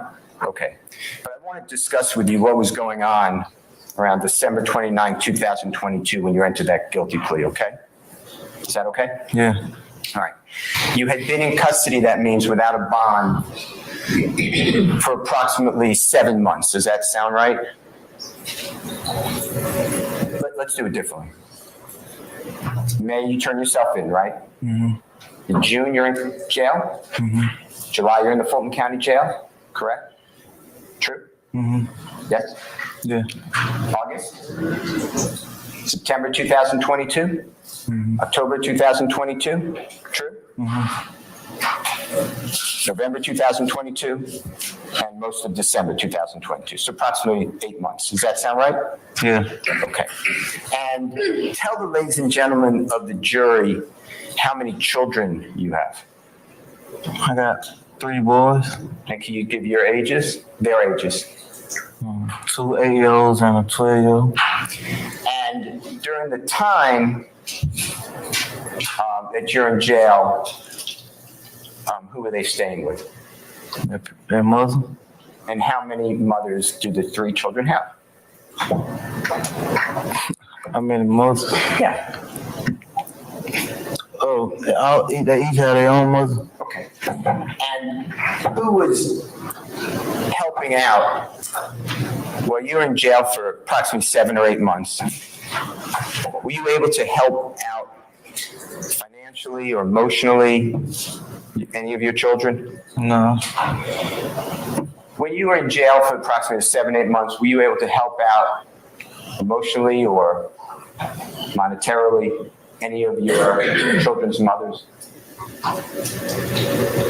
No. Okay. And your lawyer, the Honorable Miss Gladden, do you remember when you hired her to be your lawyer?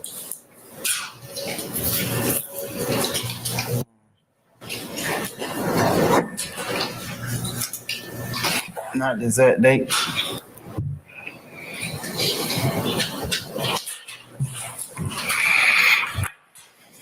Let me show you what I'll mark as Mr. Williams number 16, and I'll fill in the others.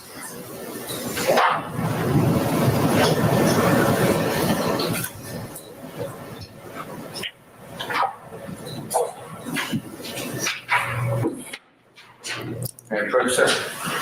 Yes, you may, sir. May I approach you? I'm going to show you what I've marked as Mr. Williams number 16.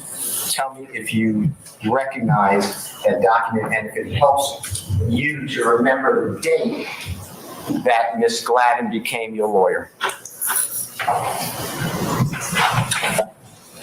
You want me to read it? To yourself, you can read it. Oh, yeah. Yeah. The date on it. Okay, that helps you? Did you recognize that document? Yes. Here, I'll move for the admission of Mr. Williams number 16. Your Honor, I'd ask how you recognize it. Yeah, let a little more foundation, Mr. Steele. I'll sustain the objection. Do you recognize that document? Yeah, I'll read it. Said twice, Your Honor, yes. Your Honor, I ask how. So the objection was foundation. How does he recognize it? Sustain the objection. Okay. How do you recognize that document? I read it. You just told me to read it in my head. Okay. And is it from your lawyer, Ms. Gladden? Yeah, yeah. And does it say that she's your lawyer? Objection, Your Honor. The foundation has come from a witness, and this recitation of what may or may not be on the document does not form the proper foundation for his knowledge of that document. Can I see the document, please?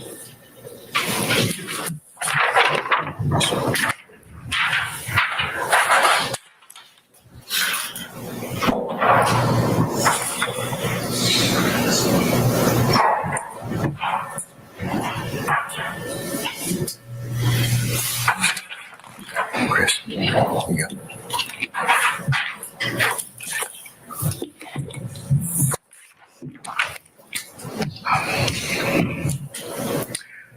Mr. Steele, I'm gonna sustain the objection as to form, or should say foundation, but I believe you can lay a little foundation. He knows what the basis of that particular document is. What date did you hire Miss Gladden, approximately? Do I look from the paper or from my notes? Helps to refresh your memory, you can, but then testify as to what you know.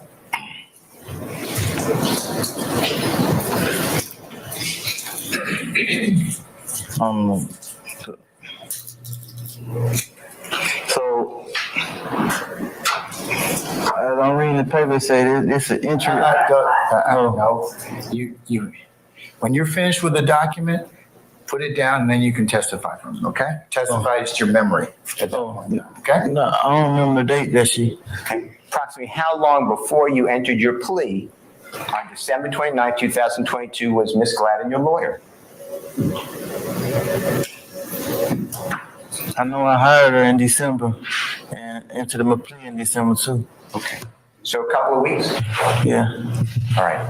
And do you know how much you paid Miss Gladden to represent you on this case? Objection, brother. Goes. I won't rule the objection, Ms. Love. Go ahead, sir. You can answer the question, sir. All right. Nah, because my grandma, I don't know how much she paid her. Do you know if Miss Gladden works with a big law firm or is she a solo lawyer? I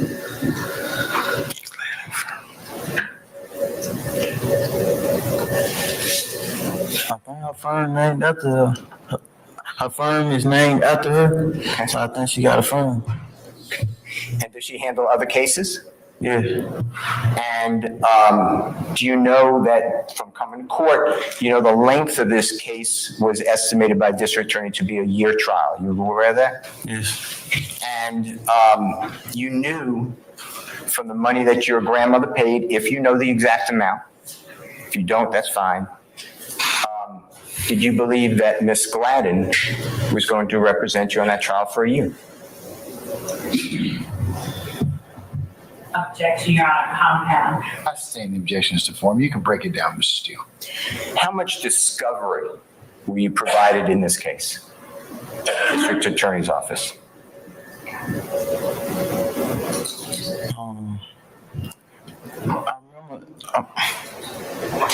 I remember her going over in the iPad with me while I was in court. While I was sitting in court. Remember hearing 8 terabytes of discovery? I remember the word terabyte. Okay. And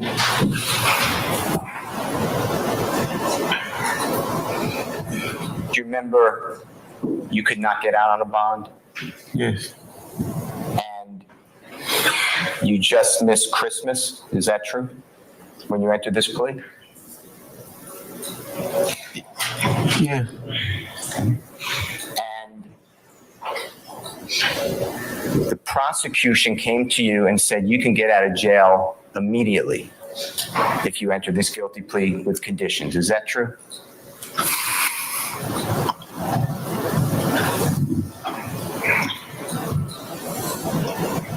I didn't say immediately, but they said I can get out of jail though.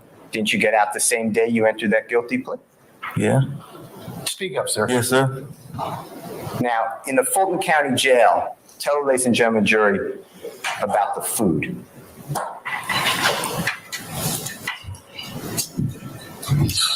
Mm-hmm. No, I ain't really eat it. I ain't noodles and stuff and tuna. But it's bad though. While you were in the Fulton County Jail, tell the ladies and gentlemen jury about people getting killed in the jail. Yeah, I was hearing about people dying. Yeah. While in Fulton County Jail, how many times were you able to go outside in those 7 to 8 months?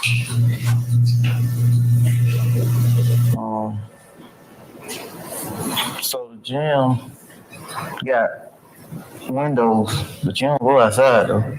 I couldn't hear you. You don't go outside.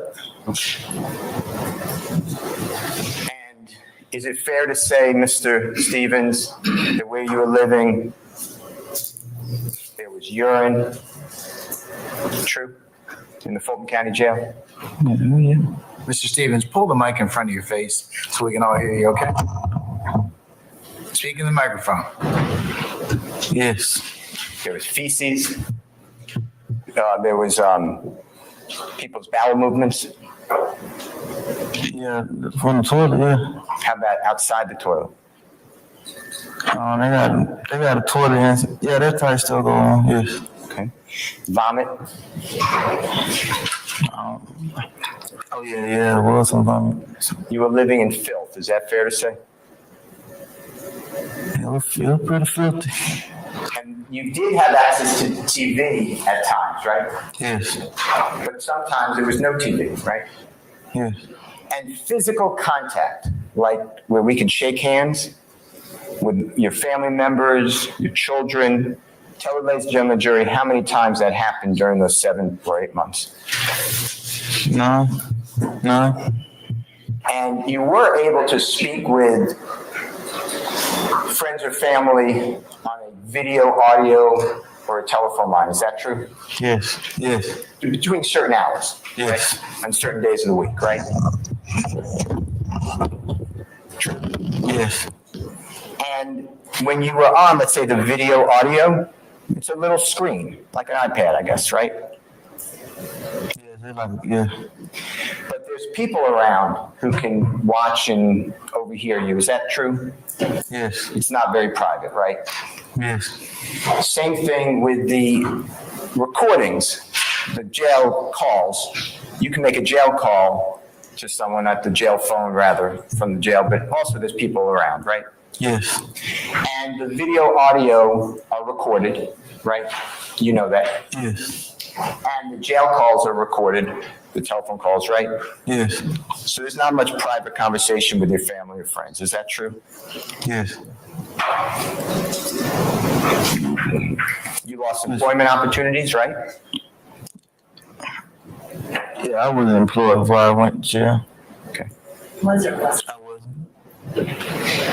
And then when you were given this plea offer to get out of jail, I know that no one coerced you, that's forced you, put a gun to your face, God forbid. And you keep saying it's freely and voluntarily made, but it's under those conditions, right? Yeah. Now, if you did not plead guilty, you were facing 20 years in prison on count 1, RICO, right? Yes. You are also a recidivist, which means that you would serve every single day of the sentence, the longest possible sentence. You realize that? Yes. So when the district attorney asks you, is it freely and voluntarily made and no one put a gun to your face, except those are my words. It has to be put in context, right? You wanted to go home, right? Right. Okay. Now, in your plea agreement, I'm going to show it to you.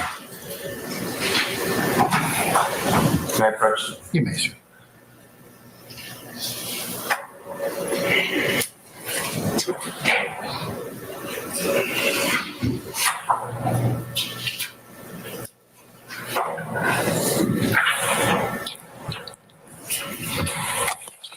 See something, may I approach? You may, sir.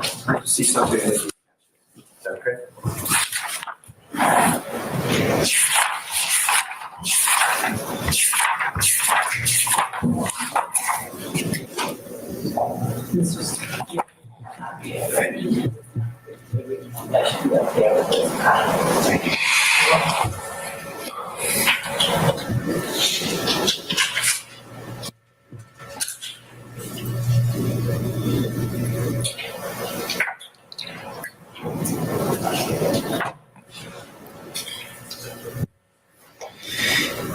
Now, Mr. Stevens,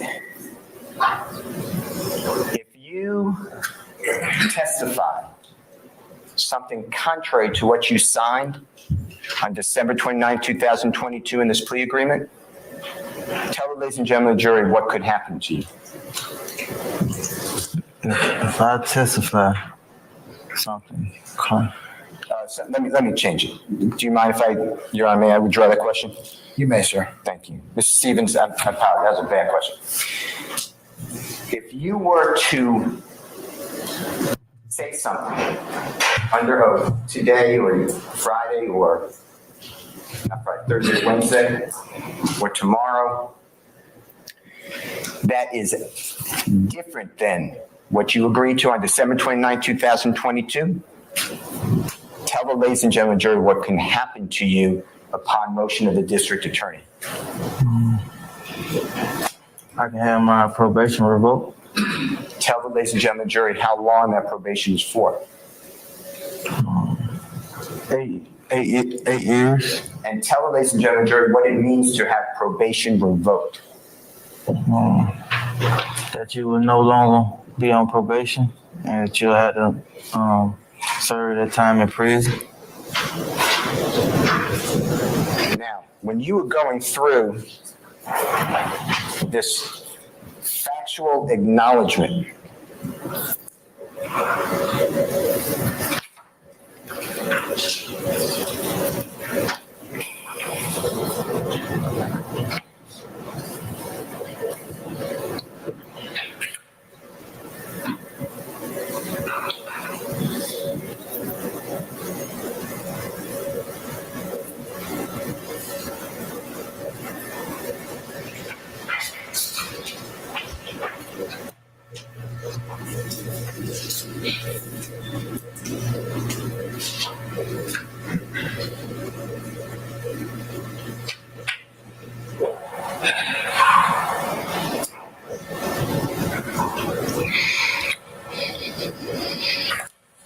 on page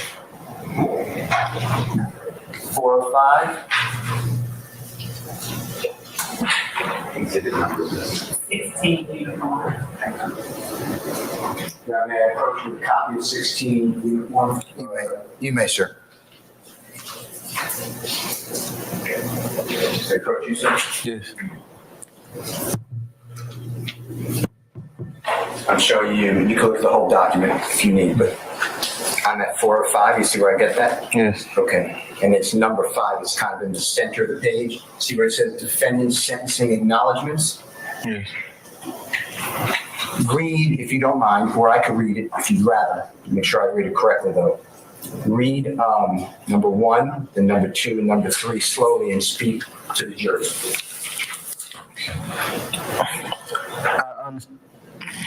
I understand if I violate this plea agreement, the district attorney can and will use this statement during any judicial proceeding. I understand that if I violate any portion of this plea agreement before, during, or after the initial trial of this case, I am subject to having the entirety of my sentence revoked to prison. I understand that any violation of this plea agreement may result in my entire sentence being revoked and the district attorney will,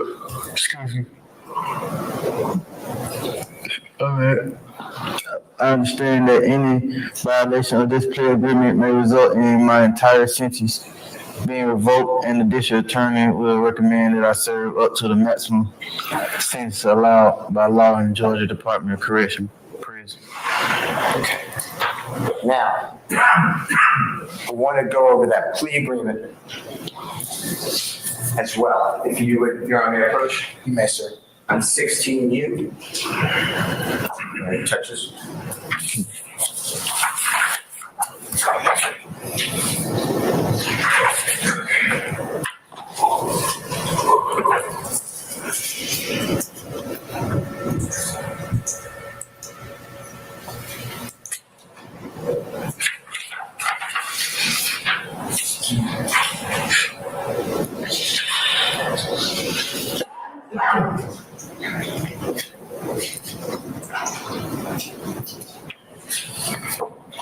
It's on page 2 of 5. I'm getting that from here. And it's on number 4. You see where it says defendant's factual acknowledgements? You see that? Read, if you don't mind, to the jury's factual acknowledgement number 1. Young Slime, like AKA YSL, is an organization made up of 3 or more members or associates who share common identifiers that include but are not limited to colors, hand signal, and terminology who have committed crimes intended to increase the notoriety, street credibility, and reputation of YSL. In number 1, when the district attorney, who prepared that document, by the way? When I say that document, 16. Excuse me.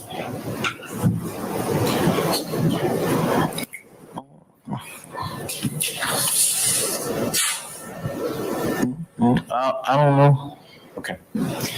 In number 1, does it say anything about Jeffrey Williams doing anything to promote the interests of the gangs on what you just read? No. Number 2, read it to the jury. Defendant is one of the founding members of Young Slime Life.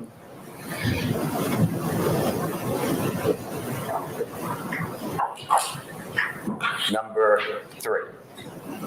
Defendant committed aggravated assault as alleged in Act 1 by brandishing a gun at an undercover police officer that was surveilling a vehicle that was hijacked from a woman. Nothing to do with Mr. Jeffrey Williams, right? Right. Okay. Number, I think we're up to 4. In October of 2014, defendant was arrested with a red bandana and defendant was observed with a YSL tattoo and the Cleveland Air Rock Crew tattoo amongst other tattoos.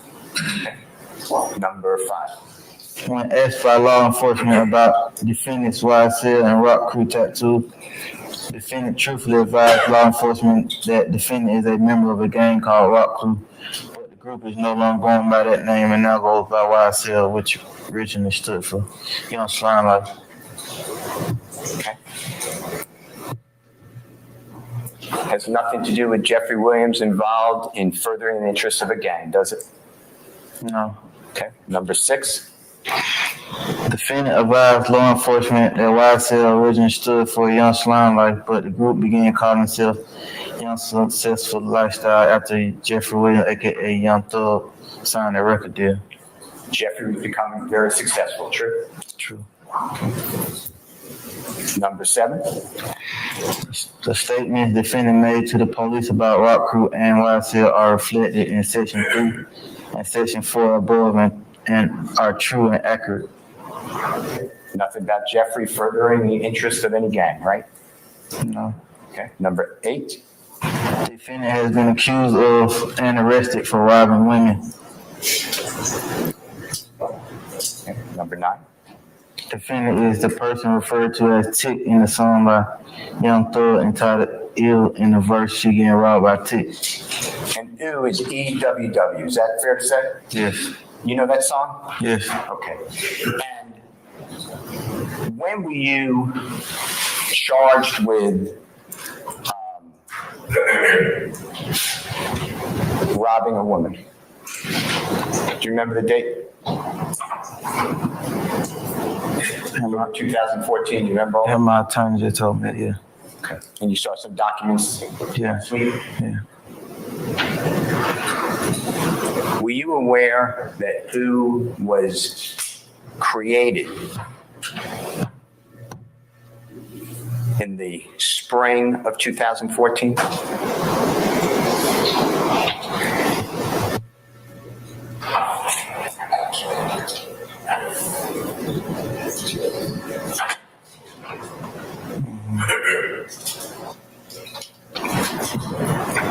I ain't know. I don't know. Because you're not with Jeffrey when he's doing all that work, are you? No.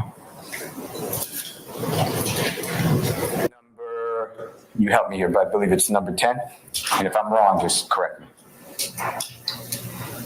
Yeah, number 10. On February 4th, 2021, defendant participated in a group chat with fellow YSL founder Jeffrey Williams, aka Young Thug, and YSL associate One Elite, aka Slime Like Shotterware, and Jeffrey Williams stated YSL rule the world, kid.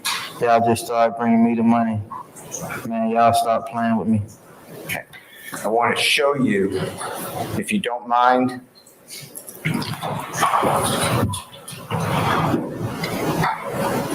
Look at your indictment. Let me get you the page.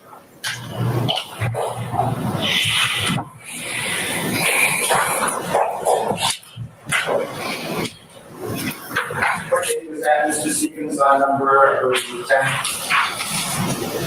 February 4th, 2021. And is that over at 127? If you don't know, that's fine.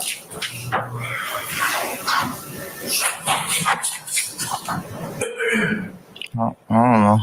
Yeah. Okay. Do me a favor. In that same document that's in front of you, the bigger document, and remind me of that number on it, the exhibit number.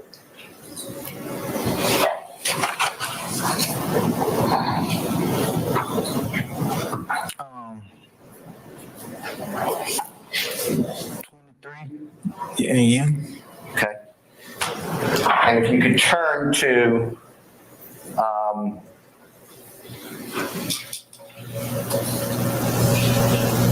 over at 127 of that indictment. Do you know how to do that? Turn to page 127? No. Over. May I approach, Your Honor? You may, sir.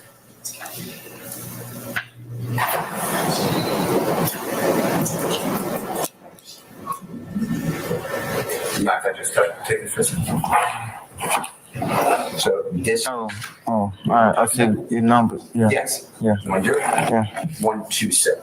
And just tell the ladies and gentlemen, jury, what page that is of that, please.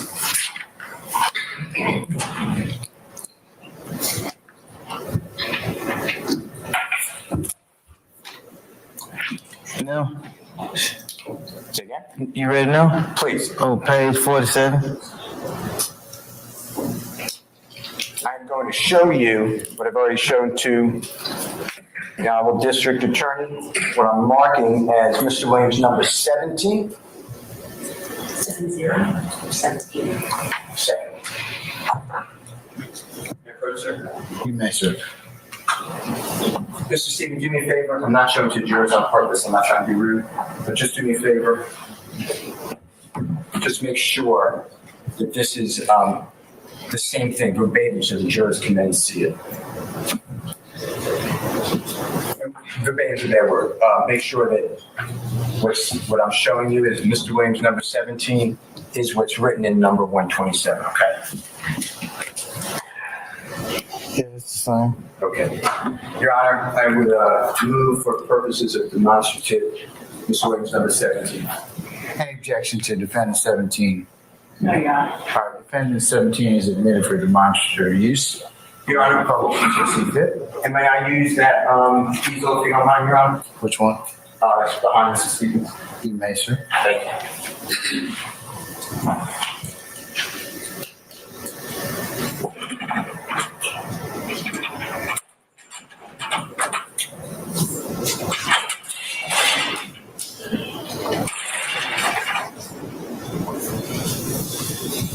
Mr. Stevens, I'm putting this behind you, but you can use, we can move that if you want, or you can use the exact indictment, okay? This way the jurors can see it too, okay? Now, in your plea agreement, you have approach one more time. You may. Can I see your plea agreement for 1 second? Yeah. Well, yeah, no. Okay, perfect.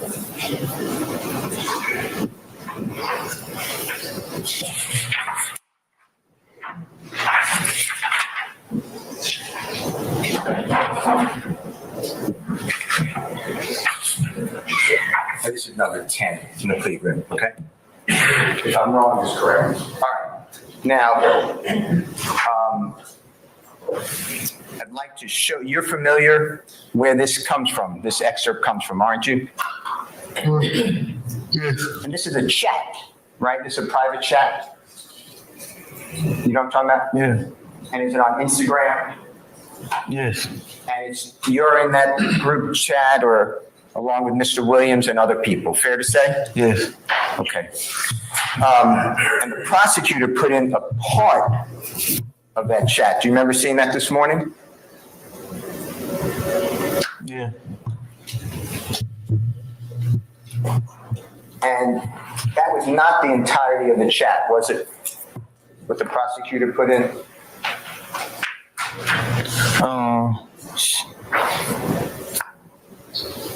She did show me. It was,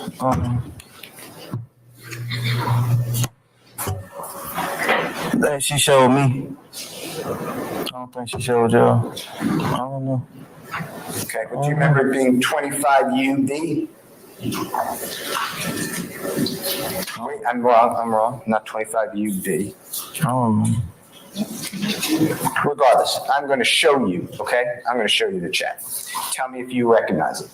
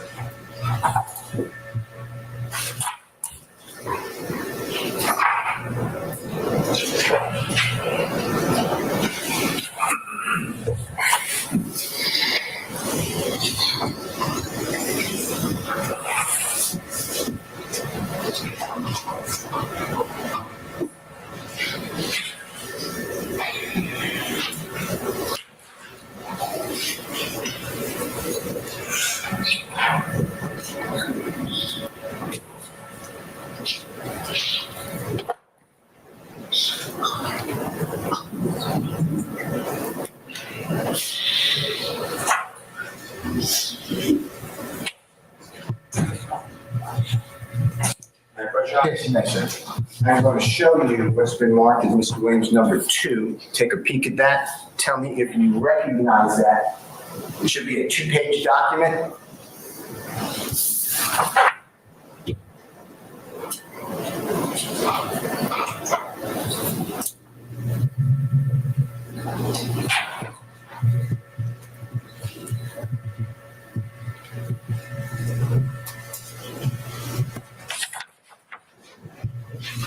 Yes.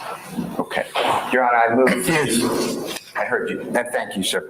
Your Honor, I move for the admission of Mr. Williams number 2. No objection at all. All right.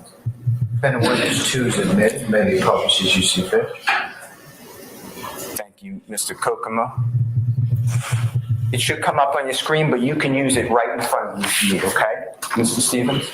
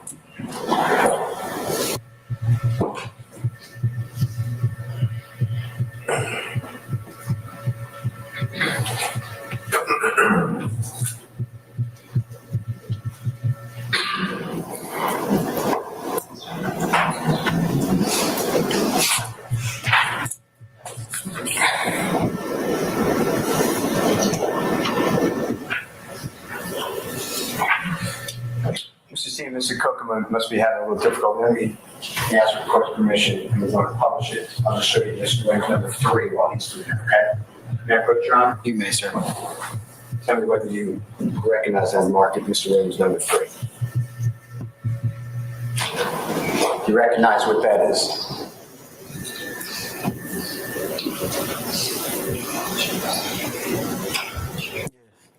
Okay, and does it accurately depict a screenshot?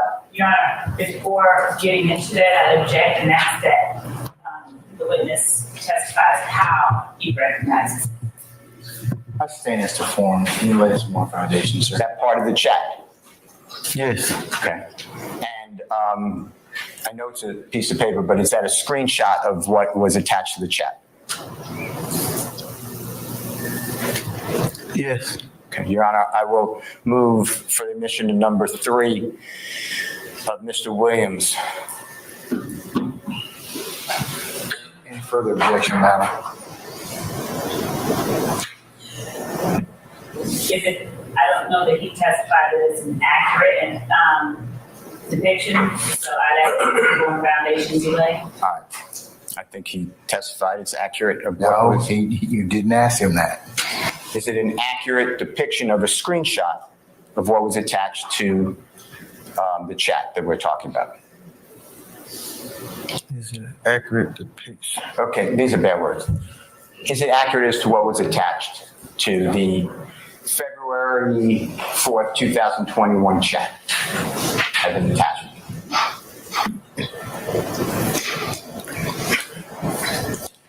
I don't know if this is the exact picture, but this is what we were talking about. Okay. All right, and I'll show you the exact picture, okay? Your Honor, with that, I'll show him the exact picture. I'll show it to him. See, you can continue to lay your foundation. Can you do it? I'm sorry? Hold on a second, Mr. Steele. He's trying to be in there. All right, try now, sir.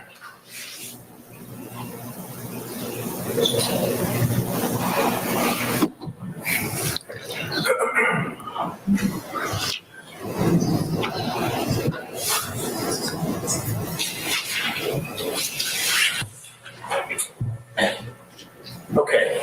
Mr. Stevens, what's up on the screen is now Mr. Williams number 2. Is that fair to say? Yes. Okay. And we'll just start at the top of this page. Do you see the page number on Mr. Williams number 2, what it says on the right-hand side? Yes. What, just announce it just so we know that we're looking at the same thing. Number 2.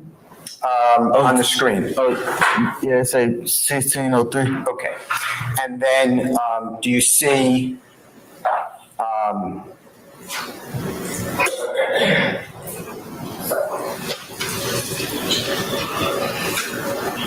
the very top, it says author. Do you see that what I'm talking about?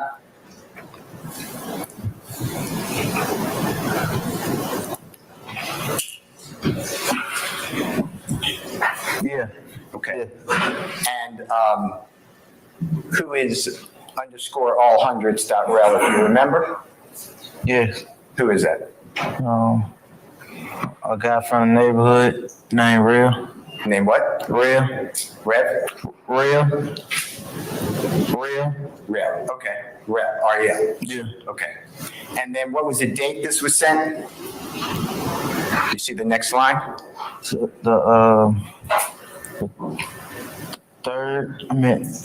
March the 2nd, 2021. Okay. Could you, and that's fine. Could it be February 3rd, 2021? Yeah, I don't know. I was just reading left to right. Okay. Okay. Now. And the next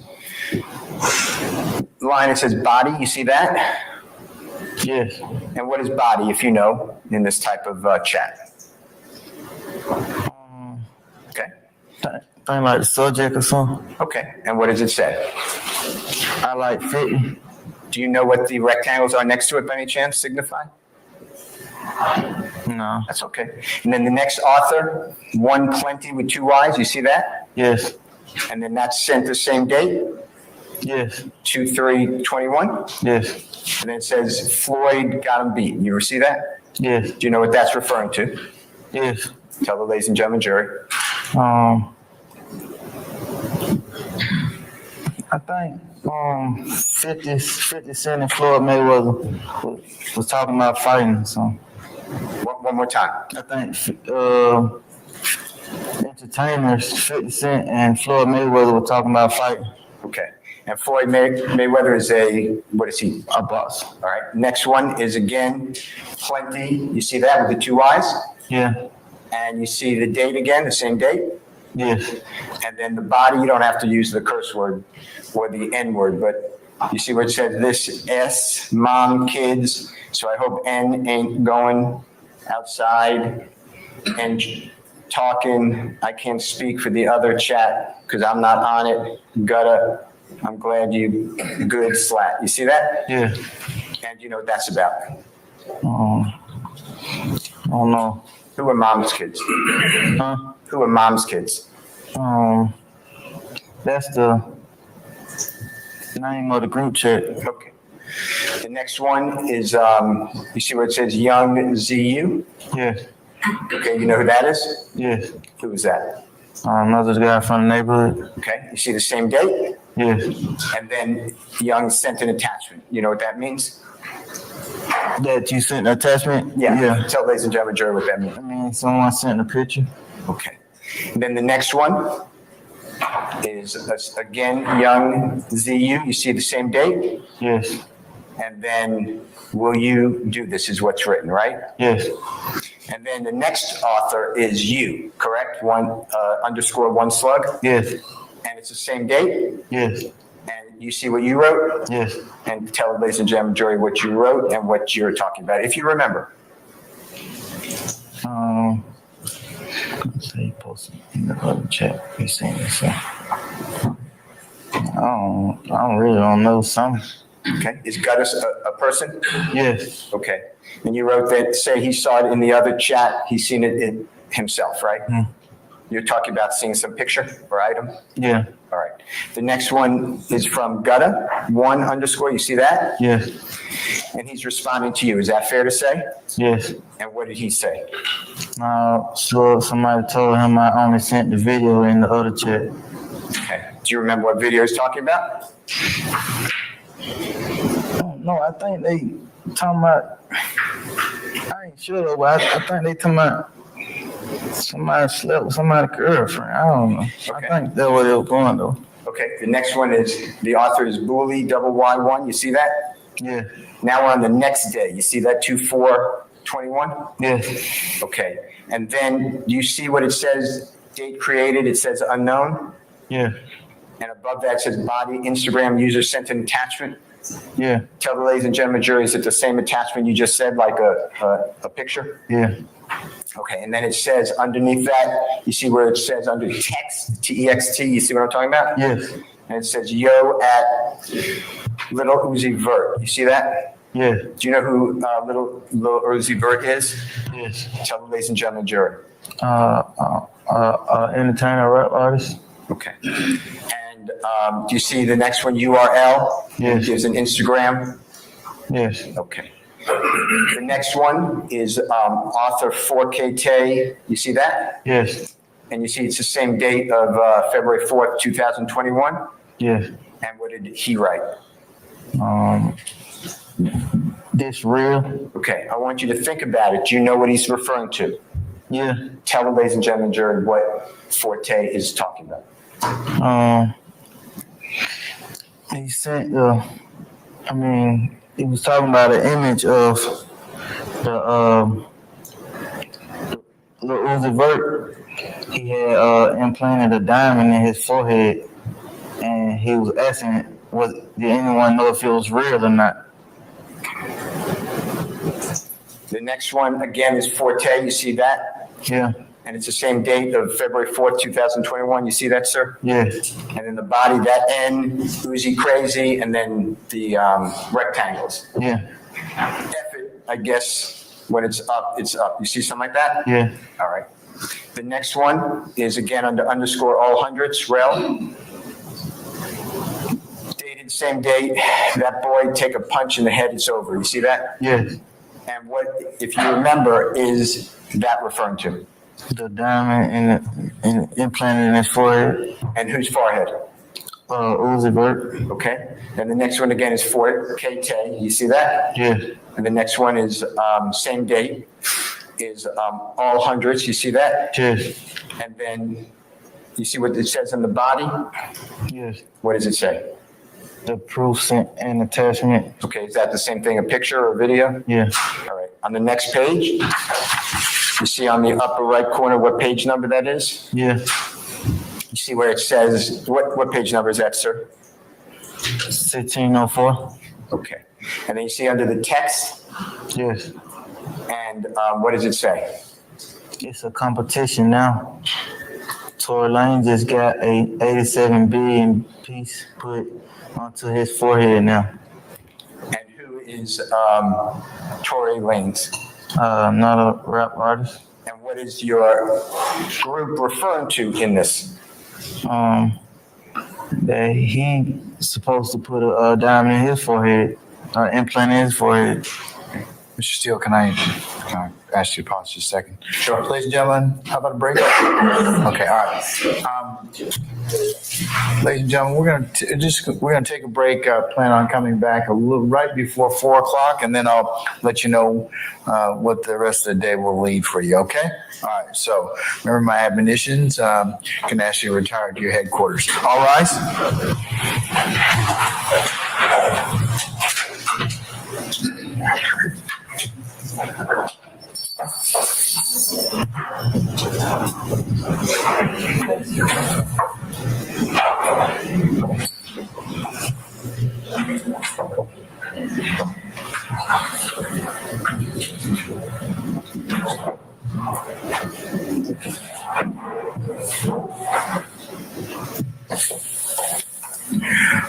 Gentlemen, please be seated. Our jury has left us. All right, we're going to be in recess till a little before 4:00. Okay.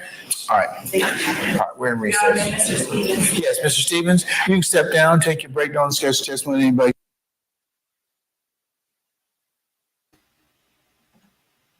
All right. So, Grandma, I trust you and your decisions. Now, what I want to say, trolls will be trolls, okay? However, when they're hateful, that's fucked up. I mean, if they have a problem like that, they can go to their channel and, say what they got to say to the people. But that's what they do. They're not the fun trolls. I mean, they were funny to begin with. But I'm sure it's one person that has, like 1,000 accounts.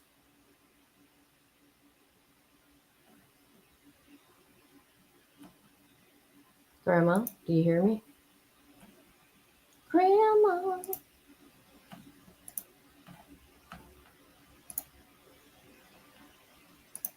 Grandma, did you leave?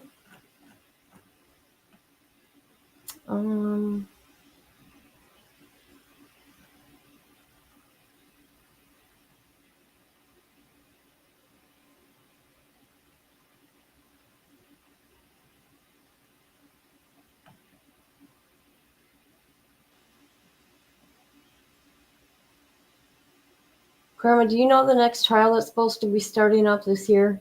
Oh, I do know. Oh, we got a Missouri case.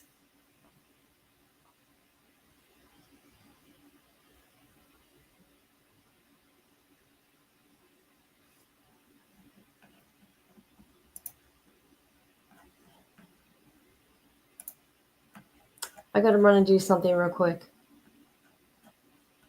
Hold on.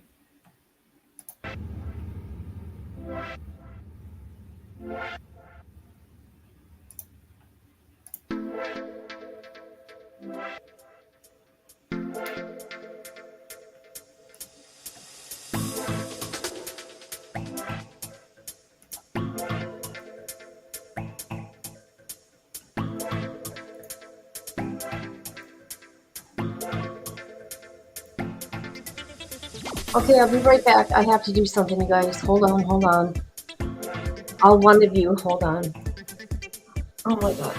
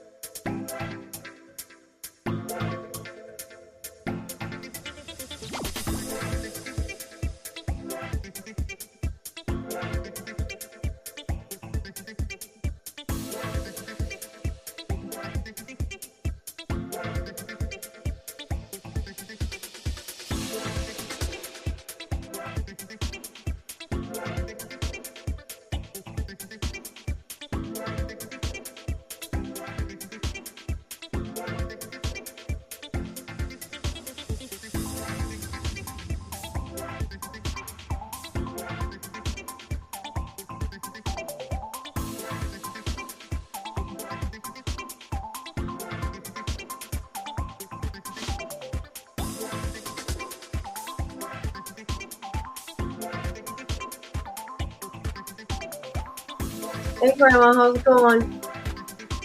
Hold on.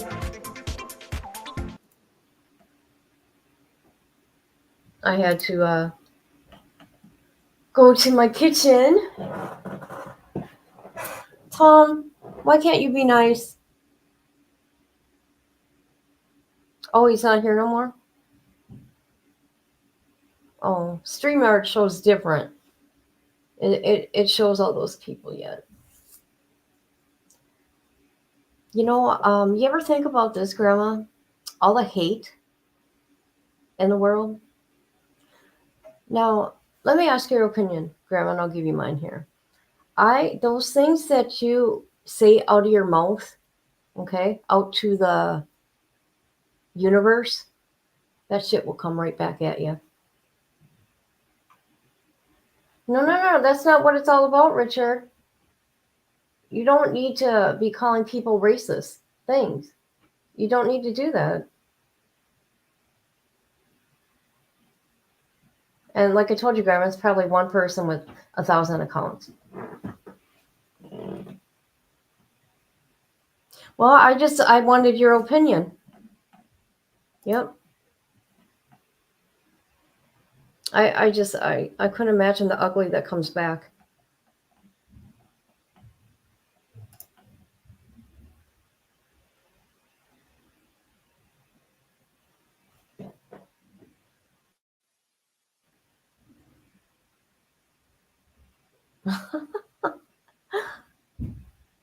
Unreal. Right? I hear you.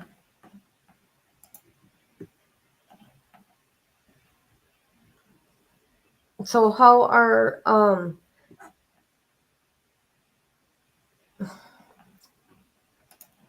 okay, Richard. Okay, Richard. So what kind of cancer does your dad have?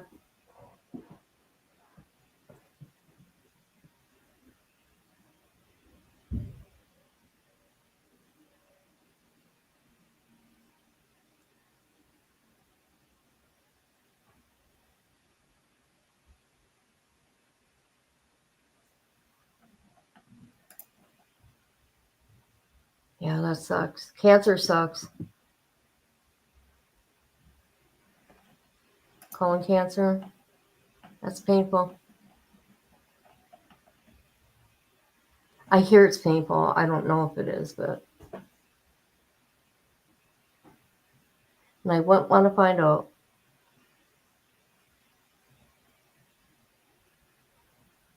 And here you thought you were all done with all these doctor appointments. Oh, he already has a colostomy bag? Oh, no. Damn. Oh, that's right. You did too. I don't remember what kind you had. How long you been in remission?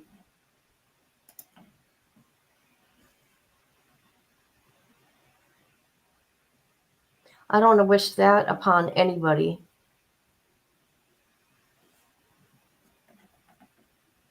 Even haters. 20 years, huh?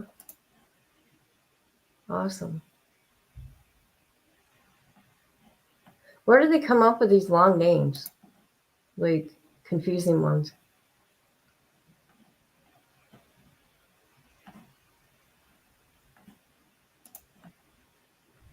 When you're 38? Wow. That's young. How are those chickens doing?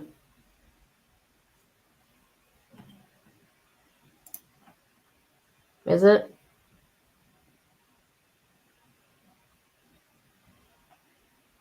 What kind of treatment did you do? Chemo or what?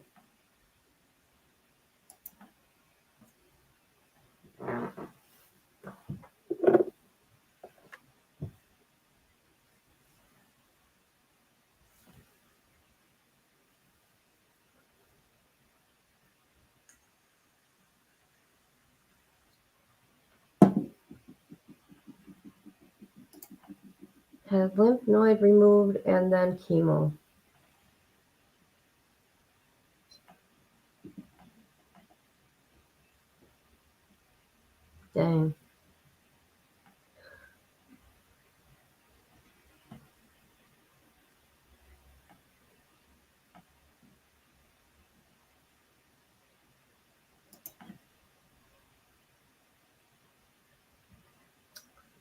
Oh, you lost your hair, huh? You know, my dad had his radiation, right? It made his hair thin. Of course, we know chemo does that, but he was burnt from the inside out.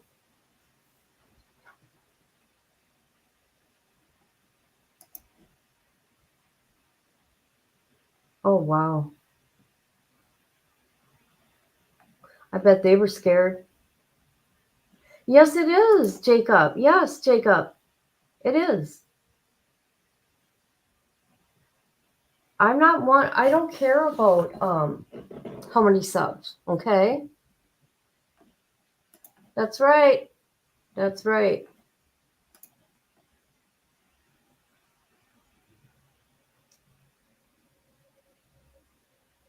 Why are you so rude? Why do you come in here all rude? You like to press people, right?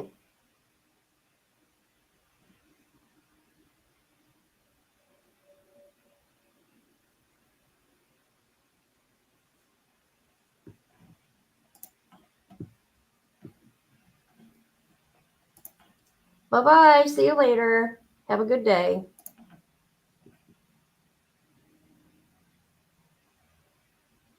I will. I will. And you have fun trolling somewhere else.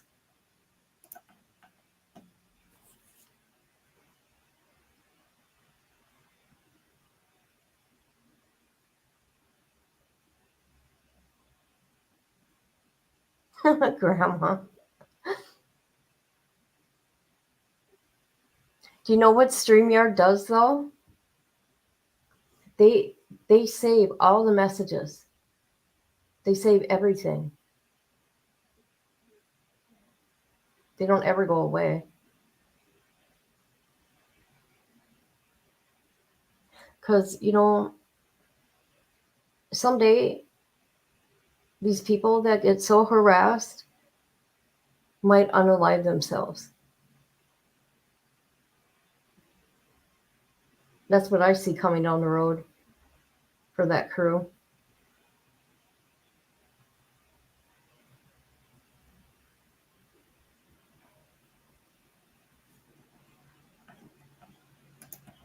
I'm a much nicer person than they will ever get to be with me, right? Okay, so he said before 4 o'clock, they're coming back, right? Obviously, you know, it's going to be another 10.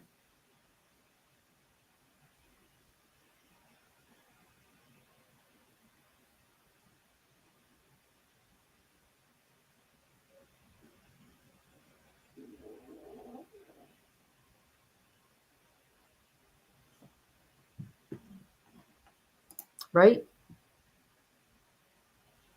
Grandma, did you see the video of allegedly drugs got handed to Thug in the courtroom? Prostate and let me think.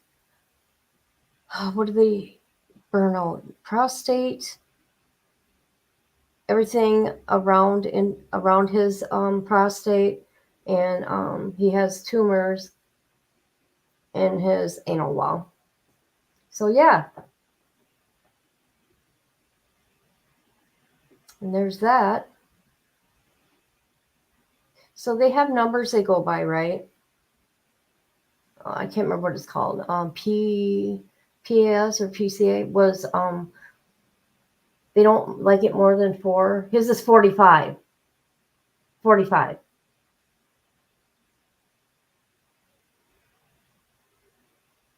So there's that.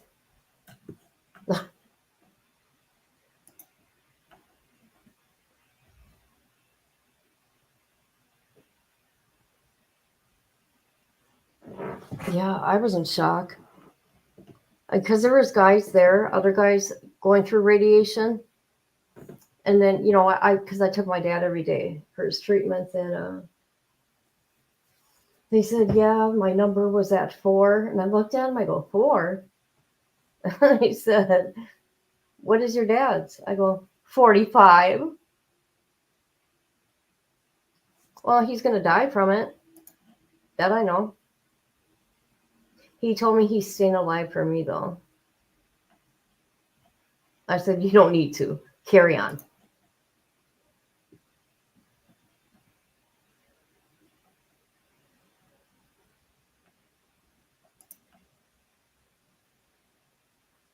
Yeah.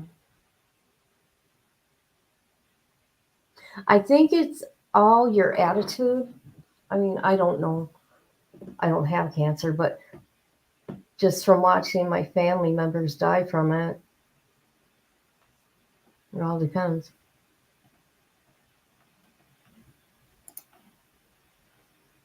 So that's why I said this may be their last vacation. Okay.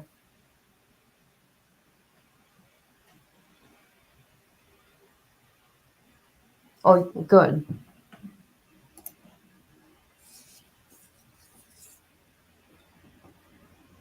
Oh, I don't fear death. Nope, I don't either.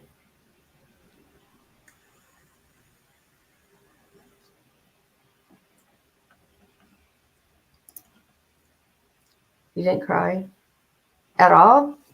I would have.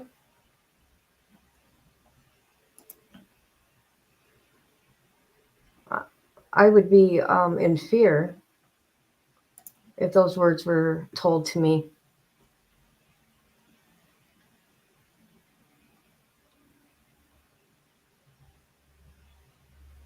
Oh, that's interesting. Not even the sound of that word being told to you that you have cancer. I'd be like, oh, what next?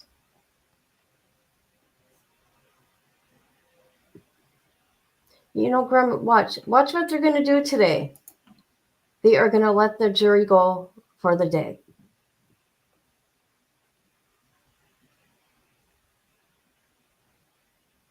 God, I told you over the phone. How tacky is that?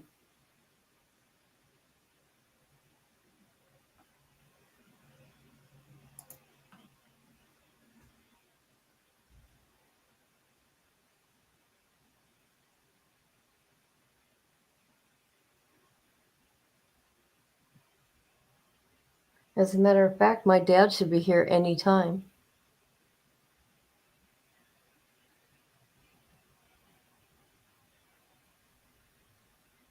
So I pre-warn you, if he comes in here, he has no filter, okay?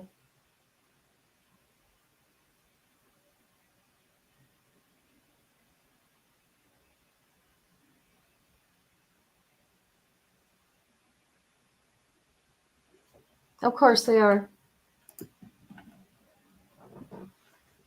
Yep. I heard there's going to be like up to 200 witnesses. Could be wrong though.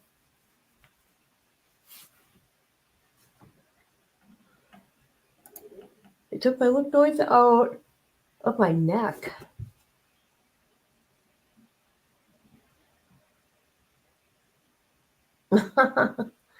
Oh, okay. Did it make you sick, the chemo?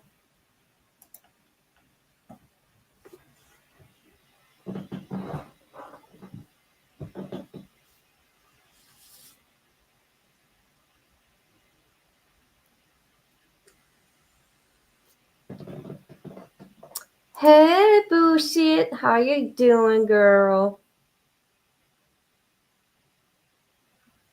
Have you been following this trial?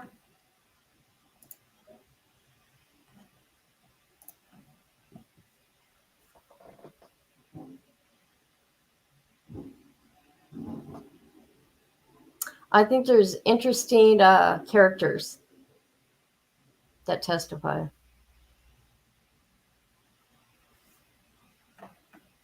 Oh, yuck.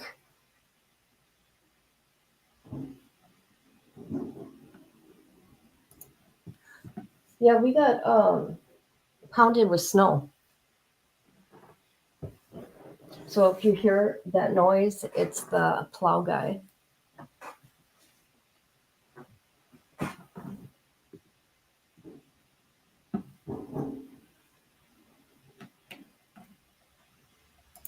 Thank you. I appreciate that. You always do. You always pop in.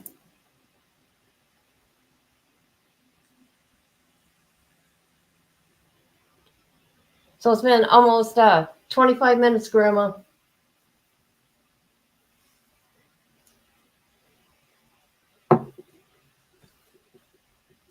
They're always late.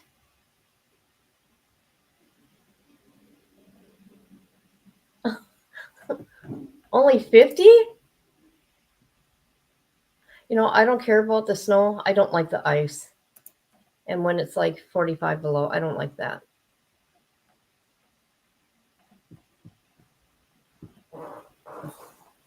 Look at how far away. Look at here. Grandma, look. Look how far away they have these guys from witnesses.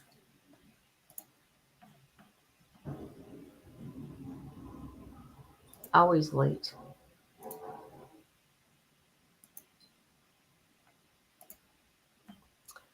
Yeah, snow can be pretty.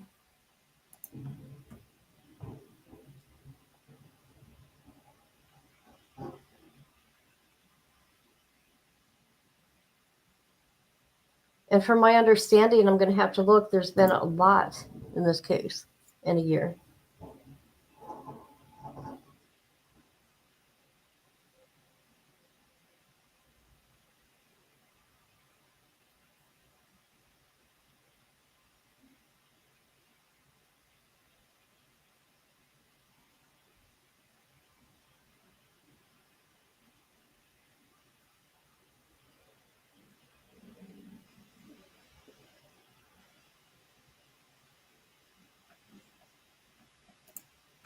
No, this is a RICO Act.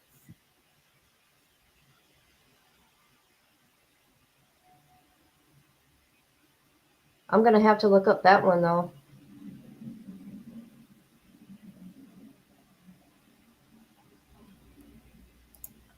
You don't want, yep.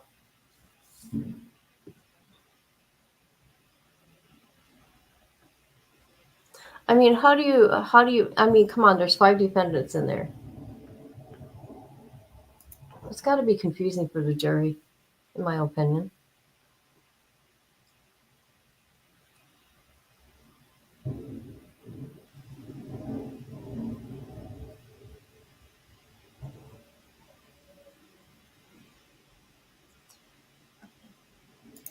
Oh, no, no, no, no, no. That.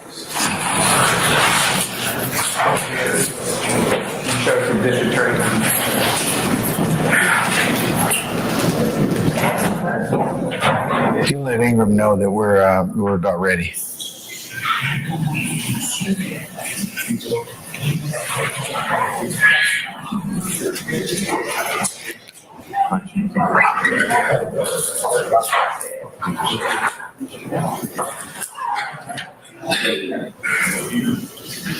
we have let's see, Mr. Stevens rejoin us, please?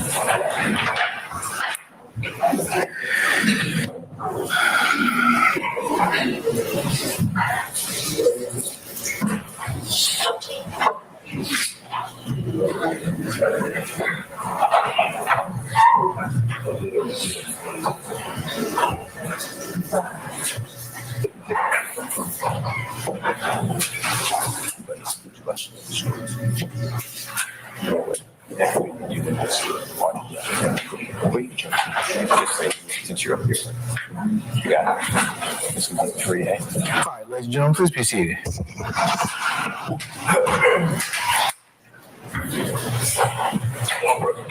All right, thank you, Sergeant Ingram. All right, ladies and gentlemen, just to give you kind of a little planning, we're going to go for probably a little less than an hour or thereabouts, and we're going to recess for today and for the day, and then I'll tell you what we're going to do tomorrow. Okay?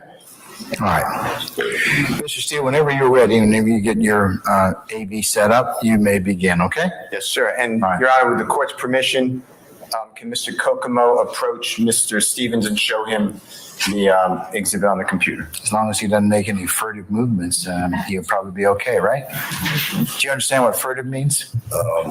Okay, don't worry about it. Just no sudden movements toward our witness, okay? All right, come on up.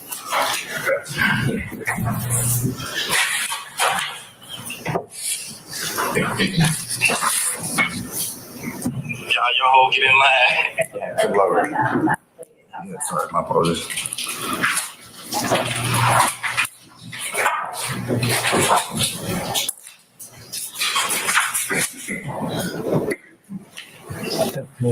Mr. Stevens, did you see those two items that you were just shown by Mr. Kokomo? Yes. And did they fairly and accurately depict what was depicted on the chat that we're going through, which is, I believe, Mr. Williams, number 2? Let me ask a better question. Is that part of the chat that we're talking about? Yes. Okay, both of them. Is that fair to say? Yes. Your Honor, I will move. I'm not up to it yet, but I will move for the admission of, and I believe I marked it, Mr. Williams, number 3.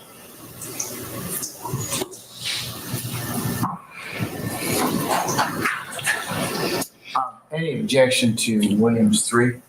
For clarity, is that just the last video that was shown? There's a 2.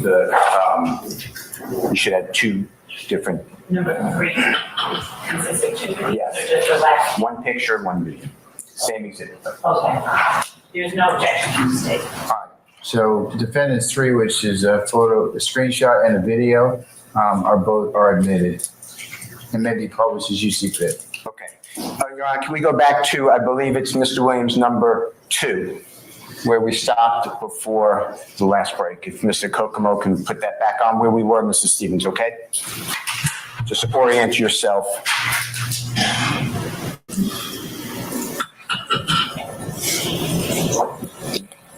So just waiting for it to come on the screen, okay?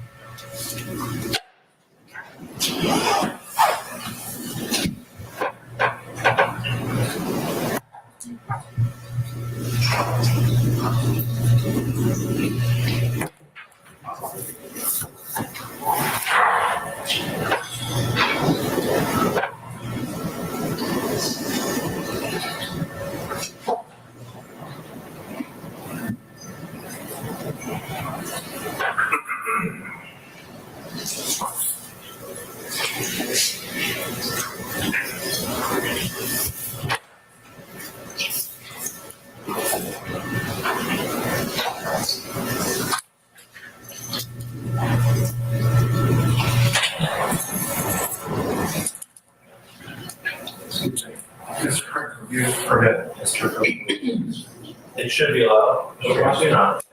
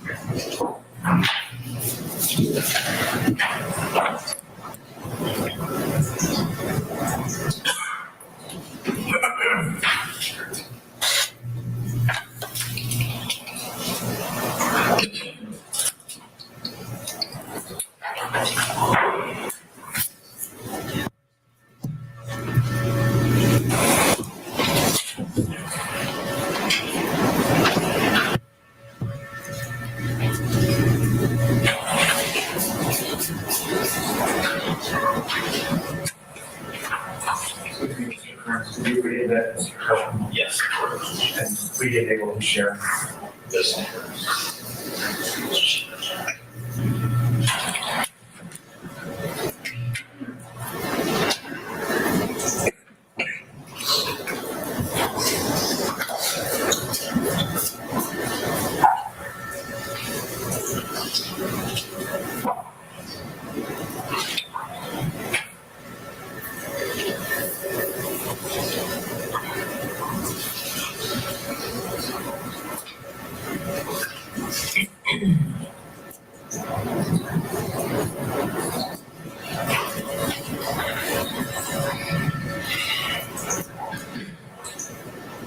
While they're working that out, Your Honor, may I just proceed? Yes, sir. Yes, sir. You certainly may. Okay. Mr. Stevens, I'd like to show you what I'm marking as Mr. Williams number 4.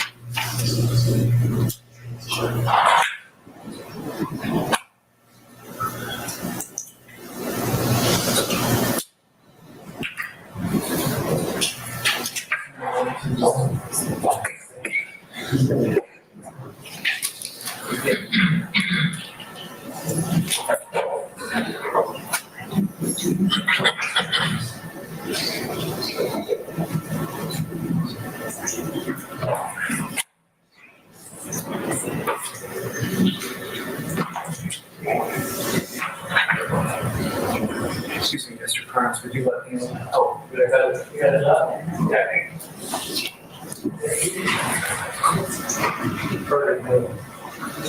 Okay, while Ms. Love is looking at number 4, let's go back, okay, to where we were. This should be Mr. Williams number 2, is that right? That we were talking about? Yes. Okay, so you see where it says now at the very top of page 1604 on Mr. Williams number 3, you see that? And you already talked about that, right? The 87 billion piece? Yes. Okay. And then if you go down the next one, it's the author is underscore all hundreds dot rel, right? Yes. They tripping now. Tell ladies and gentlemen, jury, what that means to you in this context. It looked like he was talking about the amount that this person said he paid for his implant. And what type of implant? A diamond implant into his forehead. Okay. And then the next one, 2B, the Z, G9, PCAP, you see that? Yes. And what does that mean? Cap with a K. He's saying that he don't believe the first author. All right. Now the next one I'd like you to focus on. The author is Thugger1. Whose Instagram handle is that?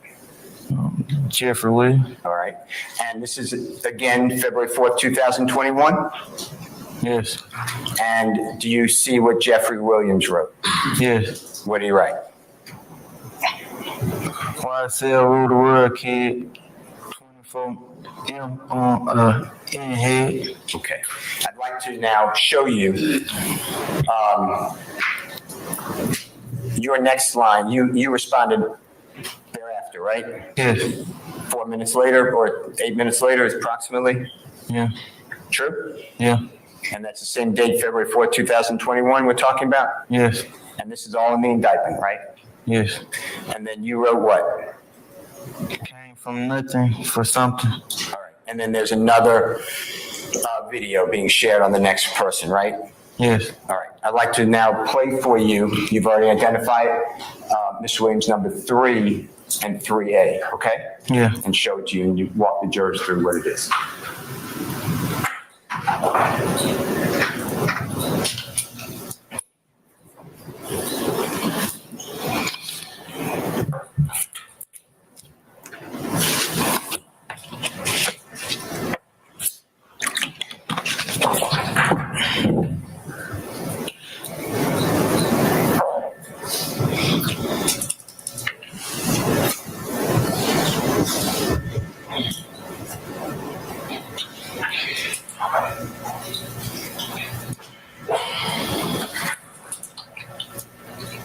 Can you show? When you can you play it? With sound, please. Can you restart it with sound, please?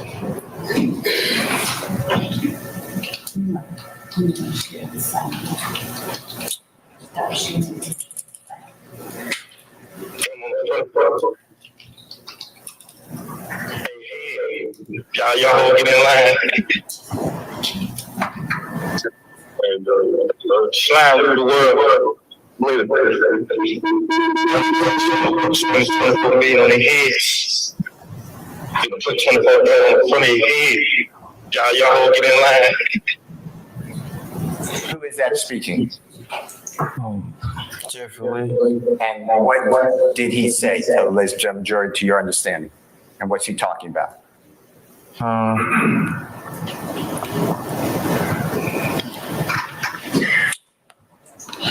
He's saying,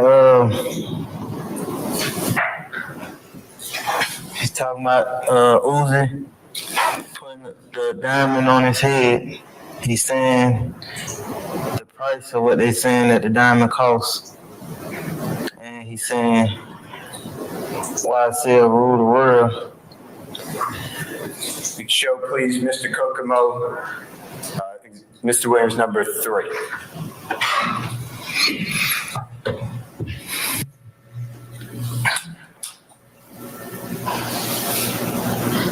Do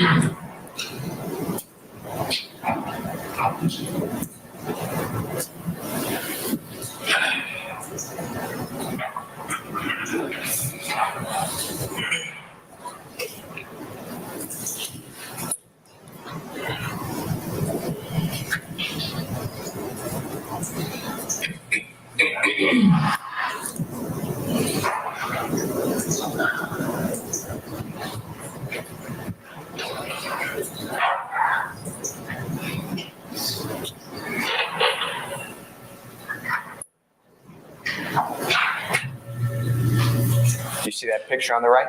Yeah. And who is that, if you recognize that person? Uzi Vert. And the rapper that you talked about earlier? Yes. And what is on the center of his head, or purportedly, that means what's it supposed to be? An implant of a diamond. And does he say $24 million? Yes. All right. Tell the ladies and gentlemen jury, is that what the chat was about that is referenced in overt act number 127, count 1? Yes. What does that have to do, just tell the ladies and gentlemen jury, with expanding and helping the reputation of YSL gang?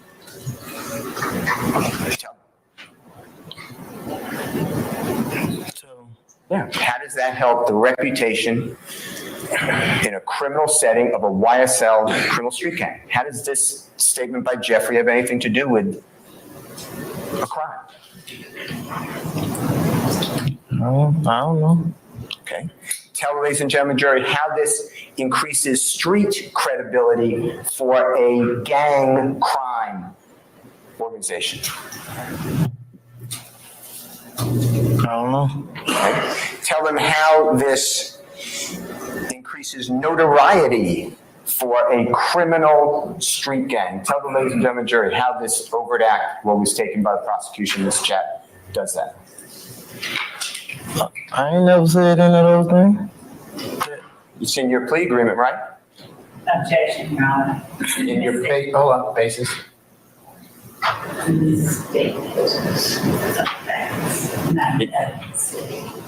Objection, go ahead. It's in your plea agreement, correct? Yeah. Okay. It's also in the indictment, right? You're familiar with it? Right. Okay. I'm going to ask you, this chat, is this public? Meaning if one of the jurors or the court reporter wanted to read it without being a search warrant, law enforcement, were they included in this? No.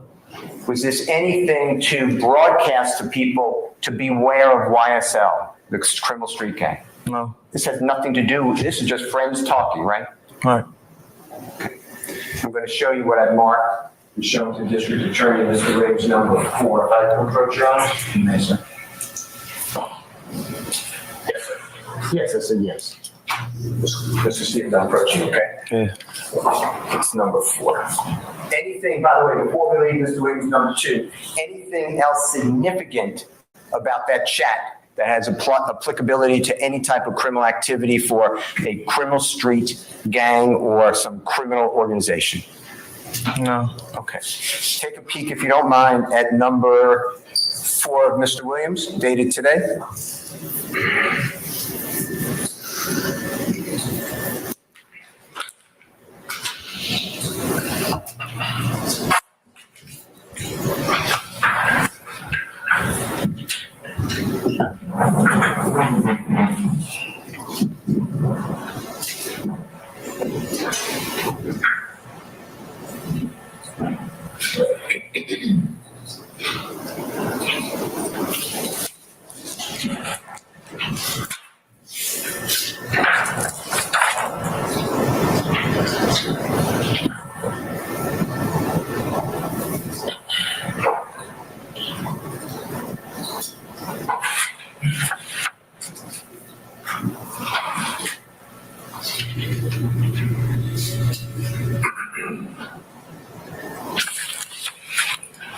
Familiarize yourself with that as best you can, and just tell us when you're ready to discuss it, okay? All right, it's a lot. I'm just reading over. That's fine.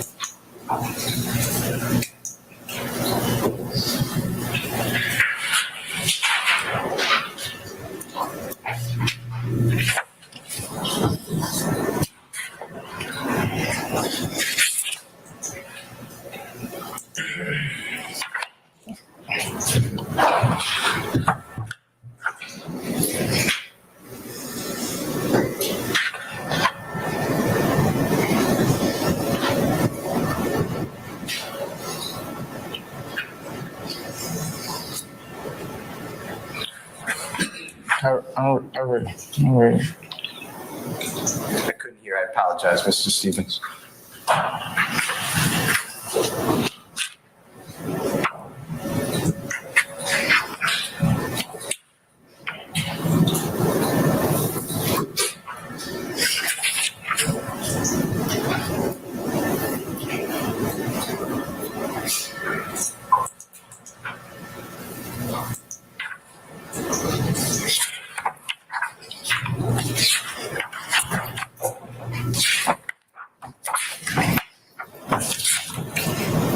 my faculties and attachments.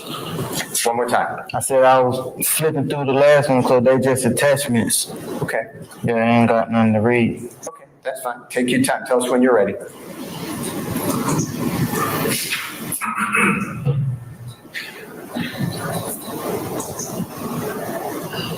All right. Does what is shown to you as Mr. Williams number 4, does that accurately depict the chats that you were included in around the time in February 2021 that we're talking about? Yes. Okay. And are there anything that you remember except for the attachments? I know it's paper, there's no attachments, but is it accurate otherwise? Yes. Your Honor, I move for Mr. Williams number 4 to be admitted into evidence. Any objection to defendant Williams 4? No, Your Honor. All right, defendant Williams 4 is admitted and may be published as you see fit. Mr. Kokomo, can you try, my friend? Thank you.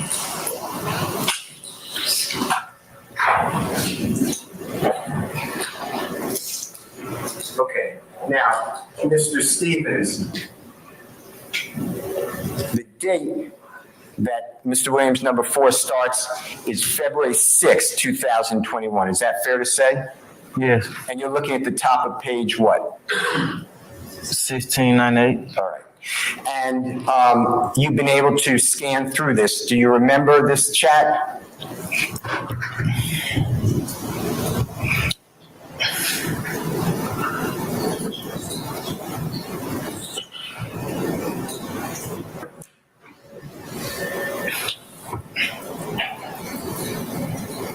I'm trying to remember the exact direction the conversation was going in. But yeah, I remember it though. Okay, that's fine. Yeah. And I couldn't hear what you said. I said I was trying to remember the exact direction that the conversation was going in with. And is it fair to say that this chat is about different things, but it's about paying rent money? And who was the participants about who's paying rent, the concern about paying rent? Who was talking about that? Want me to go through and read it? If you don't mind, just tell us who the people are that's talking about paying the rent. And tell us what page you're on and where you're looking.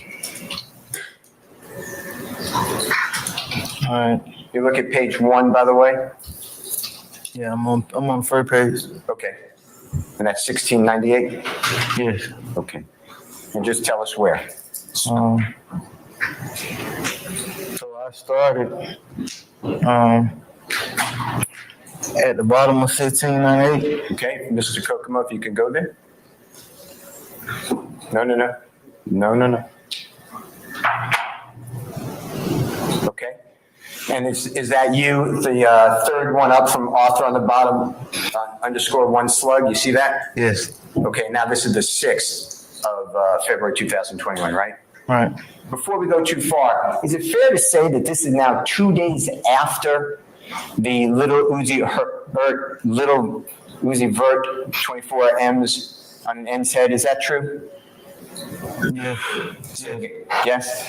So in the indictment, when it has count number 127, and it states that this is on February 4th, 2021, this next series of conversations is actually 2 days later. Fair to say? Yeah, it does not say count 127. Sorry. I agree. Why don't you just rephrase, Mr. Steele? Number 127. We're now about the last part. If you look at Overt Act 127, yeah, it says, y'all just start bringing me the money, manual, and stop playing with me. See that? Yes. This is 2 days later, right? Yes. Okay. All right, now let's go. So we're at the bottom of the first page on Mr. Williams number 4, and it says, since everybody, you see that where you wrote that? Yes. All right. And it reads, since everybody on the tight, I think it means time, let's chop up 1,500, or let's chop this 1,500 up that was due yesterday the 5th. You see that? Yes. Tell the ladies and gentlemen, jury, what exactly you're talking about.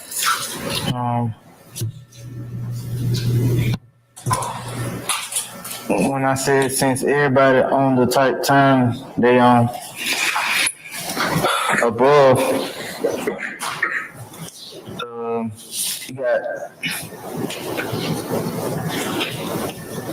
you got two guys talking about the Chiefs and the Buccaneers game. So that's what I mentioned by the time they on it. They was trying to bet on the game, and I was short on the rent. Okay. And were you sharing this place with other people? Did they have to potentially chip in, or should they have potentially chipped in for rent? Yeah. That was your position? Yeah. And they're betting on football? Yeah. Okay. And if you turn, and if you need to do it differently, just do it. But if you turn to page 3 of this document,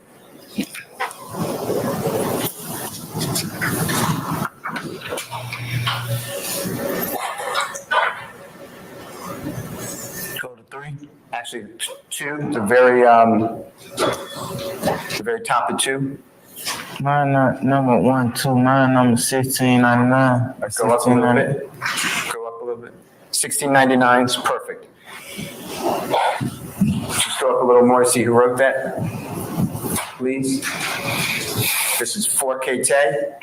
And what's he talking about there?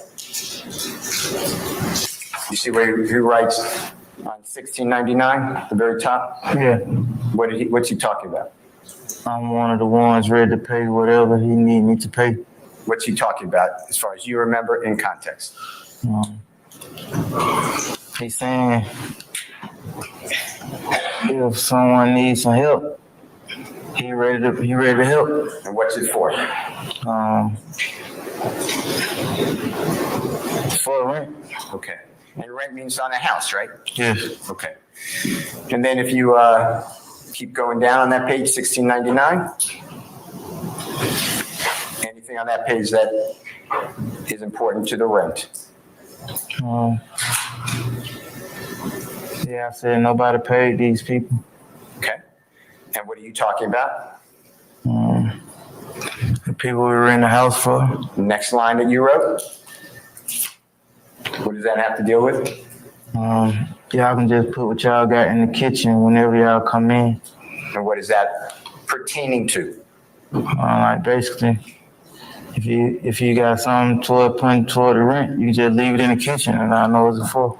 Okay. And then figure 1 is right after that saying yo. You see that? Yeah. All right.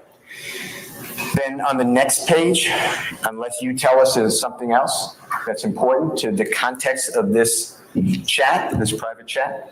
Yeah.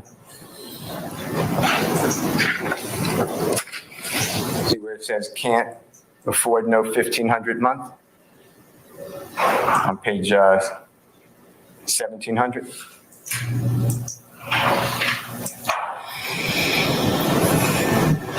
Yeah.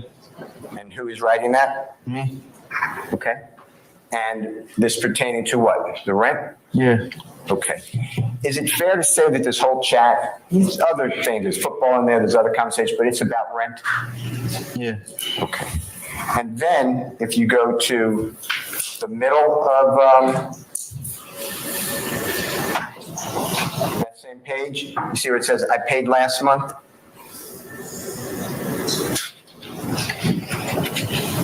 Oh, 1701. What page is it? Hold on one second, Mr. Kokomo, show page. Go down, Mr. Kokomo. Go up a little bit. See on 1700? Yeah. Talking about rent? Yeah. Okay. And you see where it says on the next page, which is 1701? Yeah. The middle of the page, see where it says, middle of the page, Mr. Kokomo, when you get a chance?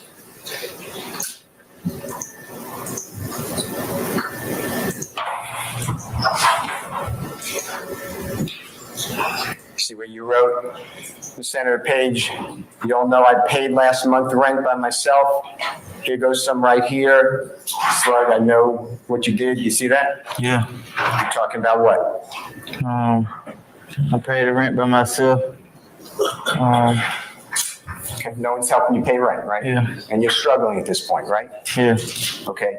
Then if you go to anything, tell us if we're skipping anything important, but otherwise if you go another 4 pages on the bottom.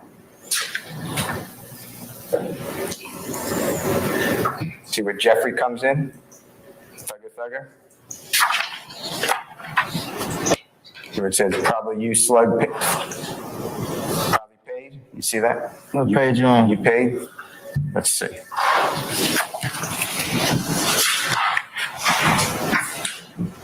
Oh, yeah. What page you on, sir? 1705. 1705, Mr. Kokomo, if you don't mind.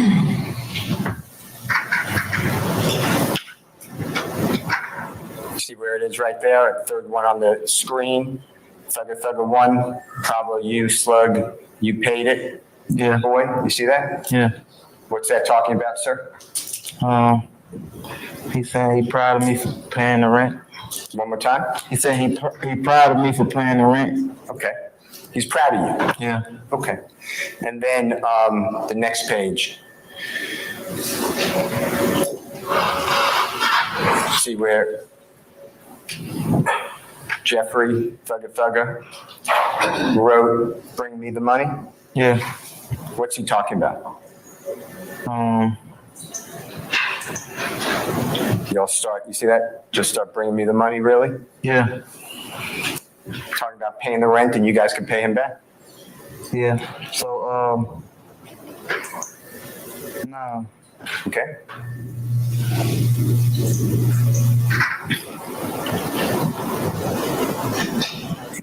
He's basically saying, because he was helping out, and he was basically saying, like, I'm helping out while my money ain't making it to the right person's hand that it's supposed to be making it to. Okay. He's helping guys out with the rent, right? Yeah. What does that have to do with, you see overt act number 127 in your indictment?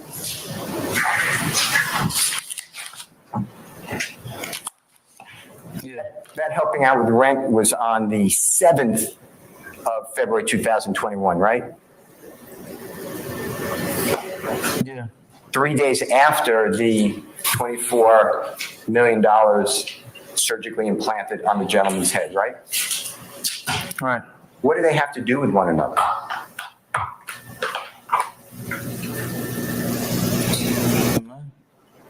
Okay. And what is so sinister about Jeffrey helping out when you can't pay the rent? Sinister is a bad word. Let me redo it. What is y'all start bringing me the money have to do with increasing the reputation of a criminal organization? Tell the jurors. Your Honor, I'm going to object. The court should give the law. I'll stand. You can rephrase for Mr. Steele, okay? This is in your plea agreement, right? This being what, sir? This statement is in your plea. You agree that this... Why are you referring to it? Okay, number 10, I believe, in your plea agreement. I believe it's number 10. If I'm wrong, just correct me.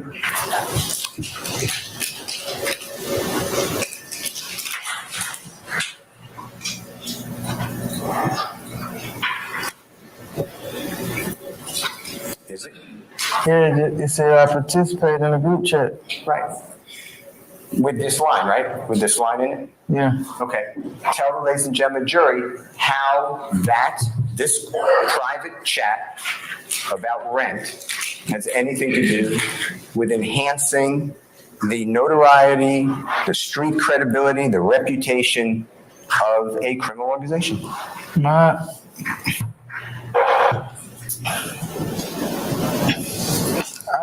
I agreed to this because it said that I participated in a group chat, and that's what I did. So I understand.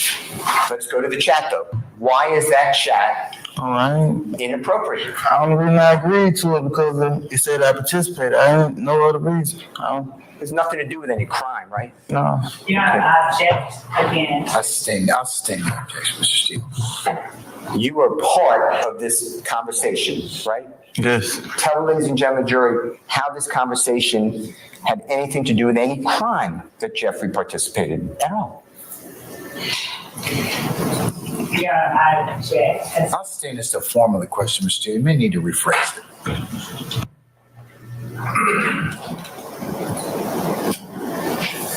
Mr. Stevens, does this conversation that the jurors just went through, and they can read the whole thing, they'll have it. It's in evidence, okay? Have anything to do with Jeffrey involved in any type of crime that furthers the interest of any gang in any way? Your Honor, I object. He's part of the conversation. The law. I stand in objection. What's the conversation about, sir? One of it was about an implant, and one of it was about rent money. Okay. Now, I'd like to talk with you about overt act number, if you could turn to it in your indictment. 132.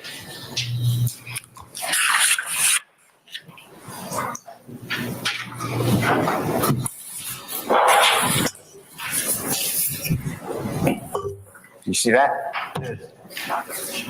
And I'm going to show you. Can you do me a favor?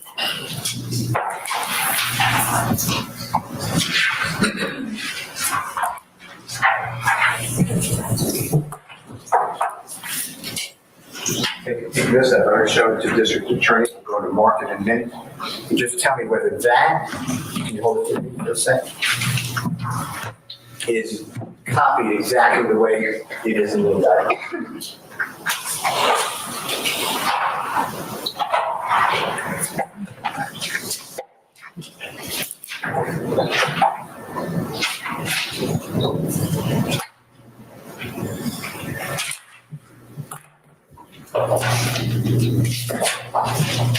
Yes. Your Honor, marking it as Mr. Williams, number 18, for demonstrative purposes, asked to display to the jury. Any objection to defendant's 18 for demonstrative?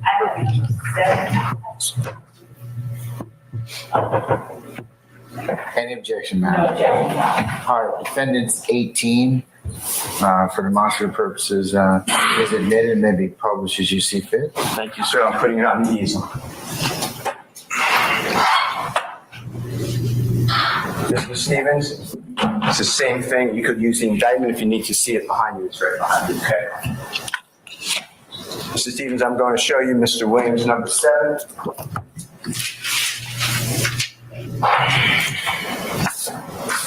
All right, approach, Your Honor. You may, sir. Tell me whether you take a peek at this, if you don't mind, sir. Tell me if you can recall and recognize what I've marked as Mr. Williams, number 7. This is yeah.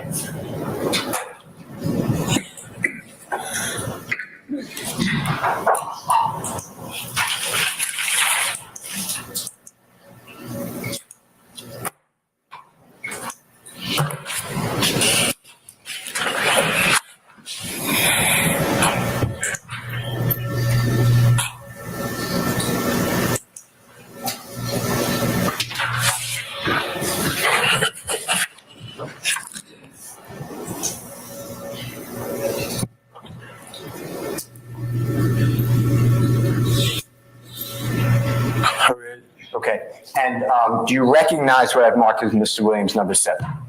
Yes. And is it accurate, meaning is it best your memory what was the chat? Yeah, this is in the chat. Yeah. Okay. Your Honor, I move for the admission of Mr. Williams number 7 into evidence. Any objection to defendant Williams 7?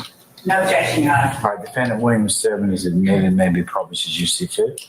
Okay. Now, Mr. Stevens, while Mr. Kokomo has put this on the screen, this date now is approximately, what is it, May 13th, 2021, is that correct? That this chat is going on? Yes. And again, this is an Instagram chat, correct? Yes. And it's between you, Mr. Williams is on there as Thugger 1, right? Yeah. And then other people, friends are in there, right? Right. And this is not something that's public, is that true to say? Right. This is just a private conversation until now it's in open court, right? Yes. All right. And in this group text, and it starts at page 3242, you see that at the top? Yeah. Tell the ladies and gentlemen, jury, what's being discussed? I'm trying to see if I can remember. You want me to read it from the top? We could, but do you remember? Did it refresh your memory about a gentleman? I read it before. Okay. I mean, of course, this was one of my overacts in the indictment. Right. Yeah, so I read it. Okay. And I was then trying to make some sense out of it. Okay, well, let's tell ladies and gentlemen, jury, what it is. Is it fair to say there's a man named Instagram handle Gutta, Gutta, on this? Yes. And you're having conversation along with other people with Gutta, you remember that? Yeah. And is it fair to say that Gutta falsely told your girlfriend that you were cheating on her, something like that? Is that true?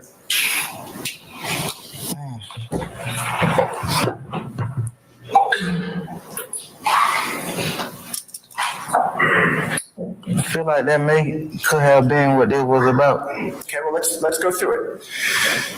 The first one is on page 3242. That's just an attachment. You see that? Yeah. And you wrote, put my life on the line for the gang, but they left me out and dry like a wet t-shirt. You see that? Yeah. And then you attach something. Fair to say? Yeah. All right. And then the next one is plenty with 2 Y's. And then it has the 2 triangles we've been talking about, right? Yeah. And then the next one, plenty is saying in the body, Gutta lame, right? Yes. And Gutta is a person. Right. On this chat. Correct? Mm-hmm. And then Gutta responds, keep my name out of your mouth. You see that? Yes. Okay. And the next one is plenty, YY. You heard what I said, any N running to the gram about SHIT. He can text an N is lame. So you lame N, now what? You remember that? Yeah. And then Gutta responded. What are they talking about? Yeah, I feel like Gutta was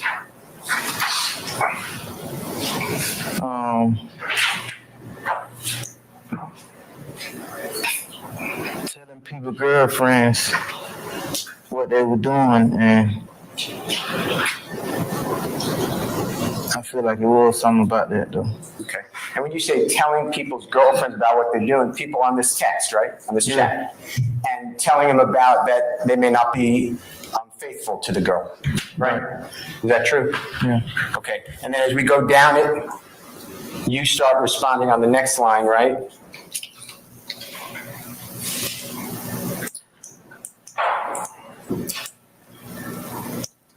You keep going, make you look weak, right? Make us look weak. Yeah.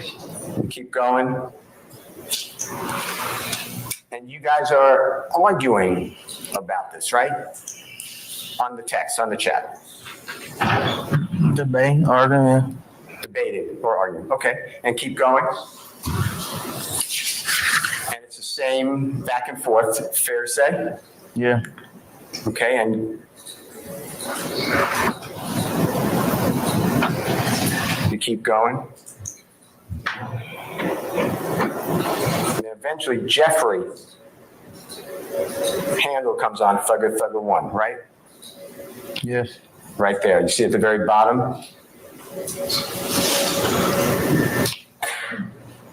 of page, and on the screen it says Bash what gang? I see it. Okay, keep going down.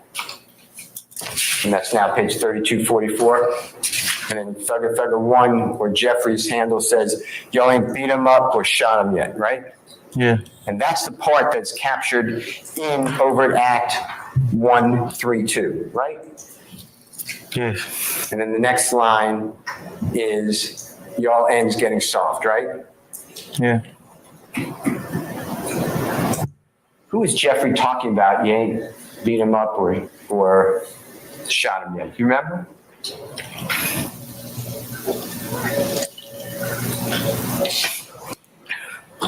If he said that, I feel like he was saying.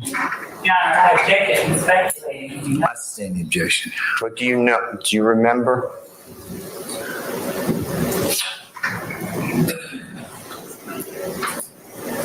So I mean what he was talking about or who he was talking to? Yeah, I mean, he was talking to who? Who's Jeffrey Williams or Thugger 1 talking with? In the chat. Gotta be talking to both of us. Right. And and how did you take it?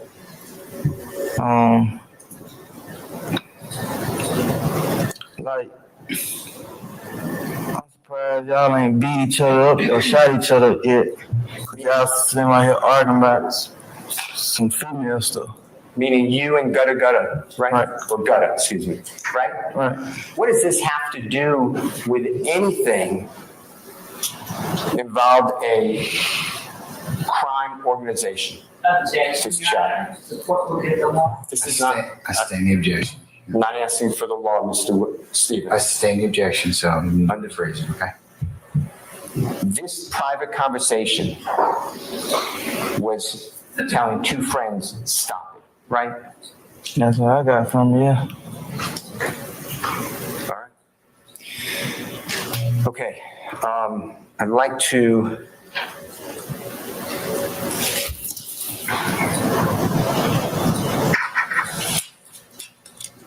show you what I've marked as Mr. Williams number 5.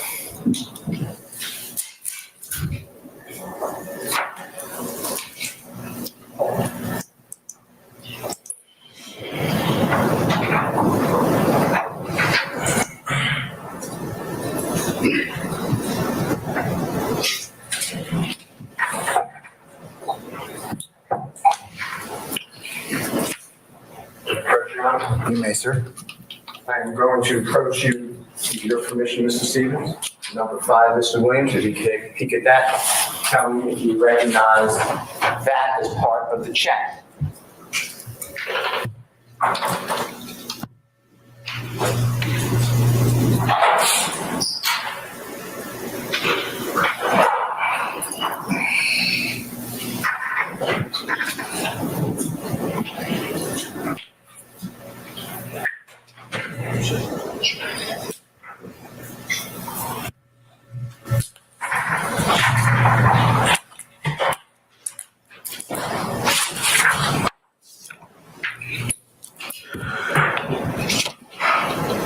Remember that, Mr. I'm not rushing, Mr. Stevens. Take your time.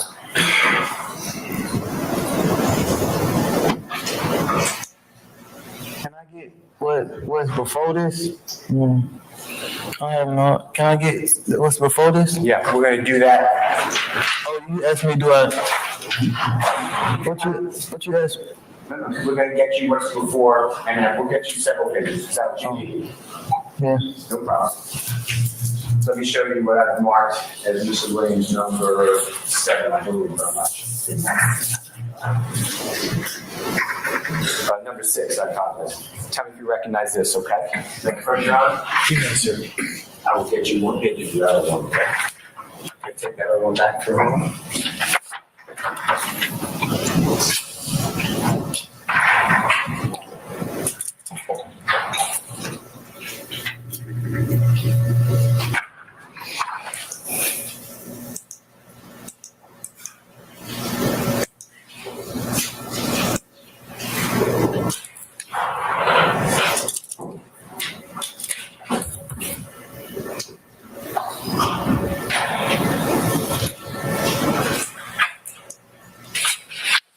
Remember that one, Mr. Stevens? And I'm not trying to rush you.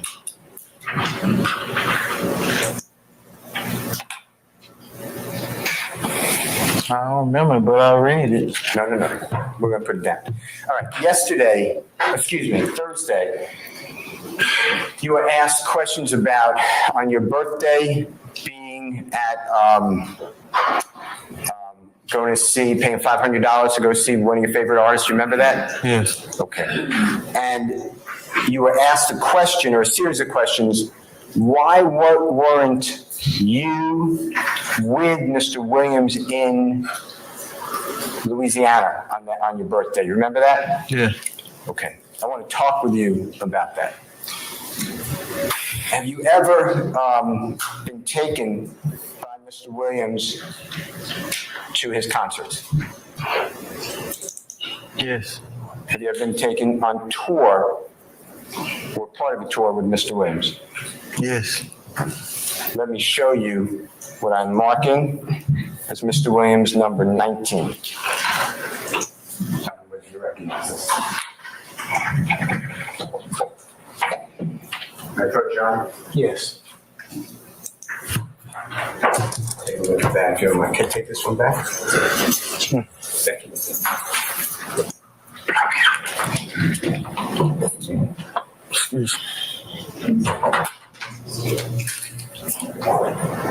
He seems like really. That, Mr. Stevens, tell me whether you recognize like that.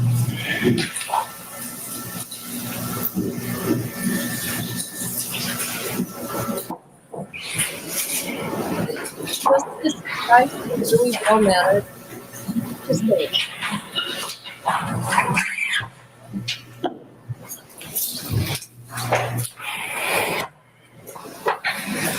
Do you recognize that? Yes. Yes, sir. No. All right. Do you remember Mr. Williams going on a tour of the United States of America and performing in year 2015? I know about the rodeo tour, but I've never seen that book before. That's fine. That's fine. Tell the ladies and gentlemen, jury, if the rodeo tour was Mr. Williams touring and performing throughout America. Yes. Okay. And do you remember he was touring with another artist? Yes. Do you remember who that artist is? Yes. What's the artist's name? Travis Scott. Okay. And do you remember that tour started? Let me take a moment.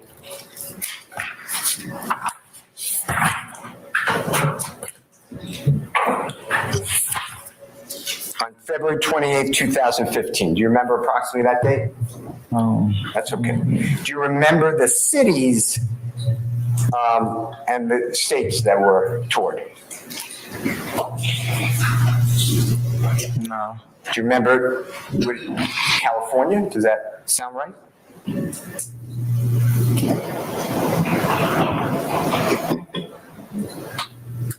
So I know that it was like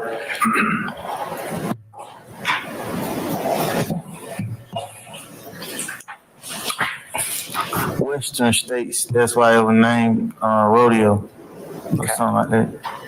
And were you allowed to go on part of that tour? Yes. And do you remember what city or cities or state or states you went to? No. That's okay. And do you remember there came a time that you and others were accused of wrongdoing on that tour?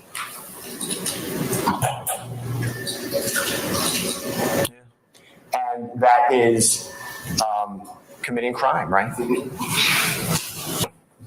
Yeah. Okay. And do you remember Jeffrey Williams repaying any victim of those crimes? But I ain't commit no crime though. Okay. Do you remember him? I'm not saying you did, but you were accused. Somebody thought you did, right? Yeah. True? True. Do you remember Mr. Williams paying people who lost their property, trying to make it right? You remember that? I don't know like what happened, what ended up happening behind the application. I couldn't hear you. I said I don't know what ended up happening behind it. Is it fair to say, ladies and gentlemen, jury, that you were sent home from that tour? I said, oh, You were told by Jeffrey that you could not continue, right? right. Okay, so when the district attorney asked you later that year on your birthday, why weren't you in Louisiana? You were actually sent home from a tour, right? Yeah.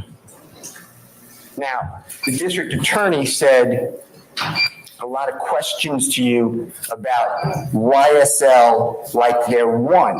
You remember all those questions, like YSL's like a group, always together? Remember all those questions?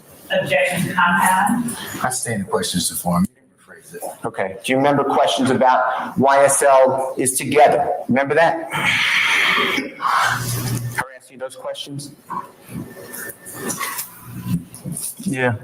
Jeffrey Williams, from early life, he was not on Cleveland Avenue much, was he?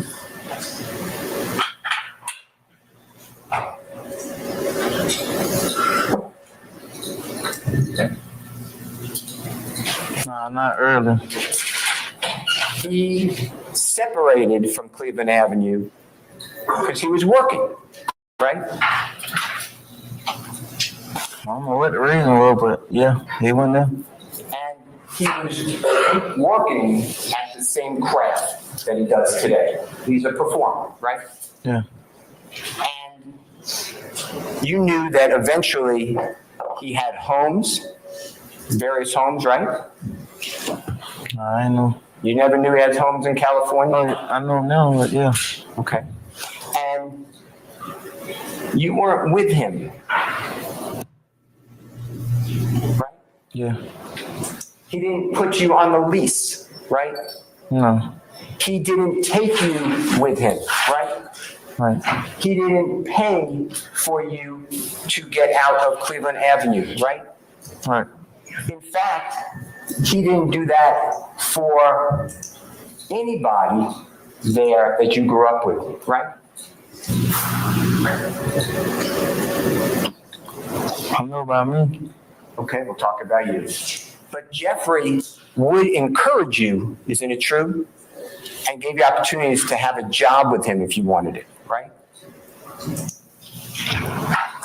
He would encourage me to start selling drugs. One more time? I said he would encourage me to start selling drugs. Yeah, he wanted you to stop committing crime, right? Tell the jury. Yeah. And he offered you jobs like you can carry bags for the group when they tour, right? Tell the jury. Yeah. And he gave you opportunities to try, I'm not saying it's for everybody, but try to perform rap music in the studio, right? Yes. He gave you opportunities, if you wanted it, to possibly try to organize, because they do a lot of packing up the equipment and the luggage, right? And pack for people, right? It was an opportunity for me, man. But you wanted the instant money like a theft, right?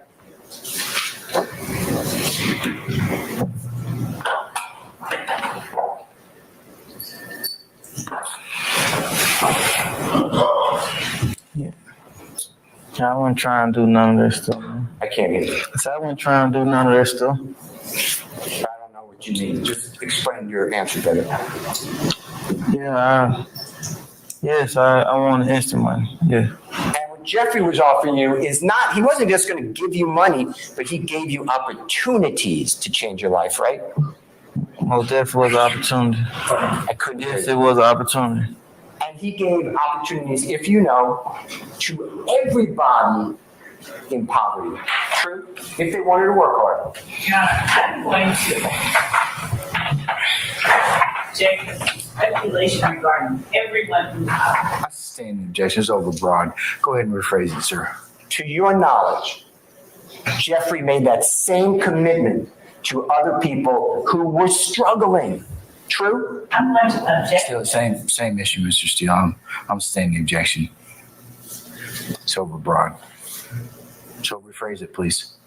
Do you know whether Jeffrey made that offer to others? Still broad. You want to make it a little specific, more specific? Did Jeffrey give an opportunity for lawful work in YSL record company music to other people? If you know. A standing objection. Mr. Stevens.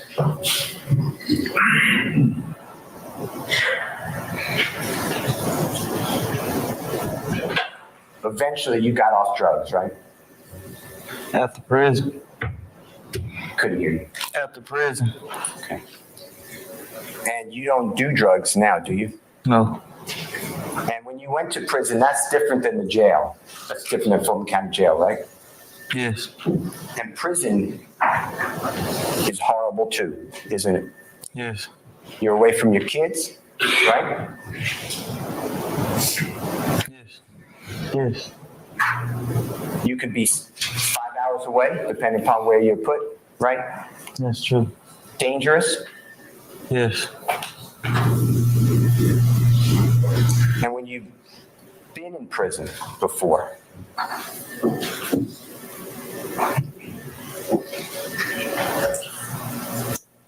how often did Jeffrey Williams come to see you? You can come see me. I can't hear you. None. So according to the prosecution, you're business partners, right? That's what they're saying. You're co-founders. You really didn't co-found anything with Jeffrey. Isn't it true? He went one direction, you stayed in another. Isn't that true?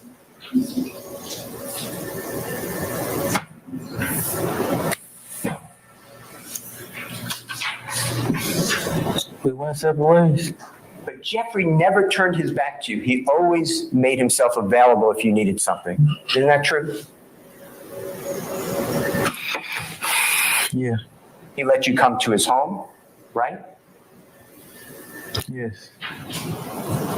If you were going to be put out from your house, he would pay that money for you one time, right? You help out. I can't hear you. He would help out. Okay. But most importantly, he wanted you not to live a life of crime. Isn't that true? Yes.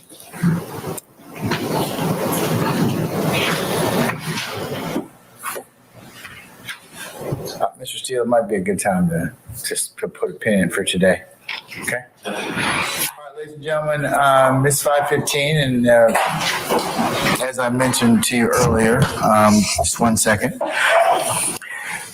Mr. Stevens, we're going to recess for today. So what I'd like you to do is come back tomorrow morning.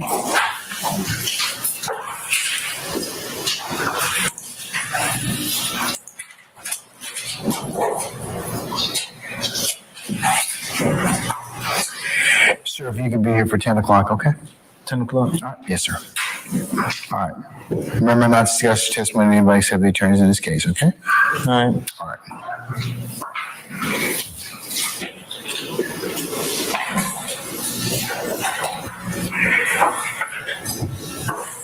That's not what happened.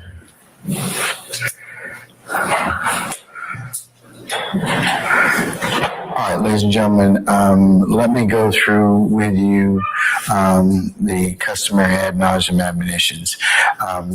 Remember, leave your notepads in your basket. Remember not to discuss the matter. Anything you've heard amongst yourselves in small groups, or while you're while you're going home this evening, or when you get home with your loved ones and others that might be interested in the goings on and your comments in that respect. How are we doing on notepads? We good? Okay, all right. And what are you going to do if some third party tries to talk with you about this incident or about this case? Discuss. What? You can't discuss. You cannot discuss it, and you're going to do what if that happens? Report to you. Report to me in Sarnia room, yes, immediately. All right, okay, ladies and gentlemen, we really thank you for adhering to these admonitions. Again, remember what I told you as I did earlier. They ensure a fair trial, just trial, and lawful trial as to all sides. So we appreciate your diligence with that. We also appreciate your patience with us and your continued patience as you continue to hear this matter. So it's not lost on any of us. That as well. So we thank you. Ladies and gentlemen, any questions of me at this point in time, ministerial in nature? Okay, just to update you accordingly, we are going to have should have a regular work week until Thursday.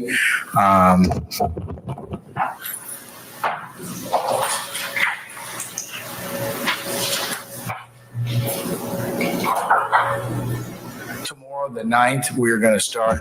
I'd like y'all to be here for 10 o'clock. So we'll probably start between 10 and 10:30. We should be working to about this time tomorrow. Okay, that's Tuesday.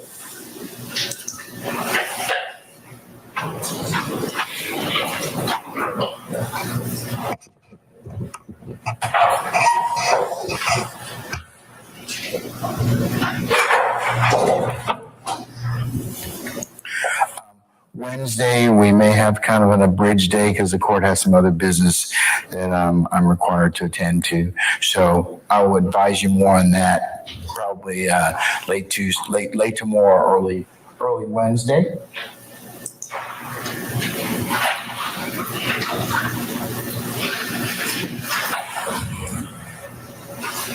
Thursday will be a half day. We're going to probably work till about almost noon, and then Friday you will have a total administrative day, as I have other business I do have to take up on that day, and then that will lead us into the King Week. So the 15th we will be off anyways, and then the 16th, 17th, 18th, and 19th.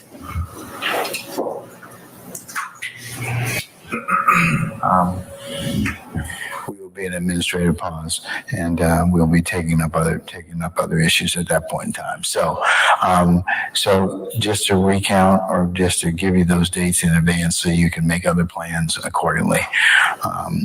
So, any questions of me thus far? Okay, all right.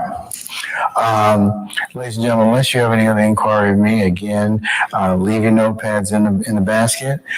Pick up a sticker, and we will see you tomorrow morning, bright and early for 1000 hours, and then we'll go ahead and get started when everybody's in place. All right? Okay. All right. Unless you have any other inquiry of me, all rise.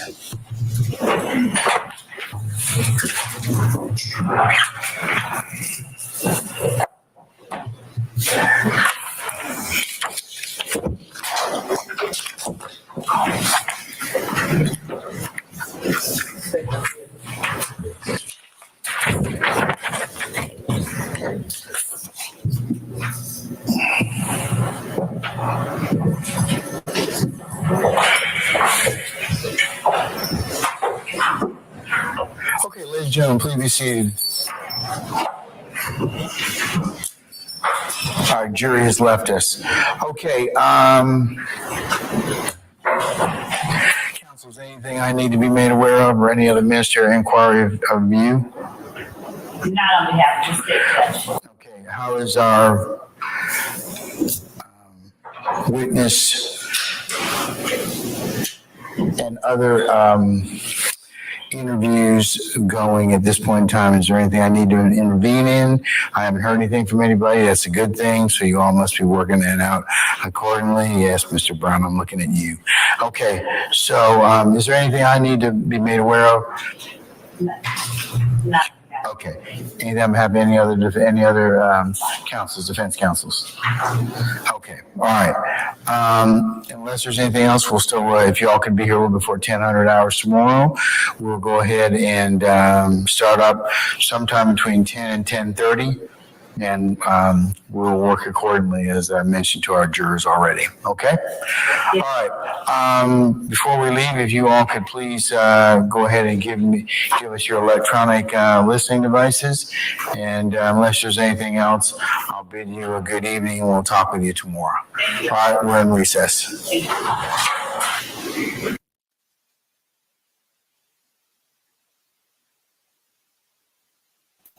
Okay, but I must say, at least today, he was nicer to the defense. Because remember, for the state, he overrules.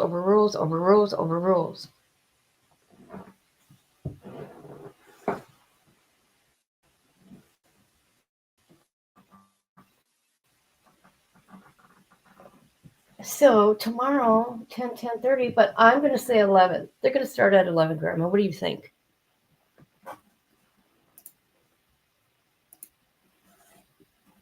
Of course, Grandma. Anything. Anybody wants me to cover, just let me know and I'll cover it.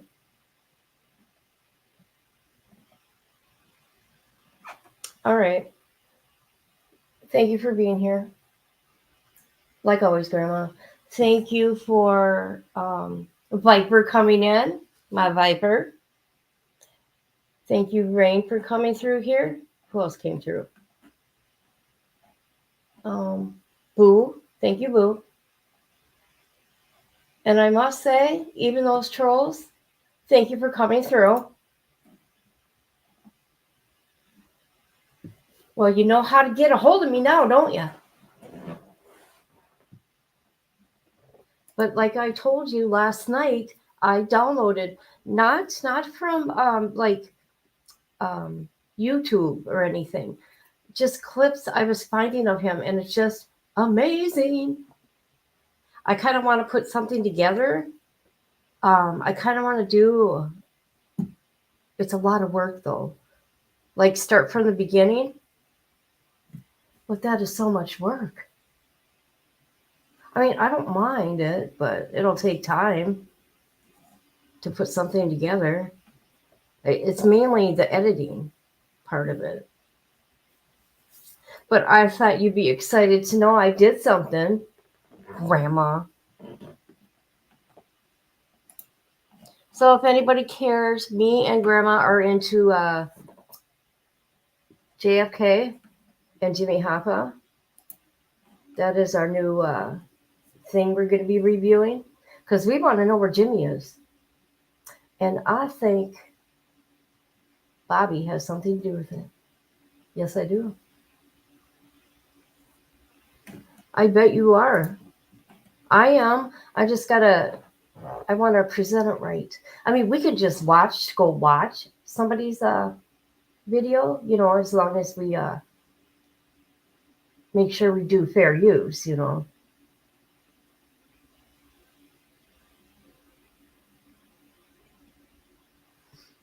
All right. I'm going to go for now. Grandma, hit me up. Okay? You know what I'm doing. Nothing. Okay, love you, Grandma. Oh, and I'm going to be doing a live, Grandma, and you might want to join us. It's going to be a huge panel. It's going to be Viper. Hey, you remember that guy, C-Love? The one that did things to his little cousins? Oh, yeah, some good shit has come up for that. You know how we hate people that do stuff to children. So there's going to be, oh God, how many people can I have on the panel right now? Let's see, 4, 8, 9, 10, 11, 12, I think. I don't know. Shredder was in last night and said something, and Viper was in today. And so hopefully we can get together and we'll figure out a time that works for all of us. He was gross, and I'm going to be showing that video again. Sure am. I'm going to keep showing it. All right. Later, everybody.